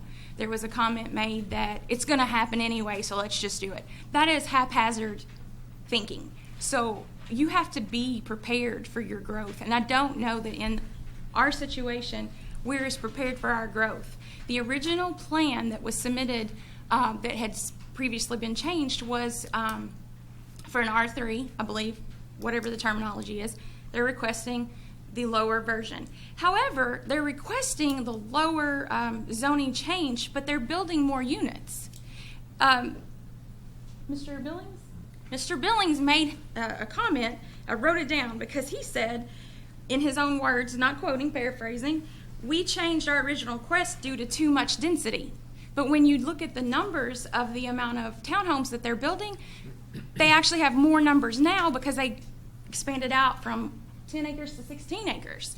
So if their agreement to change and lower, it's like talking out of both sides of your mouth. We're going to come to you all and say we are agreeing to go to a lower level zoning change, pardon my terminology. But yet in the end result game, you got more units. I don't know how that math, you're good at math, Mr. Solsky. That math doesn't add up to me. So I just wanted to point that out because I don't know that might have gotten missed in the part of it. Let's see. Boy, Lexus Way is a topic of, like, look at your eyes, getting big. I'm very unfamiliar with what's approved, what's not approved about Lexus Way. I can tell everybody in this room, it sounds like we all need to get very educated about Lexus Way. The connections, Old Oxford, all of that, because it's all going to affect us down the line. So you all might see a lot of us in the future. However, when I hear the talk, it's a lot of what ifs and when this happens and preliminary plans and nothing that's set in stone. So to make a decision tonight about what's going to happen when Lexus Way hits production, which could be 15 years to nobody knows. Is that something that has to go before the state? I'm sure we're needing state funds to make that happen. You know, we may never get those state funds. Maybe we will. Maybe he'll hook us up. I don't know. But my thing about it is that I'm asking you all to make a decision based upon now. And right now, Schneider Way does not support the amount of cars. And I'm going to tell you right now, I live by a neighbor and a single-family residence that has 4 cars sitting in their driveway right now. So saying that you've got one townhome with 2 cars in it, that's just unrealistic. To say that, I don't know where the traffic manual study came from, no disrespect, but I can tell you right now, I run in and out of my subdivision all day, every day. It's happening when you're not even considering the cut-through traffic.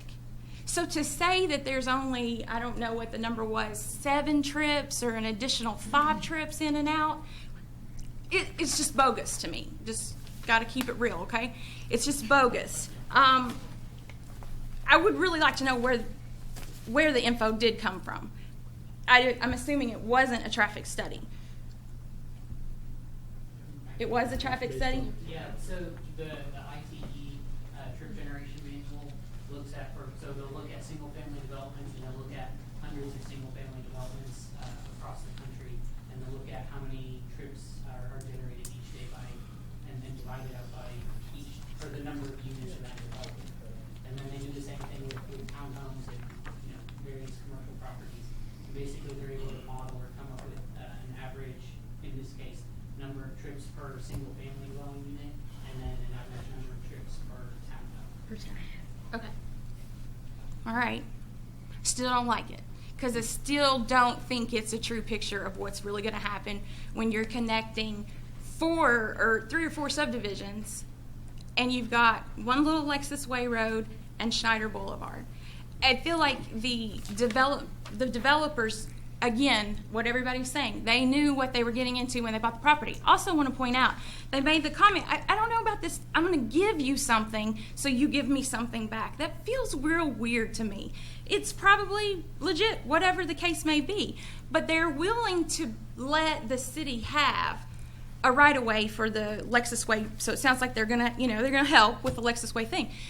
And the gentleman made the comment earlier that if we don't get this approved and we build our 50 single-family resident homes, then you're going to take those homes. Well, no, if you're so generous to give the city that access way to Lexus Way now because you want a zoning change, why can you not still give the city that access way and build your 50 houses, you may only get to build 40. You don't build on the section that you know is an intended plan for Lexus Way extension.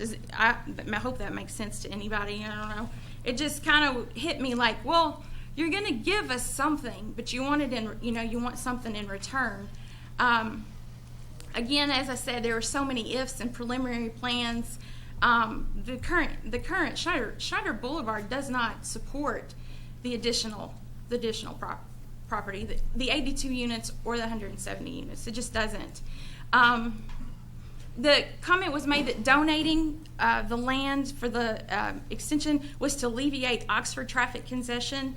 I'm not sure that does right now. I'm not sure that it does. We have a petition that has been signed by 354 residents of the Pleasant Valley subdivision.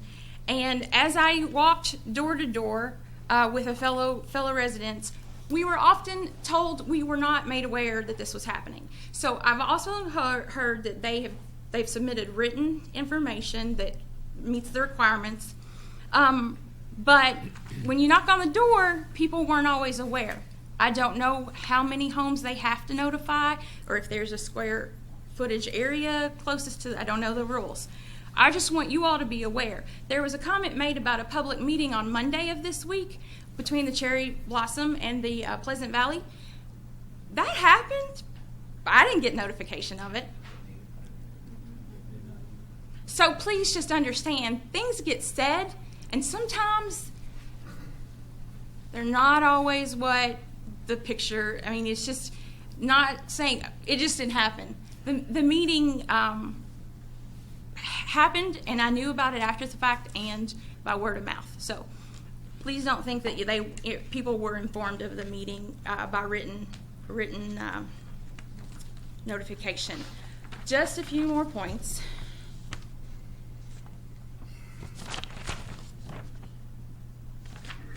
Obvious concerns: traffic, road safety, construction traffic, crime. Originally in the proposal, there was a comment made about Section 8 housing. I heard that that was clarified at the Monday meeting, but I was not there, so I'm not aware of it. Section 8 housing with these townhomes is a concern if that is something that happens. These townhomes becoming rental property, the builder can build it now, but as someone alluded earlier, what he does with it after that, you know, we don't know what'll happen. It could become rental immediately. Neighborhood appeal, home values. I will also say walking door to door, this is a very young neighborhood, lots of families, lots of children. The people here were here to raise their families here. So I don't care whether you consider it a starter home or you consider it an end of retirement home. The people are here to be here. They want to stay here. A lot of the people that I've met and come across also came from other counties that were doing the things that it sounds like is happening right now. So like Fayette County, people said, I left Fayette County because I didn't want to be in an apartment type area. I didn't want townhome area. I wanted a sense of community, family, subdivision type area, and they came to Georgetown. We should be happy they're coming our way, but I am afraid if we continue to make these zoning changes, we're going to lose that appeal, and our growth could be stunted at some point. Or we end up being a booming town for a little while, and then, people just get tired of that kind of situation. So what I would ask of you all is to respect the existing zoning and the existing homeowners in the subdivision currently. I would ask that you respect their pride for their property and the safety of their families when you consider your the proposal. Rezoning of the request, I do not feel is promoting the area. It is allowing one developer to increase his profits by nearly quadrupling the units developed while maintaining the same price point. So I just want to point that out there. I don't have anything else to say. Thank you. Thank you, ma'am. Who's next? You-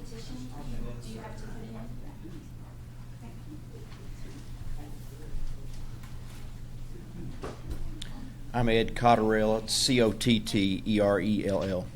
I live at 191 Stephen Drive, and not a whole lot has been said about Stephen Drive, but that's the back road that loops around off of Snyder. And I sit in front of my house in my work van a lot of nights and do paperwork. And the traffic on Stephen, which is just like the loop around, is not even the main drag that Snyder is. There's cars constantly up and down that road. There's cars constantly doing more than 20 miles an hour down that road already, and we're going to add more cars to that scenario. I do pay. The way I read my deed when I bought my house 6 years ago, that in my house payment, I put into escrow my insurance and a homeowners association fee, and I've been doing that for 6 years. So for the homeowner, I guess somebody out there owes me a bunch of money. That's what it sounds like.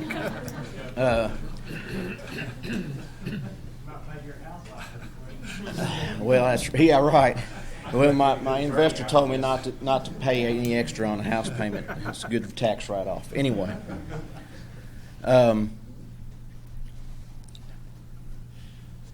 of the mindset that when you make an agreement and you get that you say, this is what I'm going to do, and this is what I want to do. Will you allow me to do it in your county? That you should do it. I work for a service company, and when I go into someone's home, I write them a proposal, and I tell them that I am going to do this job for this set amount of money, period. I don't come back later and say, oh, well, while I was doing that, I ended up doing this, and I had to charge you more for that. I don't. If I run into a problem that I did not foresee while I was doing the job, I take care of the situation, and I charge what I said I was going to do. So I would suggest that we stick to what we have already agreed to do and not change the zoning. Thank you. Thanks, sir. that the last one, or Mr. Combs? You surely haven't been sworn.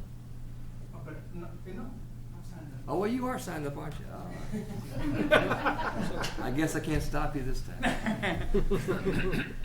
Brent Combs with Thoroughbred Engineering, and I am working for the applicant, but that's not really the main reason I stepped up.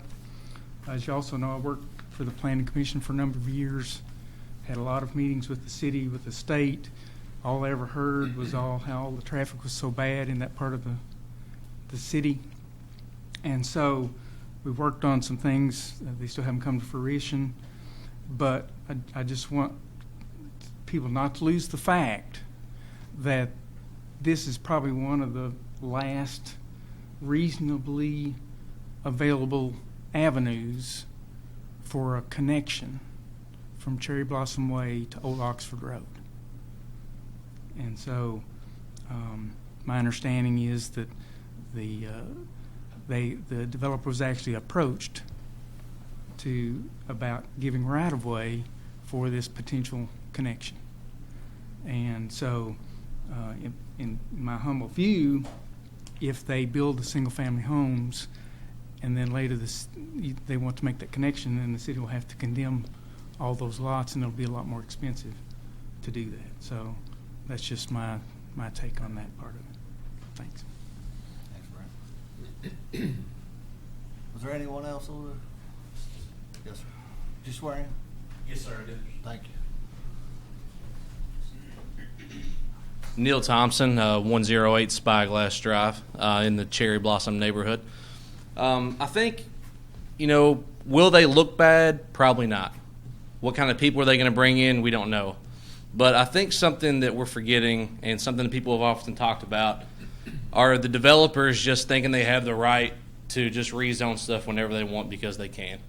And that is something that you all do a good job of, and you should continue to do a good job. But another thing is we can't look at Lexus Way in this because Lexus Way is not there. So you can't make a decision based off of Lexus Way. And another thing, a big reason that I came to the meeting tonight was for something that got tabled for next month. But there's other things they're looking to get built in that area that are going to make the traffic go absolutely haywire. If you're going to build a shopping center right there where the Golden Corral is and put something there, come sit at Connector Road if you haven't. Come sit right there at Blossom Park from 3 o'clock to 6 o'clock during the day and see what it looks like trying to get out of there. How there's not more wrecks there, I don't know. It's unbelievable. And then on the docket for next month that you're going to have to talk about is this huge shopping area that wants to go in right there too, after you're already going to make a decision on these people that live in Pleasant Valley today, and you're going to have to talk about this again next month on that. And something that hasn't been brought up yet today, which is kind of funny, I'm in sales, so I kind of look at the numbers a little bit and think about this, is the developers, Scott County's booming, and they're trying to make money off of it, which good for them. But these are $150,000 to $200,000 condos. That's in the ballpark of what the houses cost in Pleasant Valley.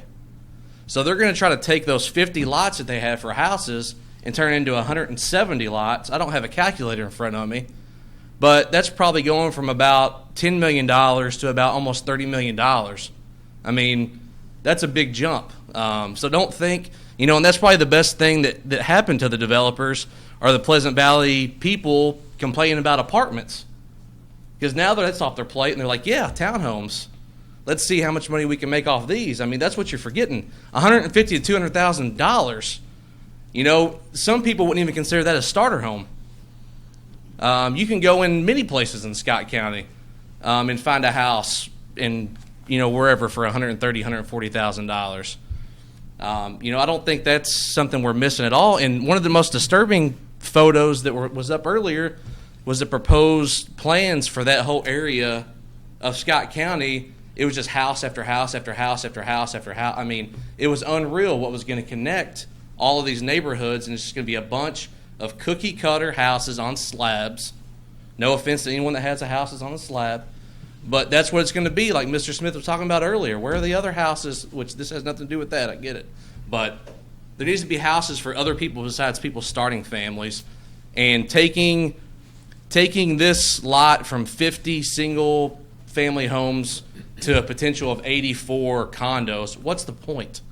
Because you can't worry about Lexus Way right now because it's not there. So you can't think about the 170 that are going to be there. It's going from 50 single-family houses to 82 to 83 condos. Why? Why do it? Why do it? They're going to be the exact same price as the houses that they're going to build there. So why rezone it and tick off everybody in the neighborhood and all of that stuff and just leave it where it is? Because there's not that big of a difference. And who knows if Lexus Way ever comes, how long is it going to be? Who knows? So you can't factor that in, and don't allow the developers to get even greedier than they are and to make more money off of everybody in Scott County, and put stuff where it needs to go and don't compact it into the back of a neighborhood.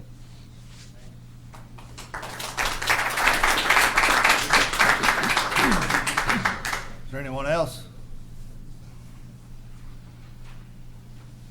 No one else wants to speak. We'll let Mr. Billings speak again. Thank you, Mr. Chairman. There's a lot of comments in here that I need to respond to. I want to first talk about the notice issue. For those of the members of the public who don't understand or don't know the zoning ordinance, we have to comply with two notice provisions for a zone change like this. One is by statute regarding houses in a certain area. We have to do an affidavit, and we have to post a sign to the property. Everybody within so many feet got the notice. We've done that twice. And that's sent out. There's an affidavit in the record. The second type of notice is to comply with the ordinance to change the restrictive covenants. I'm going to talk more about that in a second because there's, I think, a very big gap in information. And it specifically says we have to give the existing owners in the area, which is the one right here. We have sent 3 notices to that out. I have this spreadsheet that shows every address in that, every owner, except for the affiliate of my client that we gave it to. We've sent it out 3 times, 2 of them with an affidavit and 1 of them with a notice for the meeting last Monday. If you don't live in that area, you would not have gotten a notice regarding the ordinance 2015-14. So there's a lot of people in Pleasant Valley that didn't get notice but weren't required to get notice under the ordinance or under the zoning statute. Now, that doesn't mean that they get notice from Facebook or neighbors or whatever. They clearly did, but that's just so everyone, there's a clarity regarding what the notice provision is. Second, deed of restrictions. So I didn't really do this earlier, and I probably skimmed over it, and to the extent I may have offended, I think it was you, I didn't mean to do that by any way, and the reason is because I've got about 90 homeowner associations, and in fact, one of my big jobs is recreating associations that developers drop the ball on. But this is a clarity that I want to make sure people understand. There's a plat for the houses that were originally developed by Beazer and subsequently by Woodall. That plat has a specific plat cabinet and slide number and a certain number of residential lots. There's a set of declaration of covenants, conditions, and restrictions and for Pleasant Valley, Section 2, Phase 2, and that plat cabinet is Plat Cabinet 9, Slide 244. There's a certain number of lots that are specifically inside of that plat, and there's a specific number of lots that are specifically designated into that HOA in here. Okay? When the affiliate, it's not the applicant, it's an affiliate, is purchased and developing this land, again, which there's already a development plan for, they submitted this land into the same deed of restrictions as this. Okay? They will recreate the homeowner association as part of their development obligations. I don't know the exact number of houses they've sold over here. Jeremy? None? 2? 2, 3? And so eventually, this is all a system of one homeowner association. North of here, there are different deeds of restrictions. I have no idea what is there or is not there. For anyone who believes that just because you don't have an active HOA today, that doesn't mean you don't have a deed of restriction in your property, is an inaccurate understanding of the law. And I don't mean that in any way disrespectfully. It means that there could be a deed of restriction on your property and you don't know about it. And that's not your fault. It is because, unfortunately, there's at a closing when you buy a house, a bank doesn't give you a copy of the restrictions. It's not always the title attorney doesn't do it. Sometimes you have a welcome committee. Sometimes you find out by accident. So there's people who may not even know they have restrictions in their chain of title, but they have them. So I wanted to clarify that.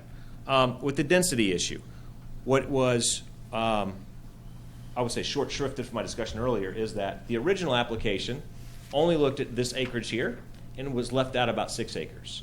So the increase in density when we had the R3, the next logical step for us was actually to capture the entire acreage that had been inadvertently omitted in the original application, so that it would have been the 16 acres times the 18. So we did agree to reduce the density, although the application was for a lower acreage with a higher density. That was the next logical step in the process. In that, we heard loud and clear people didn't want R3 and didn't want apartments, so we rescinded that, and we said, what do we need to do? If you were to listen in the abstract to 80% of the comments today, I would say that people wouldn't buy a home in Pleasant Valley because it doesn't sound like a great place to live. Traffic's bad, people are running up and down the streets, you can't get out of your subdivision. If you listen to abstract half the other comments, it's the best place in the world to live. There's no problems at all.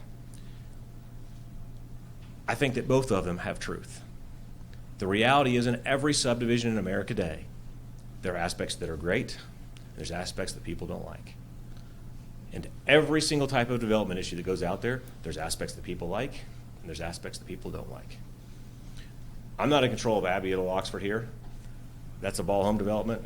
What is going to go on is there's going to be a connection there, one way or the other. I can't fix that.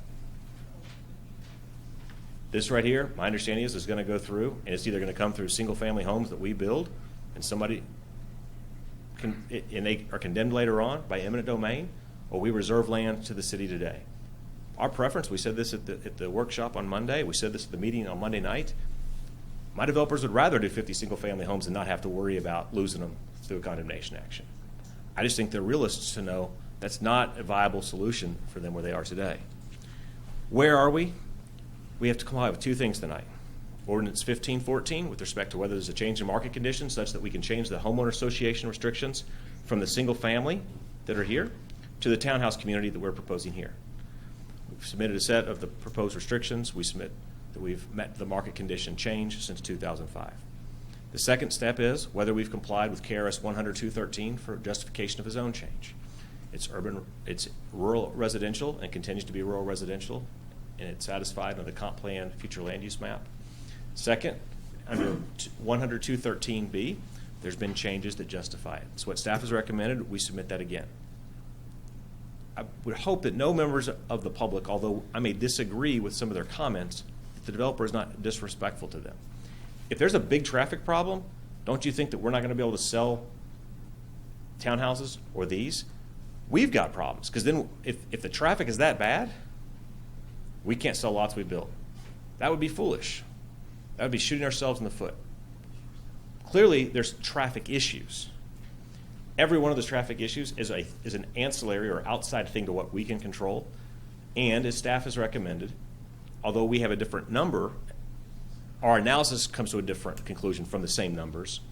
What they find is that we can build 82 townhomes on here.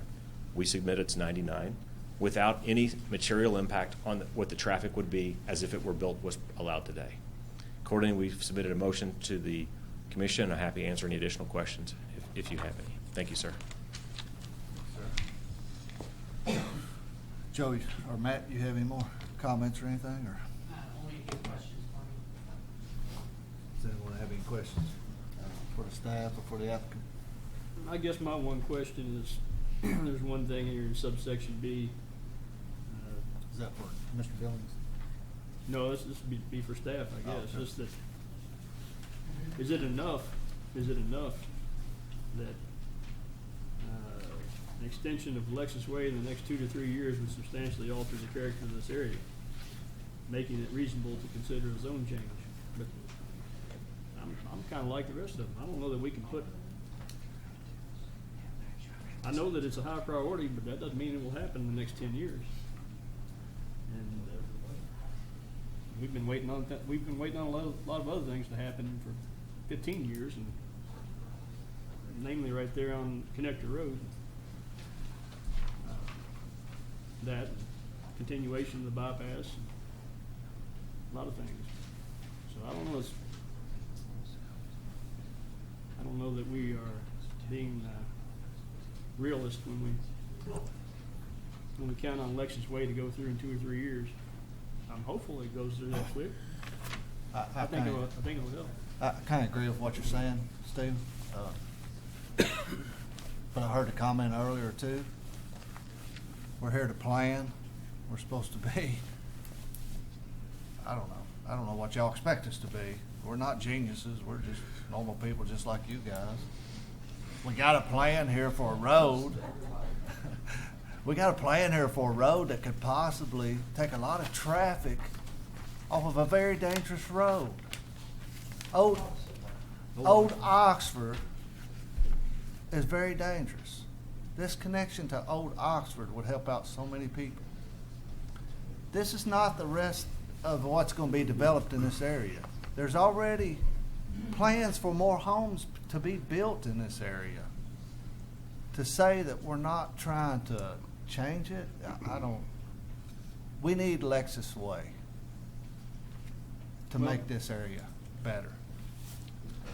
I'm a big proponent of trying to get rid of traffic. Connect the road. You bring something to me on Connect the Road, I'm ready to say nope. I don't like it. We gotta do what we can to try to get things better, and I think Lexus Way is a great possibility. I think it's very important to somebody that's in charge of some parts of the city that I think this road's going to get built. You know, somebody said, well, it could be 10 years. We don't know. It could be next year. We don't know that. We can't project the future. None of us can. If we could, we wouldn't be sitting here right now. So I think this is a great way to try to start planning something that we can get done to help a lot of people.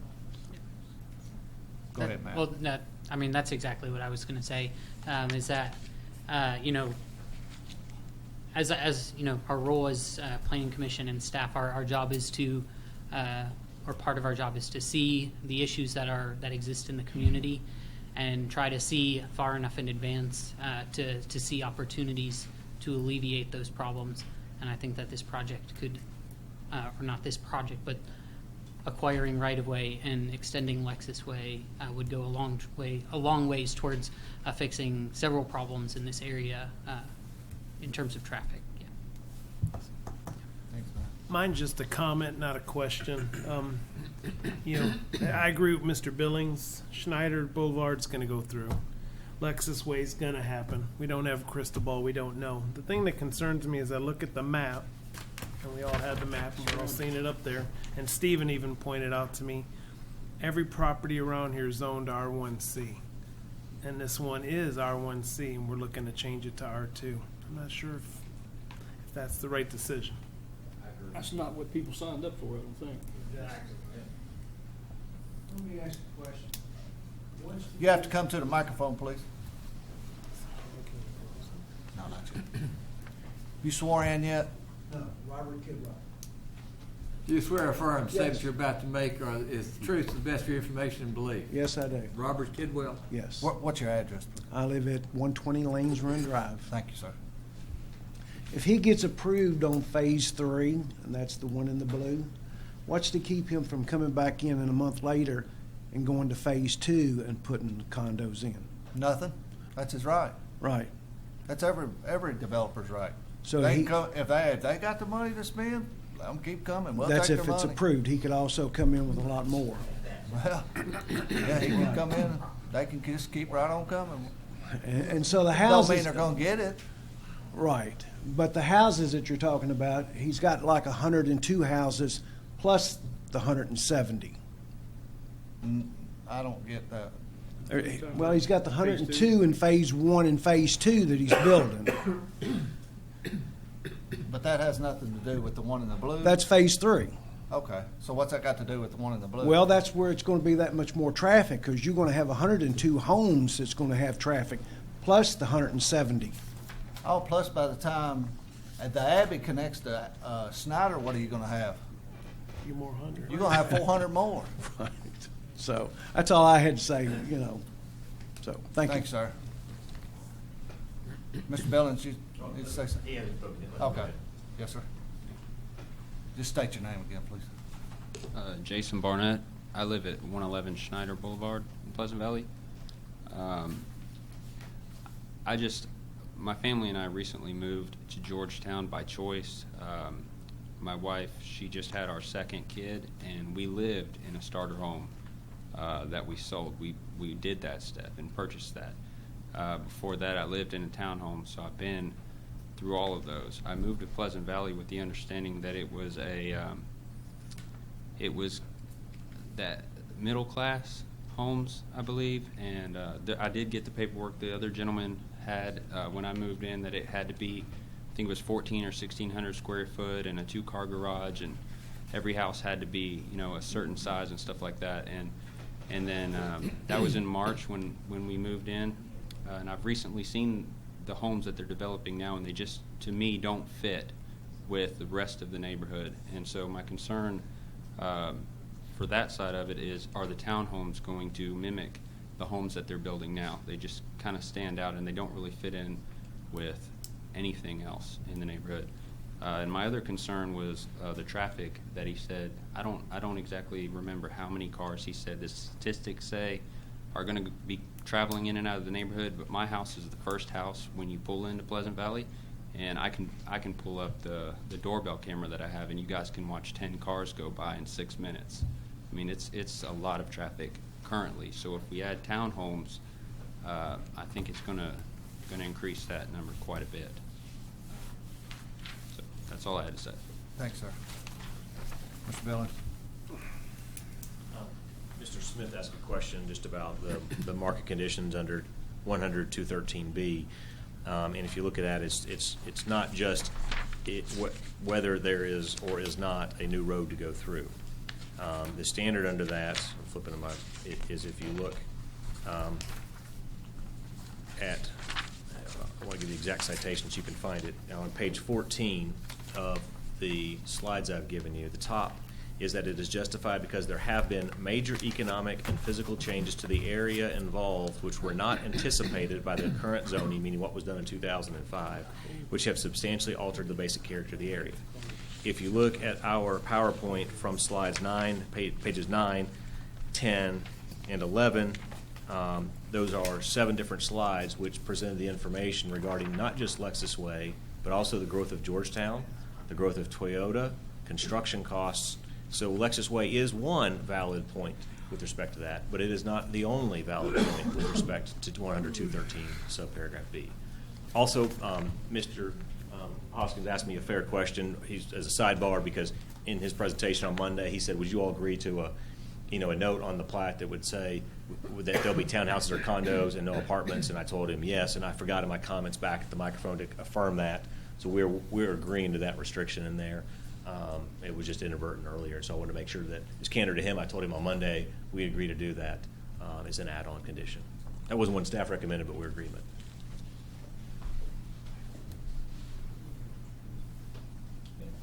Does anyone else have any comments? Yes, ma'am. I have nothing sworn in. Okay, come on. Do you swear or affirm the statement you're about to make to be the truth to the best of your information and belief? I do. Thank you. My name is Sherry Little. I live at 100 Lanes Run Drive in the Stonebrook neighborhood. A little tiny neighborhood that nobody's really talked a whole lot about.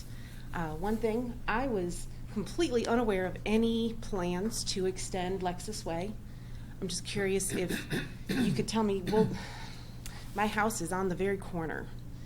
The gentleman's named Corky. That kind of red roof that you can see there, he has a landscape company. Next, there is an electric plant of some sort.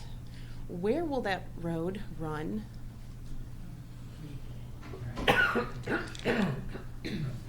My main question is, will it run between the electric and the gentleman's property, or is that an issue of eminent domain? Will that residence be removed?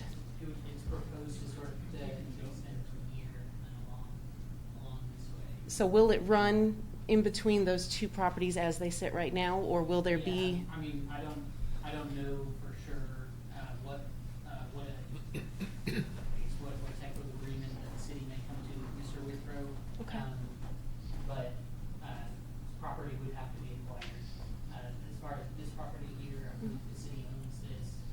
The applicant is proposing to donate this, and then there's, I believe, just one more property owner. And Okay. then Mr. Withrow is living, okay, thank you very much, I appreciate that. Living so close to the proposed Lexus Way coming through and joining, I understand it's a need for traffic flow, and for most involved, it would be wonderful. I have a vested interest that it would not be so great for me. That is literally almost in my backyard. I'm not real thrilled to hear that. I've worked really hard to get to the house that I have. I would love to be there 10 to 20 years. If Lexus Way comes through, I probably will not be there. I understand needs of the many will definitely outweigh my needs. As far as a development, I know it's coming, whether it is single houses, townhouses, apartments, what have you, traffic will increase, but I don't know to what degree. Developers are in business for a reason. There is money to be made, and a developer has every right to say, I can make this much money if I deliver this product, but if I deliver this product in this method, I can make a lot more. I would just ask you, please, do not wager their investment. They have a gamble when they purchase a property. Please don't wager their gamble for additional profit against the possible lessening of all of our property values based on the development they provide. And that's all. Thank you. Is that everyone? If that's everyone, we're going to close the public hearing at this time, and we'll just do our discussion up here and try to get a vote. Does anyone on the commission have any more concerns, any more thoughts?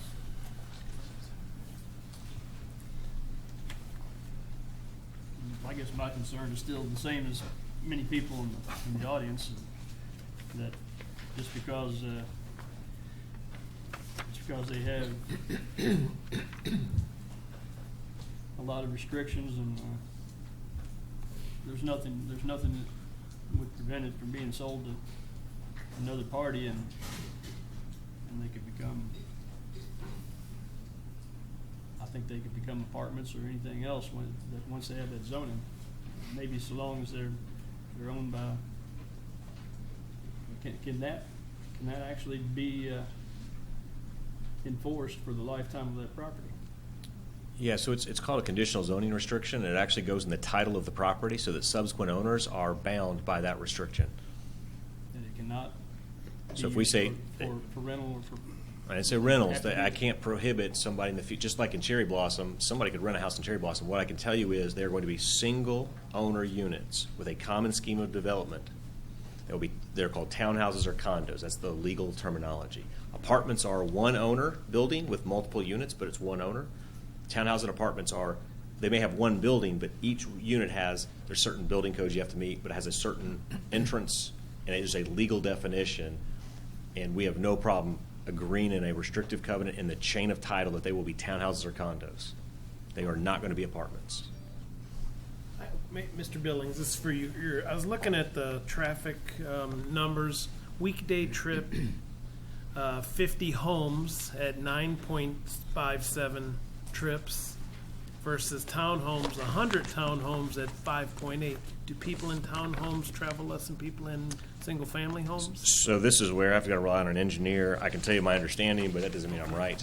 My understanding is that when you look at a single-family home, if you'll see that number, the weekday trip, there's a 9.57 multiple. Do you see that number? Mm-hmm. For weekday, if you look at the AM peak, there's a 0.77 number.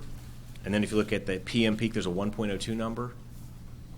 But if you look at townhouses, for the weekday trips, there's times 5.86. For the AM peak is 0.44, and for the PM peak is 0.52. And so what people much smarter than me do high-level scientific data that say for a single-family home, on average, you're going to have more cars, more people with licenses with cars in a single-family house than in a townhouse. So maybe single-family might be couples, townhome may be a retired individual. Or it could be single-family home, could be 2 parents and 2 college kids or 2 high school kids. Okay. Or in a townhouse could be a single person.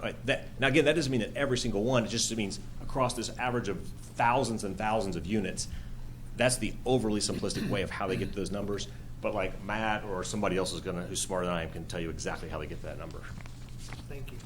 Is that close to being correct? That is, yeah.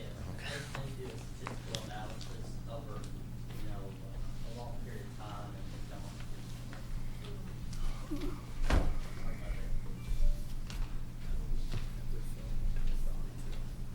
Yes, sir. So they do a statistical analysis on not just residential housing, but all types of businesses and over periods of time and continuously update these numbers. And so Matt did this study and got this information from the well-publicized transportation manual. And so I think we would agree with those numbers. And so.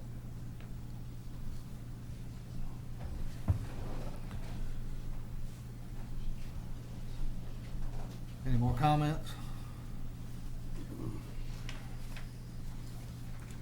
My comment would be, we're gonna make a lot of people mad if we approve this. Well, what I've learned in the 7 years I've been on here is I've made a lot of people mad. Mr. Chairman, if I can just point one thing out, first of all, I have to agree with a lot of people, this is a very difficult decision. But as you pointed out a moment ago, I do think one of the more important elements of this is Lexus Way. Absolutely, there's no way anybody's going to say that we're going to have it in the next couple of years, the next 10 years. We certainly don't know that. A lot of things have to line up first. But as many years as I've been hanging around this stuff, which is 30 some odd, I have yet to see the city condemn property that's not developed. I'm sorry, that is developed.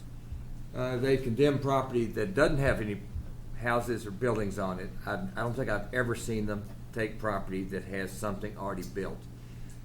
And that to me is the biggest key here. The exchange, and the lady talked about, well, you're not giving me something if you're asking for something in return. Well, I don't think anybody's offering to give anything. They're offering a trade. And the trade is, you allow this to be townhouses, we can put in a smaller area, we'll give you your 90 feet. If without that trade and they build the single family and it covers the whole area, then that means the city, when the time comes, if it's going to come, they're going to have to condemn property with people on it. I'm not saying they won't do that. Councils come and go, mayors come and go, but I don't believe that's ever been done. So the odds are right off the top, that's not a real likely scenario. So if you want the room to get the road to relieve a whole bunch of traffic, this may be the only way that happens. At least statistically, it hasn't happened before, and I think that means it's less likely to happen in the future. Now, if that's not sufficient to be a change of circumstance and an inducement to others to hopefully not be quite so upset about it, then perhaps you don't need to approve it at all, because they can go ahead and build. But not only does it raise the price, but that means you've got to come to somebody's home and say, I'm taking your home for this road. That's just hard to do, and governments don't like to do that. The state kind of does it around the place because they're bigger and it's not quite looking your neighbor in the eye. Cities don't do that very often because you're looking at neighbors in the eye and say, I'm taking your home to get these people a way to come and go. Boy, that just doesn't happen. It just doesn't happen. Well, it hadn't happened here, and I bet it doesn't happen very often anywhere. Can we reserve right away for that road? I think if this original plan was approved, there was no plan for it. There was no talk of any road. Yeah. No, this thing only just happened. There was nothing approved currently. Yeah. But it's already approved. So maybe some of the people in the audience understand the predicament. The road needs to happen, and it would help a lot of people. It's the only possibility for a major road that goes through a light. The light is already there. They're relying on that to get you given with density population. They know that. They're going to get paid for that. It's not a trade. Folks, we done closed the public hearing, so we're not going to take any more public comment.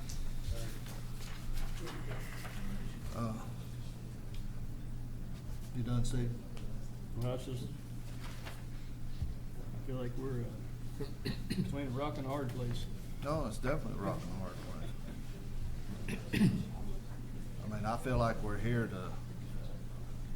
put in this position to help plan things, and here's an opportunity for us to help plan something. I feel like if we And turned it down and they built houses on it, it'd be irresponsible. I do too. Be But irresponsible. they've got every right to do that. I But mean, they have the they've right got a to. development plan. That's just, they're utilizing their property. And then the city's gonna have to come along later and utilize, their resources. And that's what makes it unlikely, or less likely to happen. And I don't want the citizens to leave thinking we're not taking them seriously, because we are. I mean, everybody that's been up here, we appreciate you coming. I don't know if we've ever had a crowd this big for 2 issues so far. We got more to go. We've heard a lot of comments about the townhomes, about them being rentals. I don't know any subdivision in Georgetown don't have a rental home. So I don't see what the problem is if they are rentals. Because everywhere you go, there's rental homes. You can go to Cherry Blossom, rent a home. I guarantee you. That product is fairly popular in Fayette County mostly for retired people. Yeah. Because they don't have any maintenance to take care of. They can go to Florida for 6 months and walk away from their home, and they don't have to worry about mowing the yard or cleaning the gutters or anything. Any more comments? I'm ready to take a vote. We need a motion.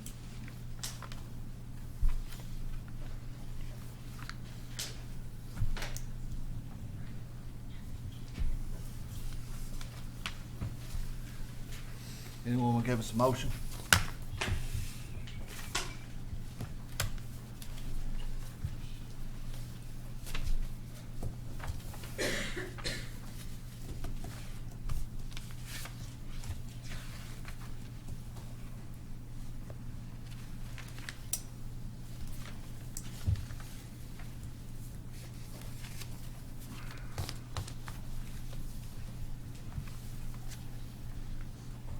We gotta have a motion or application Well, fails. Mr. Chairman, if I might interrupt just a second. Mr. Billings, you suggested earlier, and I'm just gonna assume here for a moment that a motion to approve might come. He made the suggestion earlier that he believed the motion to approve the change in the common scheme should go first rather than the zone change. And it seems to me the zone change should come first. Could you explain why you think one motion should go before the other? I don't know that I had a real clear legal argument as to why it should come first. It was just more, the ordinance clears the way for there to be a change in the common scheme of development. That's what and therefore, once you do that, in my opinion, it therefore opens the door for the board to vote to change the zoning of the property that would allow a change from single family. I don't know that legally it matters. I think either one could happen first. And I guess my thinking is, if the zone is recommended for change, then that would, if you will, complete the picture of changed circumstances to then change the common scheme. Either way. So again, I agree though, ultimately, as long as they're both done, but it just seemed to me the zone change should come first. We don't Because get, otherwise, if we change the Yeah, common that- scheme but don't do the zone change, I don't disagree. that kind of defeats. I don't disagree. I think the bottom, if we don't get both motions passed, we don't. That's right. We don't So- get our thing approved. Yeah, I think that's the I bottom agree. line. That's what I'm thinking. So if there's to be a motion to approve anything, I think it should be the zone change first. And then if that doesn't work, there is no motion on the other one. And if it does work, then you take up the second one. Everybody got that? We need a motion for a zone change first, either up or down.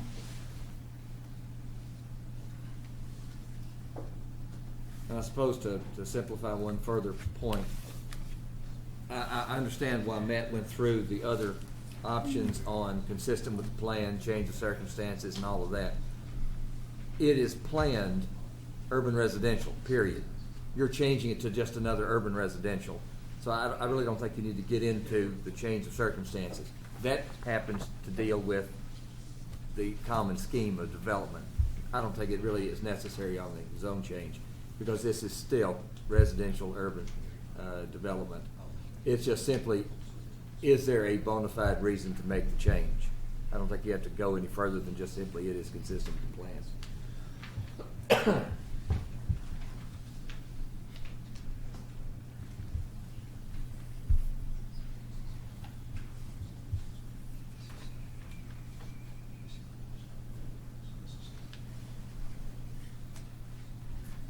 Second call for a motion.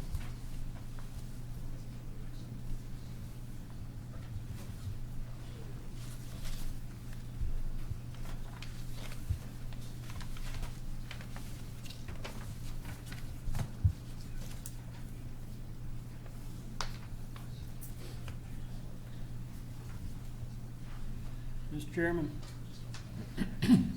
based on testimony of all the people here tonight, I don't think anybody's spoken for this zone change. Everyone has spoken adamantly against it. And I can't see, other than the possibility of Lexus Way, the city acquiring some right-of-way free, I can't see another good reason to make this zone change. I would move that we deny the zone change. Motion by Mr. Smith for denial of the zone change. Do I have a second?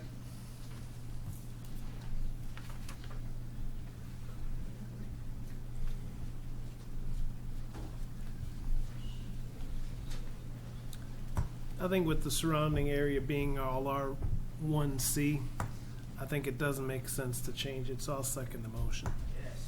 Second by Mr. Solsky. Since it is a zone change, it will be a roll call vote. Mr. Solsky, a vote of yes is for denial. A vote of yes is for denial. Mr. Solsky? Yes. Mr. Shirley? It's late. Let me make sure I get this right. Yes is for denial, no is... No is just to decline this motion. Yeah, no. Mr. Caldwell? No. Mr. Smith? Yes. Ms. Mizell? No. Motion is denied. So the motion for denial is denied. So if anybody else has any other motions, we'll do another one.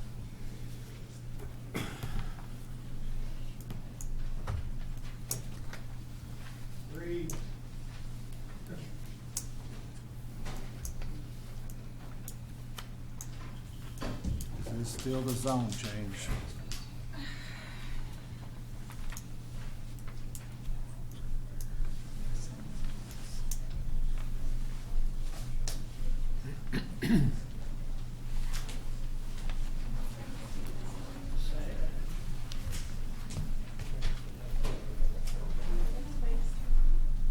I make a motion for approval.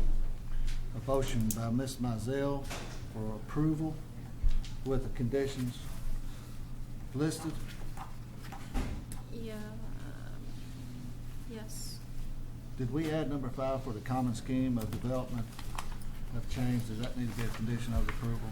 No, you'll have that as a separate motion after this if it were to pass. All right. Motion by Ms. Mizell. We'll need a second.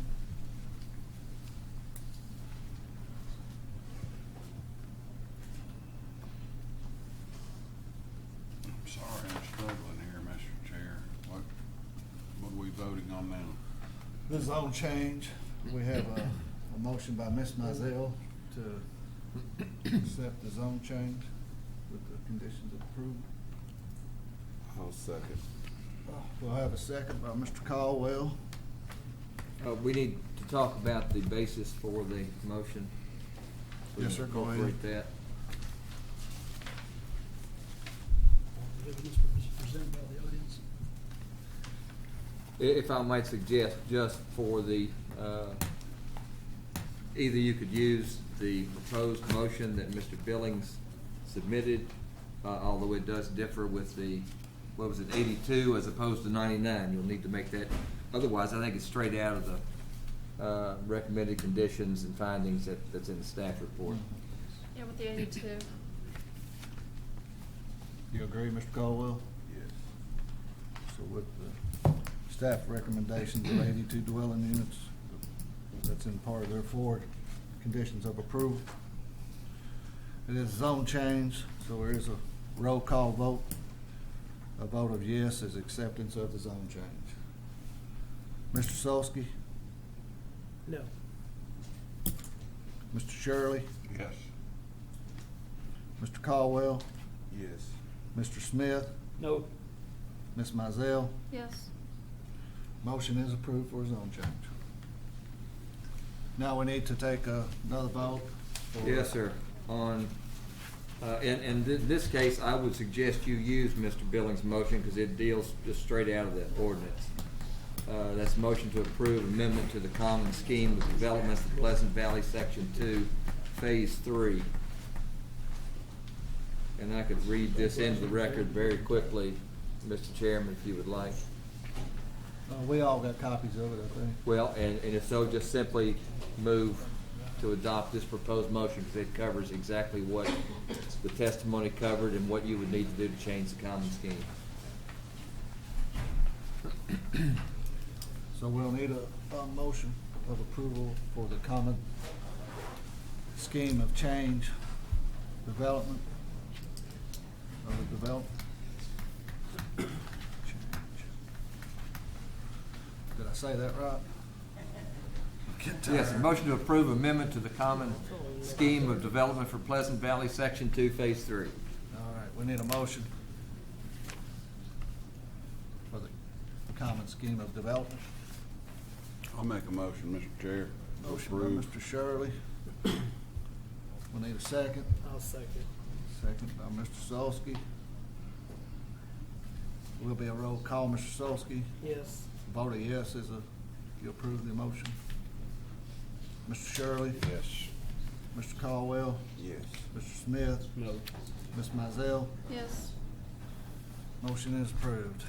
Thank you, folks. Y'all want to take a quick break again?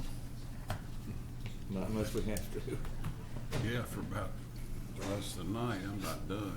You're about to hit the road, ain't you? This is great. I gotta go for 5 minutes anyway. You guys are great. I'll be right back. Joe. No, we're just starting. Where's our pizza? Are we taking a break? Yeah, Rob 5 just went. minutes?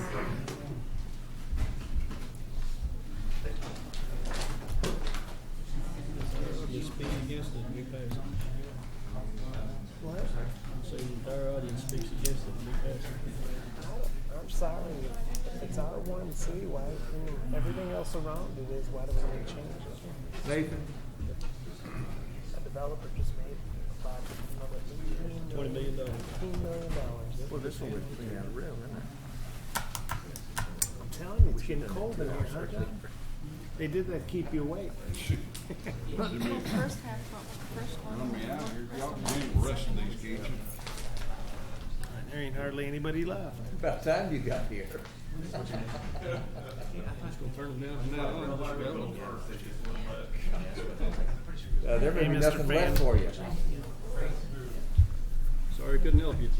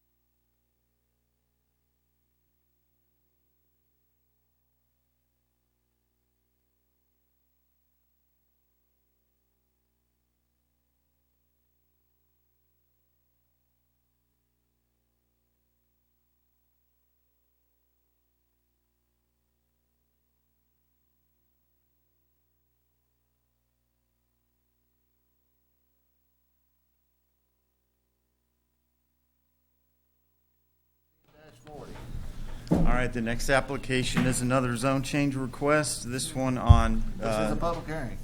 Yes. Go ahead. On US 25 South, Lexington Road at Showalter. It's, I'm sure you all are familiar with the building. It's an old industrial building. I'm not sure what it was used for originally. But this property is zoned I-1. It's surrounded, I think I put the, no, I didn't. Sorry. Thank you. I was going to show the zoning map, but I do. Seeing that I asked you to order this pizza.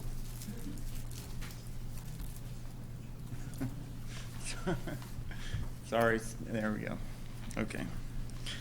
So this property is zoned industrial. It's surrounded by the Washington Square Shopping Center, some additional commercial zoning outside the shopping center along Market Path, the Walgreens, and then there's gas station.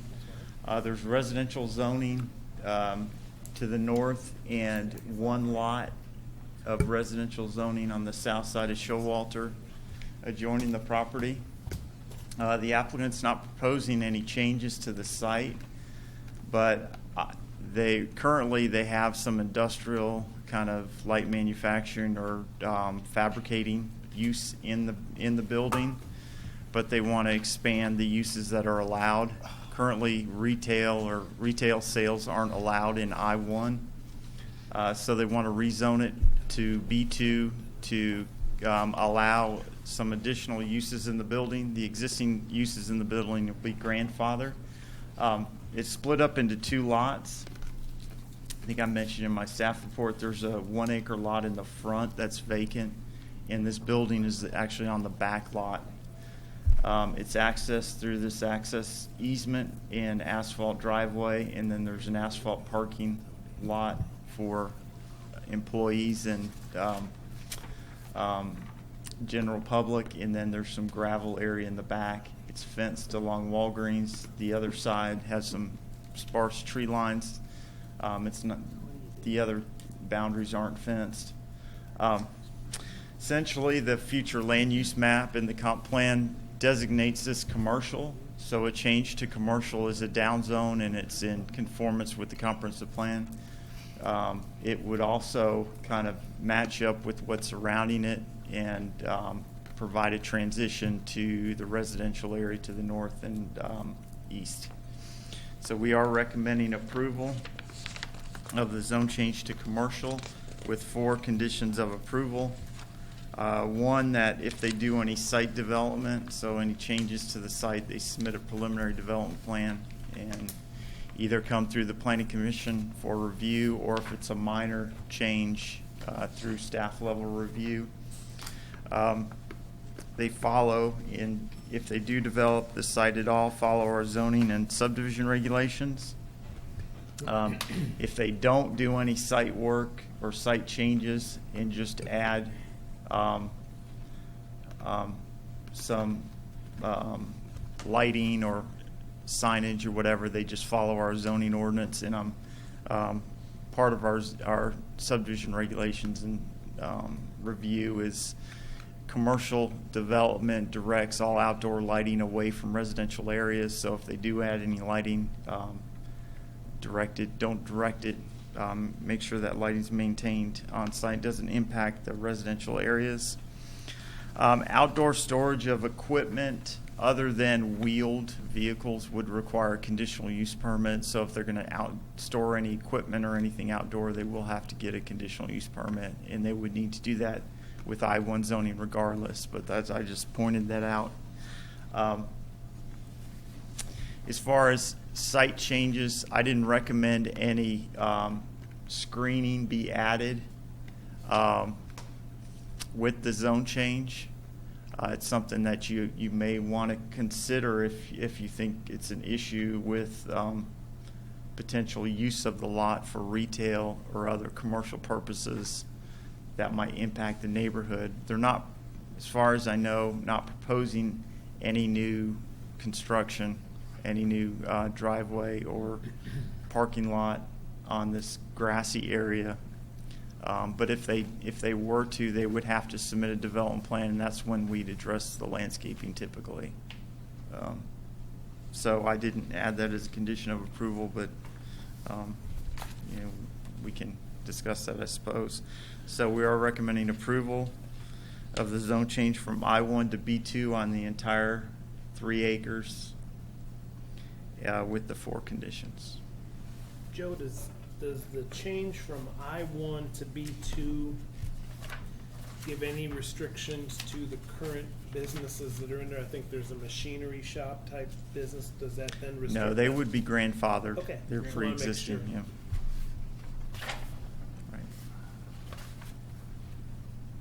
I don't think it would be,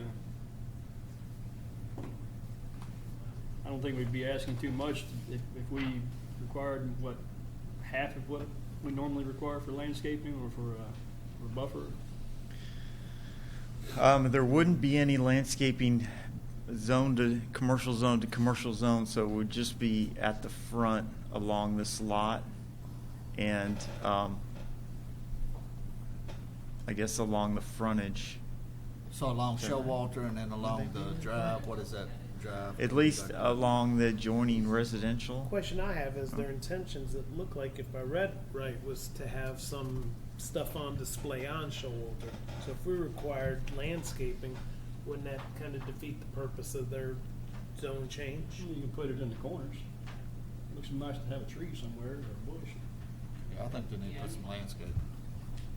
Typically, if they were to put a parking lot on the front acre, just a hypothetical, the typical landscaping that would be required there would be a tree. I think it's every 40, but it could be every 30 feet, and then a 3-foot hedge. So it would be a screening, it would be a softening of the view, but it wouldn't be a 6-foot hedge that would block the entire view of the site. So it would sort of be a trade-off for the residences across the street, but also the applicant would get some visibility of the products they're trying to sell. But that would be for a parking lot. That would be our VUA. But it's We not a do parking have lot. like a zone, a I don't landscape. think it's a parking lot, is it? No, it's Right? grass now. Right. It's grass. That's what I'm saying. Well, the applicant's here, right? Yeah. Will we bring him up? Yeah, come on up and speak. Would you be opposed to putting a couple trees up? Let him I'm state fine it. with trees. Right now, our only plan is Go ahead and state your name. Mike Rourke. I'm the owner with my brother, and there's another partner. We're wanting to sell utility trailers, and we're just wanting to set a couple out there to see if they sell, and if they sell, we'll develop a plan, develop the lot, and if they don't sell, we don't want to go spend a bunch of money on some that we're not going to use and just leave it grass like it is. That's our plan. Trees up to complement the utility trailers. Yeah. Make them look nicer. I just don't want to. I don't want to hide them. But That's I'll what work my with you. concern is. Yeah. I don't want to do that to you either. Yeah. Well, I don't want to see. I want it them looking spend a bunch of nice, money, but keep it at the mowed same well time and all as that. asking for a zone change, we need to go ahead and get what we can while we But can. there is on the Showalter side, there is a big, it sets up, so there's a big drop off there, so it ain't like you're just looking straight into it if you look at it. There's a ditch and there's probably a 5-foot bank or something like that we set up on. And on the back side there, I think it's, I forget the name of the road, but there is an old fence along that line right there. Yeah, It's there not used to be been a kept fence up. up there a long Yeah, time. there's part of it still Yeah, but there. you don't have to put anything up there, I don't think, Yeah. Joe said. There is some old trees and stuff in that fence row or shrubs or whatever growing up. Matt was just looking at our landscape ordinance, and we do have a buffer requirement between commercial and residential, but it's not along road frontage. So the way that Kleinhans, the Emerson Knife Farm was handled was that the storage, the shed storage or the vehicle storage, whatever he's storing there, was treated as a parking lot. So even though he's parked it in a gravel area, so we required through the conditional use permit a 3-foot hedge and a tree every 40 feet is what the Kleinhans. And that's what would be required here? That's the requirement for a VUA to a street, which, even if it remains grassy, if he ends up parking merchandise out in that area, it would essentially be a parking lot. Parking Very lot. similar to a parking lot. You said you're up on the hill, so it wouldn't make as much of a difference. No. Ask for any other public, I'm okay. Let her leave. We could allow that the hedge be skipped for a little section there or something. Just So you want a hedge along the roadway? Is that what you're asking for? That's what they're saying is proposing, was it? required. 3-foot hedge and Well, a couple trees. It was required for Kleinhans in his development plan review and approval. I mean, if he's not making, He's just not gonna got a roll development shit plan out at there all for that. on the grass, I mean, we wouldn't require a development plan to show a shit, you know, show us the shit that's parked in it. So it's kind of a weird situation. Right. I mean, you can require additional landscaping as a condition of approval if you think it needs it. I don't think it needs it. Or you can limit the storage of vehicles out there. So nothing there to the right is residential, is it? It's commercial. These are residential on both sides of Showalter. This is the. Sports Connection back in there. Sports Connection. This is the. Yeah. No, it's, Salvation Army. Ferris building. Yeah, Oh. it's That's no bank. Salvation Army. Yeah. Hey, no, Salvation Army. So this Oh, is all yeah. zone commercial here as well. If you feel, Joe, it's not required, and if the applicant would prefer not to have it, I'd be okay with not having it.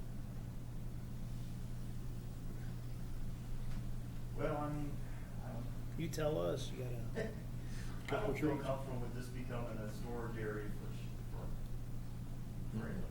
Mr. Rourke, how many units would you think you have on Showalter at any given day while you're open, say? My main thing, I want to put them right there where my driveway is. There's a little hump right there. You go up. So I figured people coming out of the post office, that road there, they can look over there and see them sitting on that hump, and I could put a sale sign on a tailgate or something like that and get your attention. 10 or 15 start off with, and hopefully the business grows. You know, In the grass area? I'd like to park a area right along my driveway for right now, and then, like I said, if Is that a grass area? yeah, it's a grass area for now. Then, if my business grows, I'd like to propose a plan to develop it, but I don't really want to go through all that and not If sell we go it. ahead and make the zone change, you know, there's no guarantee you'll ever come back. See, the peculiar thing that Joe was pointing out, this isn't a big change in use that would require a development plan. But if he's planning on adding something to it, I think it'd be appropriate now, as part of the zone change, to get some screening. Obviously not screened at all, that kind of defeats the purpose, but at least to break it up. We don't just want a pile of equipment out there, because that is a different use than what we've had before. It is. But since there's no development as such on the property, that's what usually triggers a development plan. We're not gonna need that. But I think we do need some screening if we're gonna, I mean, that's not exactly what we got in mind. I think we need some screening. I don't know that we need to. But we Joe, need to go didn't you by say the there book. was you were not allowed to put vehicles or anything on grass surface? The workshop. Like I a think car you lot did. can't just pull, they're not supposed to pull cars up on a car lot, up on the grass, even though they do all the time.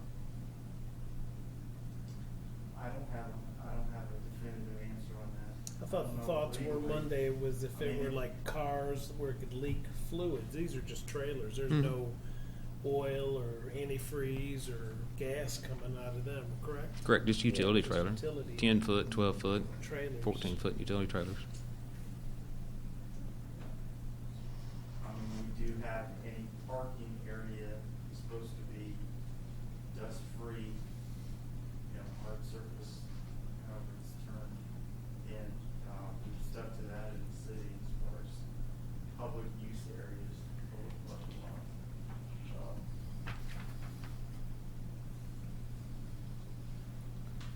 It's kind of a gray area.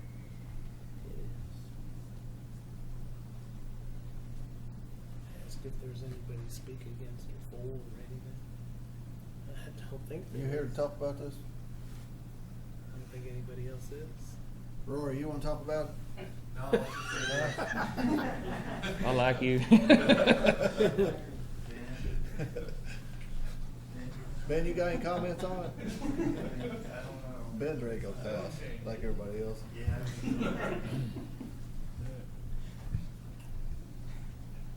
I mean, I guess as long as the applicant's okay with, adding a tree or two or bush, whoops. Just get it done with. I'll make a motion to approve. We have to close public hearing? Yeah, we have to close public Close your hearing, public yeah. hearing. All right, public hearing's closed. I just got one. I just don't think we should be parking trailers up in grass. That's just my opinion. So, y'all can do with it what you want to from there. I think he's got a plan. I think this is a trial run, isn't it? You're starting out. That's all I'm asking for is, hey, give me You gonna 3 or put 4 two or months. three? If I sell trailers and I'm You making wanna keep money, everybody I happy, want to so develop you it go out. back And if and I'm not forth making any every money, now and I think I'd be more So- concerned that if it were to have gas, oil, or antifreeze. So can we in it. put a restriction on there at a certain time? He's gotta come back with a development plan to show what he's gonna do? If it's successful, And you if can he- do that. If he builds a parking lot out there and it makes a go of it, I guess he's got to do the full. Development plan. Is that what your thoughts are? If it's successful, you may put a If- blacktop lot on Yeah, then there. I've got to But come who's back to anyway. determine whether it's successful or not? You could limit the amount of storage and No more than some landscaping around it or something. no more than For no more now, than and 4 if you units. Expand beyond that, bring a development plan. What do you think?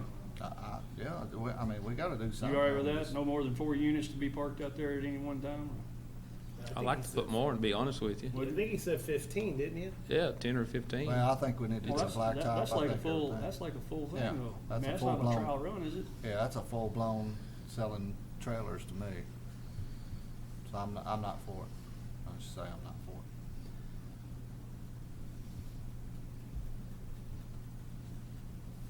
Joe, what would be the standard then if somebody were selling, well, we talked about campers, I know a couple times here recently. Yeah, we've dealt with this. What about, what would your thoughts or recommendations be, or Ben, if you wanted to speak up to it? Excuse me, just 1 second. Wouldn't ordinarily, though, in the B2, it'd be a conditional use to have outdoor storage?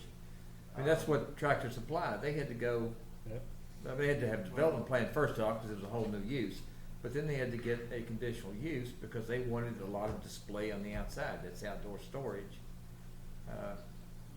It says outdoor has storage been equipment. defined as non-movable objects like sheds or equipment or materials, but like mulch, porta potties, but anything on wheels that, like used cars, that's not outdoor storage. Not including wheeled Move it. vehicles. Since I've been here, it's been defined. Then I can't imagine why Tractor Supply would have been there, because everything they've got out there virtually is on wheels. But yet it's out there all the time, so I mean, I can't imagine that's any different from I think they having mulch probably out there had all the time. stuff that wasn't on wheels. I guess they must have. I guess they must have. I don't know. Now, let me ask you this, as it stands right now, with it being I-1, are you allowed to have, can you have trailers there on I-1? You can't have retail sales in I-1. And you can't have outdoor storage without a conditional use permit in I-1. Well, I mean, if you're going from I-1 to B2 so that you can have sales, But why, this, why wouldn't you have to abide by the landscaping ordinance then? and the staff recommendation, number 4, says outdoor storage of equipment, not including wheeled vehicles, which these are, shall require a conditional use permit from the Georgetown Board of Adjustments. So is it saying If they're wheeled vehicles and they're they, not. they don't even, they couldn't even go and get a conditional use Is permit? a the way trailer a I'm reading vehicle? this. Is this written No, it's wrong? saying it's not required, it's permitted. Is a trailer a It doesn't vehicle? require conditional use. I think it's a vehicle. You gonna drive it? Oh, I see what you're saying. So wheeled vehicles meaning motorized. I wouldn't drive it. I don't know, we could take it to Board of Adjustment, let them decide. If it needs it. Can I say again, let's take care of this tonight. Don't send it to the Not board. another 7 hours. Send it to the- I'm not opposed to what you're trying to do. Yeah. I think you got a great idea. We're trying to make a zone change on something I think we need to really look a little bit more than what we got here. But I'm tired. I am too, but the man's the one to answer. I suppose you could leave it to staff, we could require a development plan, and we could just make a determination on whether it's minor or major. So we just need to draw going to be done on the property, and we'd have to determine whether the landscaping is required or not.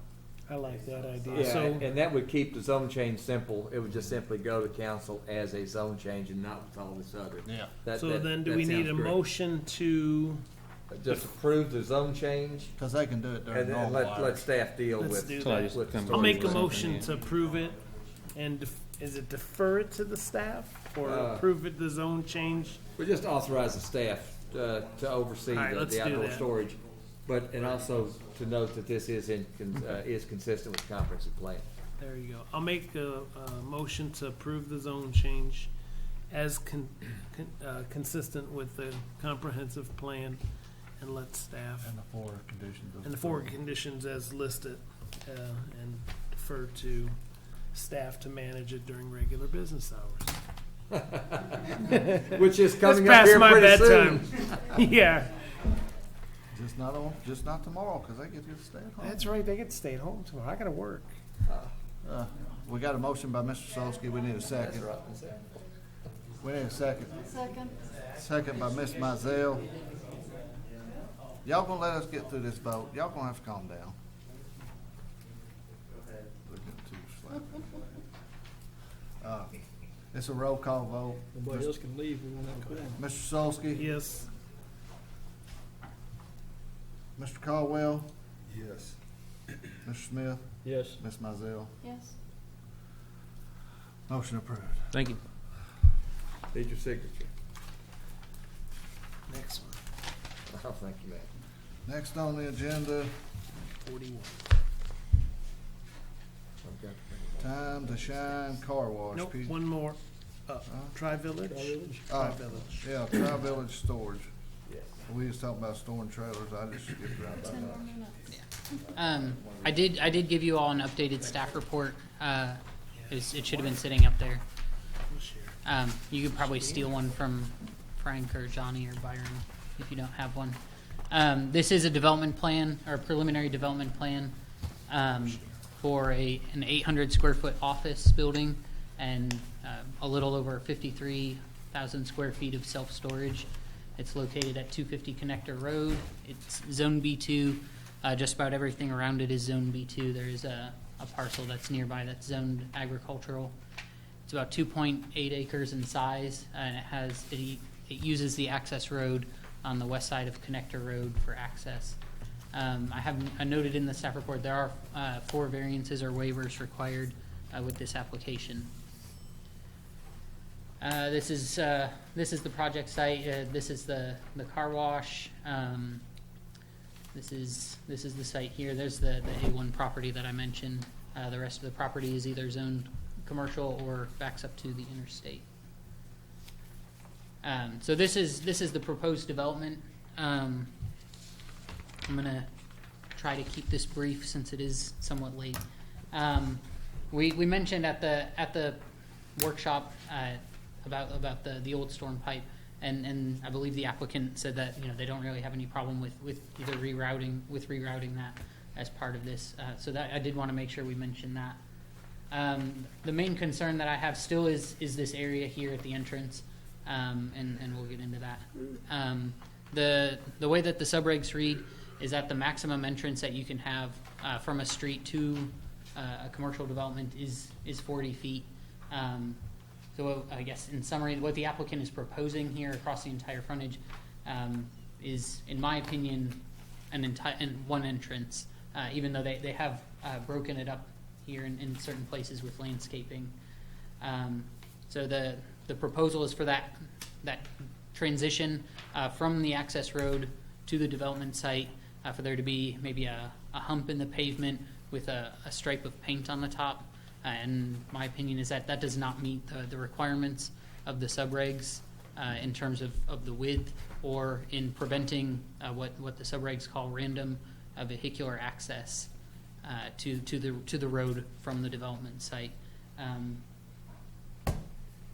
So that's basically what I've summarized here. I think that was put in the subregs as a safety issue. An aesthetics issue and a safety issue.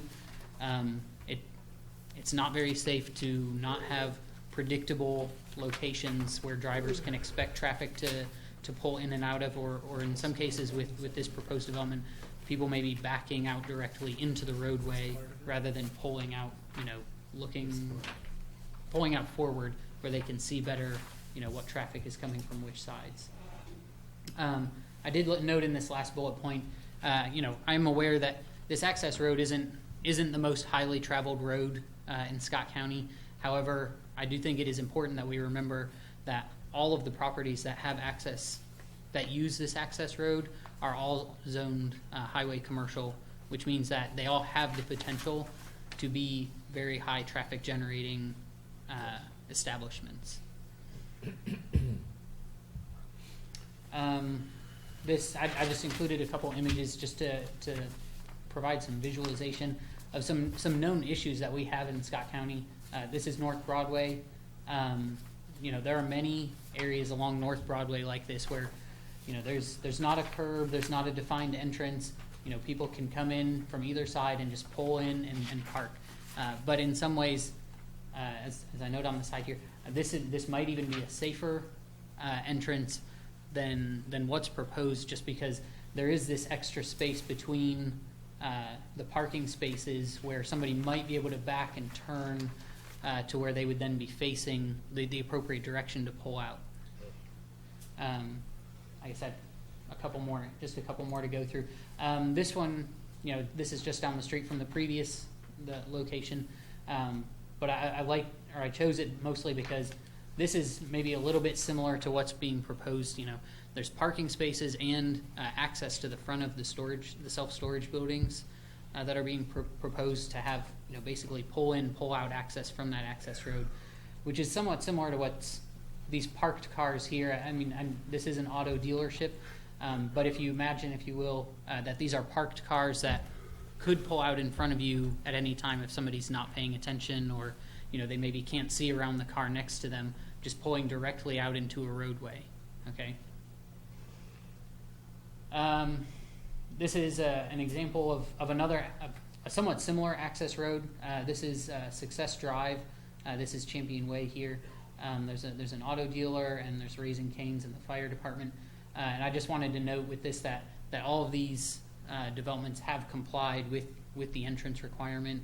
It is possible to have lots where you maybe lose some of the acreage to that private access road and a utility strip along a much more substantial road.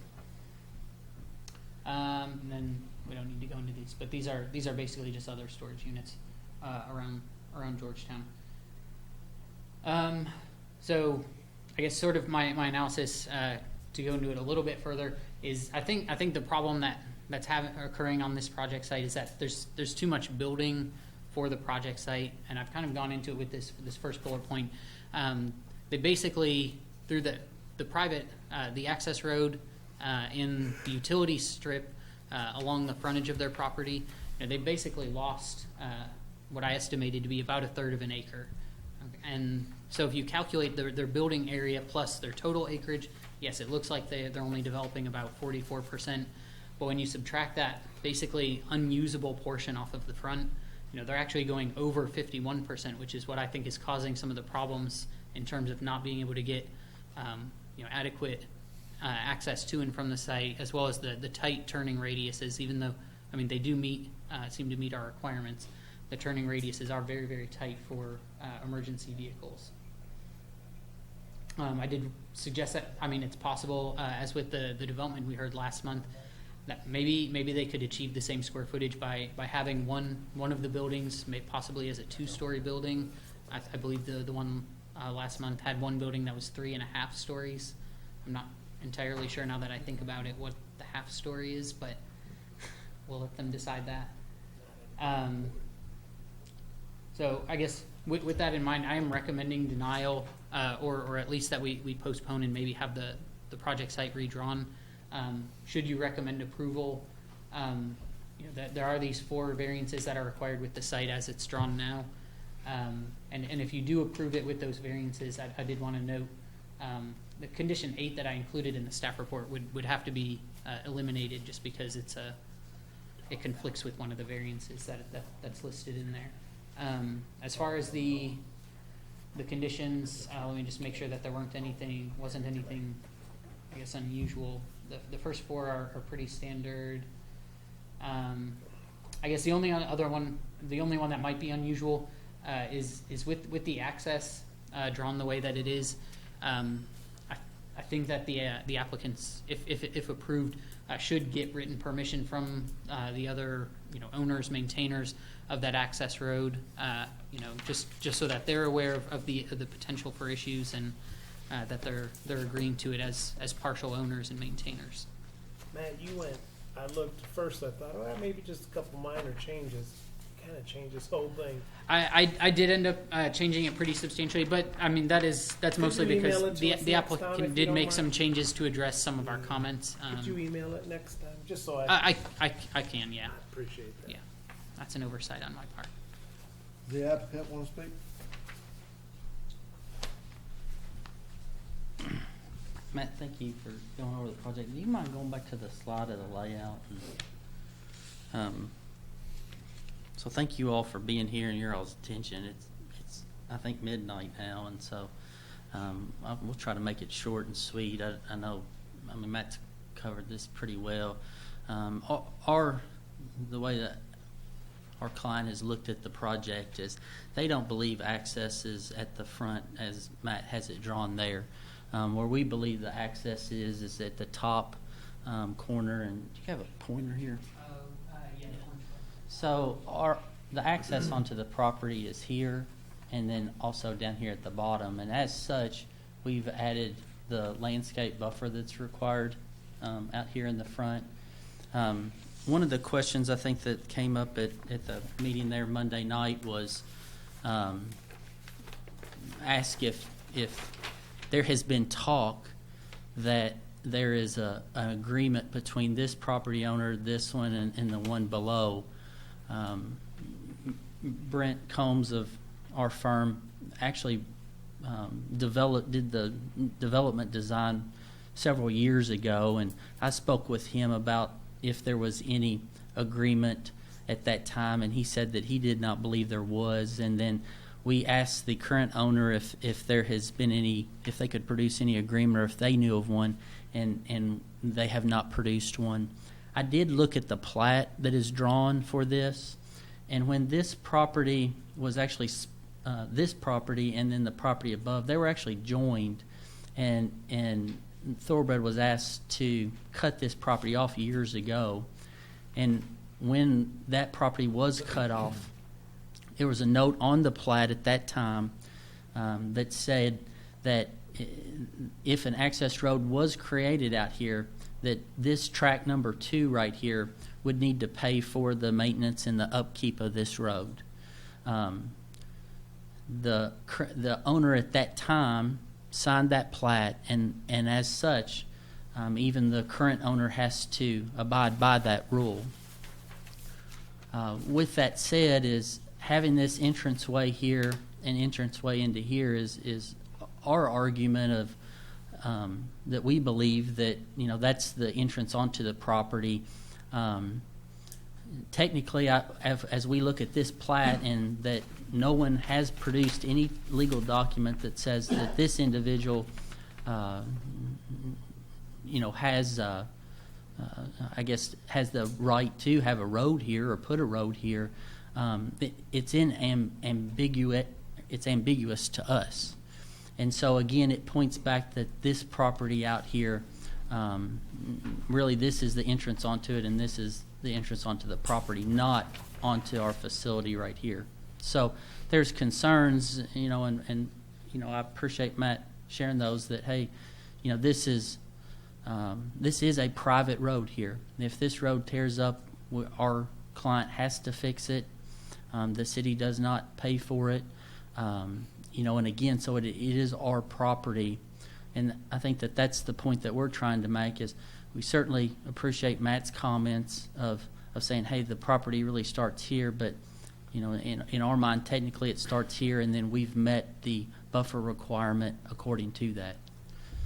So if you all have any questions specifically, we feel that in no offense to Matt, but we feel that the entrance is at the top and the bottom, not into the facility that we have right now. I would disagree. Any questions?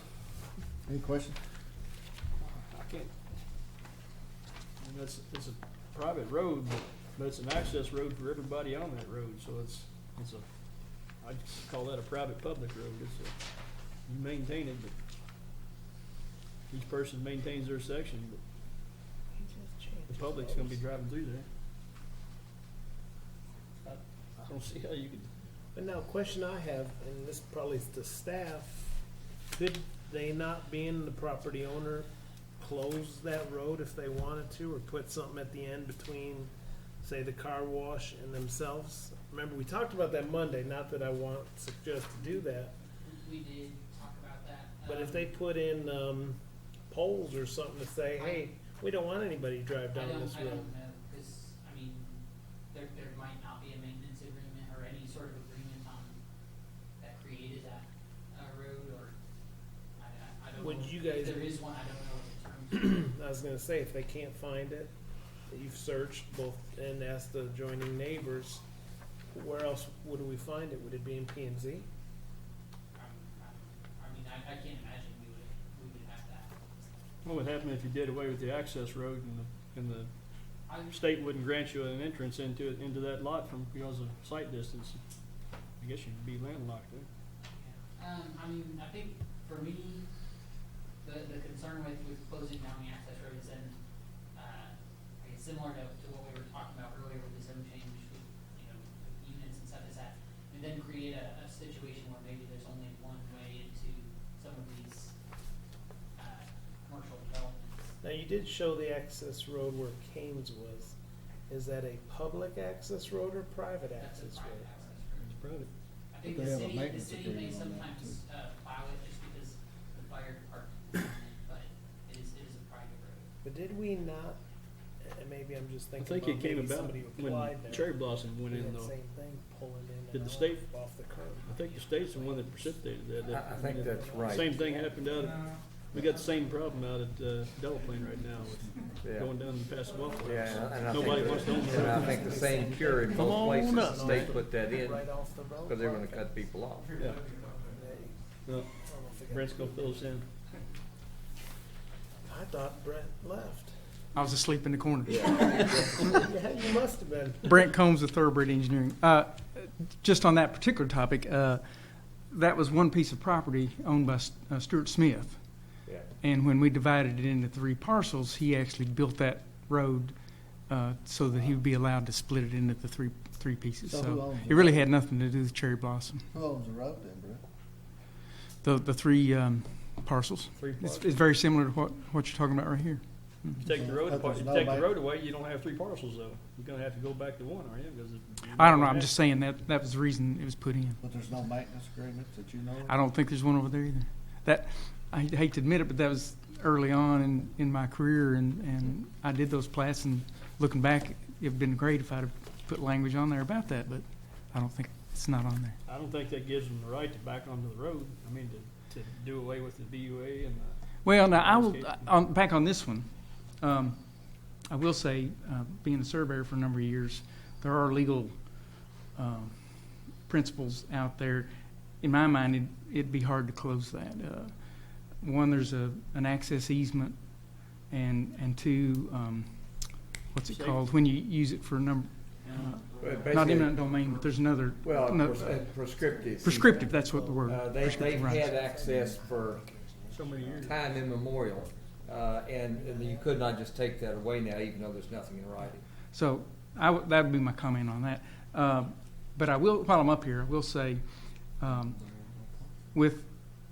if you're driving down that service road and you look to the left and you see a 10-foot tall building, and then see a 24-foot gap, and then see another 24 or 10-foot tall building, I don't think anybody's going to get confused and think they need to turn in and run into the building. So I do disagree with Matt on what's the entrance. The entrance is the gap between the We ever buildings. heard of Brent being common sense? We ever heard that before? And then the other thing I'll mention, and take it for what it's worth, but Main Street, all the parking on Main Street is pull-in parking. Been that way for, 100 years? I can't believe you don't see more accidents on Main Street either. Yeah.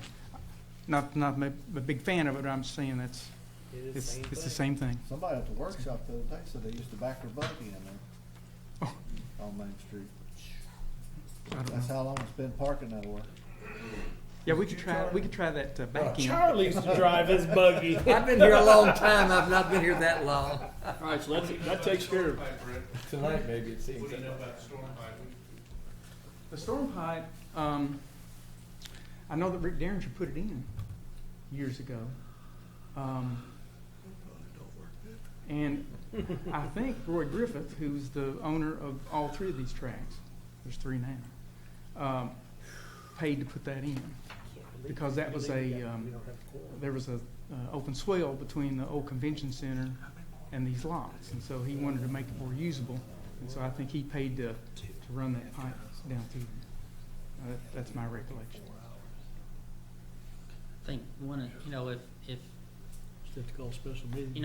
if backing out is a problem, if you all would like to see, parking spots long ways down through this, I personally think they would like to see, parking on this side, but we could put parking spots down through here and move this landscape area on the other side of those parking lots if that's parking But wouldn't it spots. be the same? You'd still have to back up on the access road.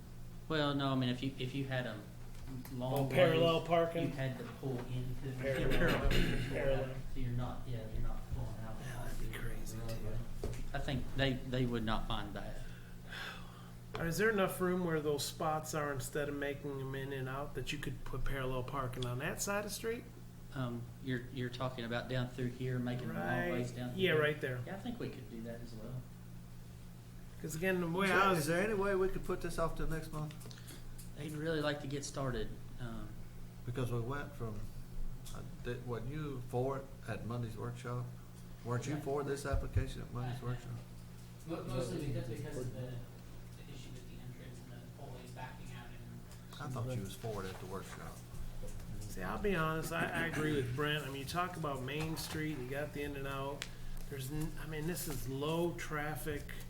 It's not like it's a movie theater that you got people coming in and out constantly all day, every day. It's a storage place. Yeah, I You think don't have a lot of. most of the people, I think, they may have a couple, again, come in and out, but most of the people are gonna come back. and Right, use it. exactly. Once you rent, you're just going in there. The only reason you pull up front maybe to sign a new agreement. And I know every storage place that I can think of in town that I pass by, you hardly ever see anybody there. I mean, you see a car, it's the manager or the, owner, and once in a while you see somebody pull up. And I think even at these parking spots right here, they want these to be like an unloading zone, and so as a result, the people are gonna back in here into these spots any which way and then pull out, so. Would they be unloading? Do you have you don't have inside storage there. This building right here is inside, air conditioning and heating. in So would here. they back up those two spots you talked and then walk through that or into that building Into the from there? office and then go in. Oh, here. there's Yeah. okay. So that's how this facility is different than maybe some other facilities, is they do have some indoor air conditioning, heating kind of things, but. I'm not too overly concerned. It's a public hearing. Okay. No, it's just a development plan. So yeah, if you all would be interested in, obviously approving it this way, but, if you want to have some long parking spots and running north and south and some out here, certainly we would not mind that. We can make that change with the staff and keep on going with the project.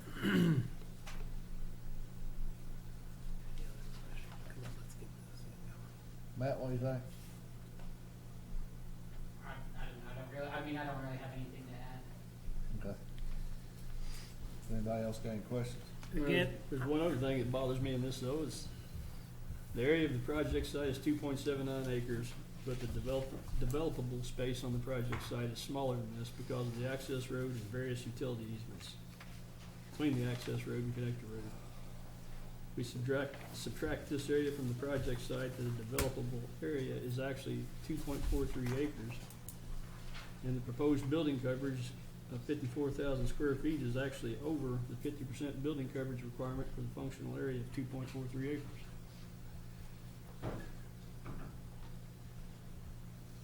Which, it's not one thing, there's three or four things here, it's variances. I'm tired. I think one of the other things that, I think that we would be proud of as a community is having some landscape, and I know that doesn't answer your question on that one, but has Connector Road to go down through there to add that landscape out there on I that. mean, I think if you add landscape, and to me it's a very slow traffic, I'm okay with it. I mean, I'll make a motion to approve as is. You done discussing? I'm done discussing it. It's 12:15. Wow. I made a motion. I'm a second. Thank you. Oh, we need a quorum. I can't go home.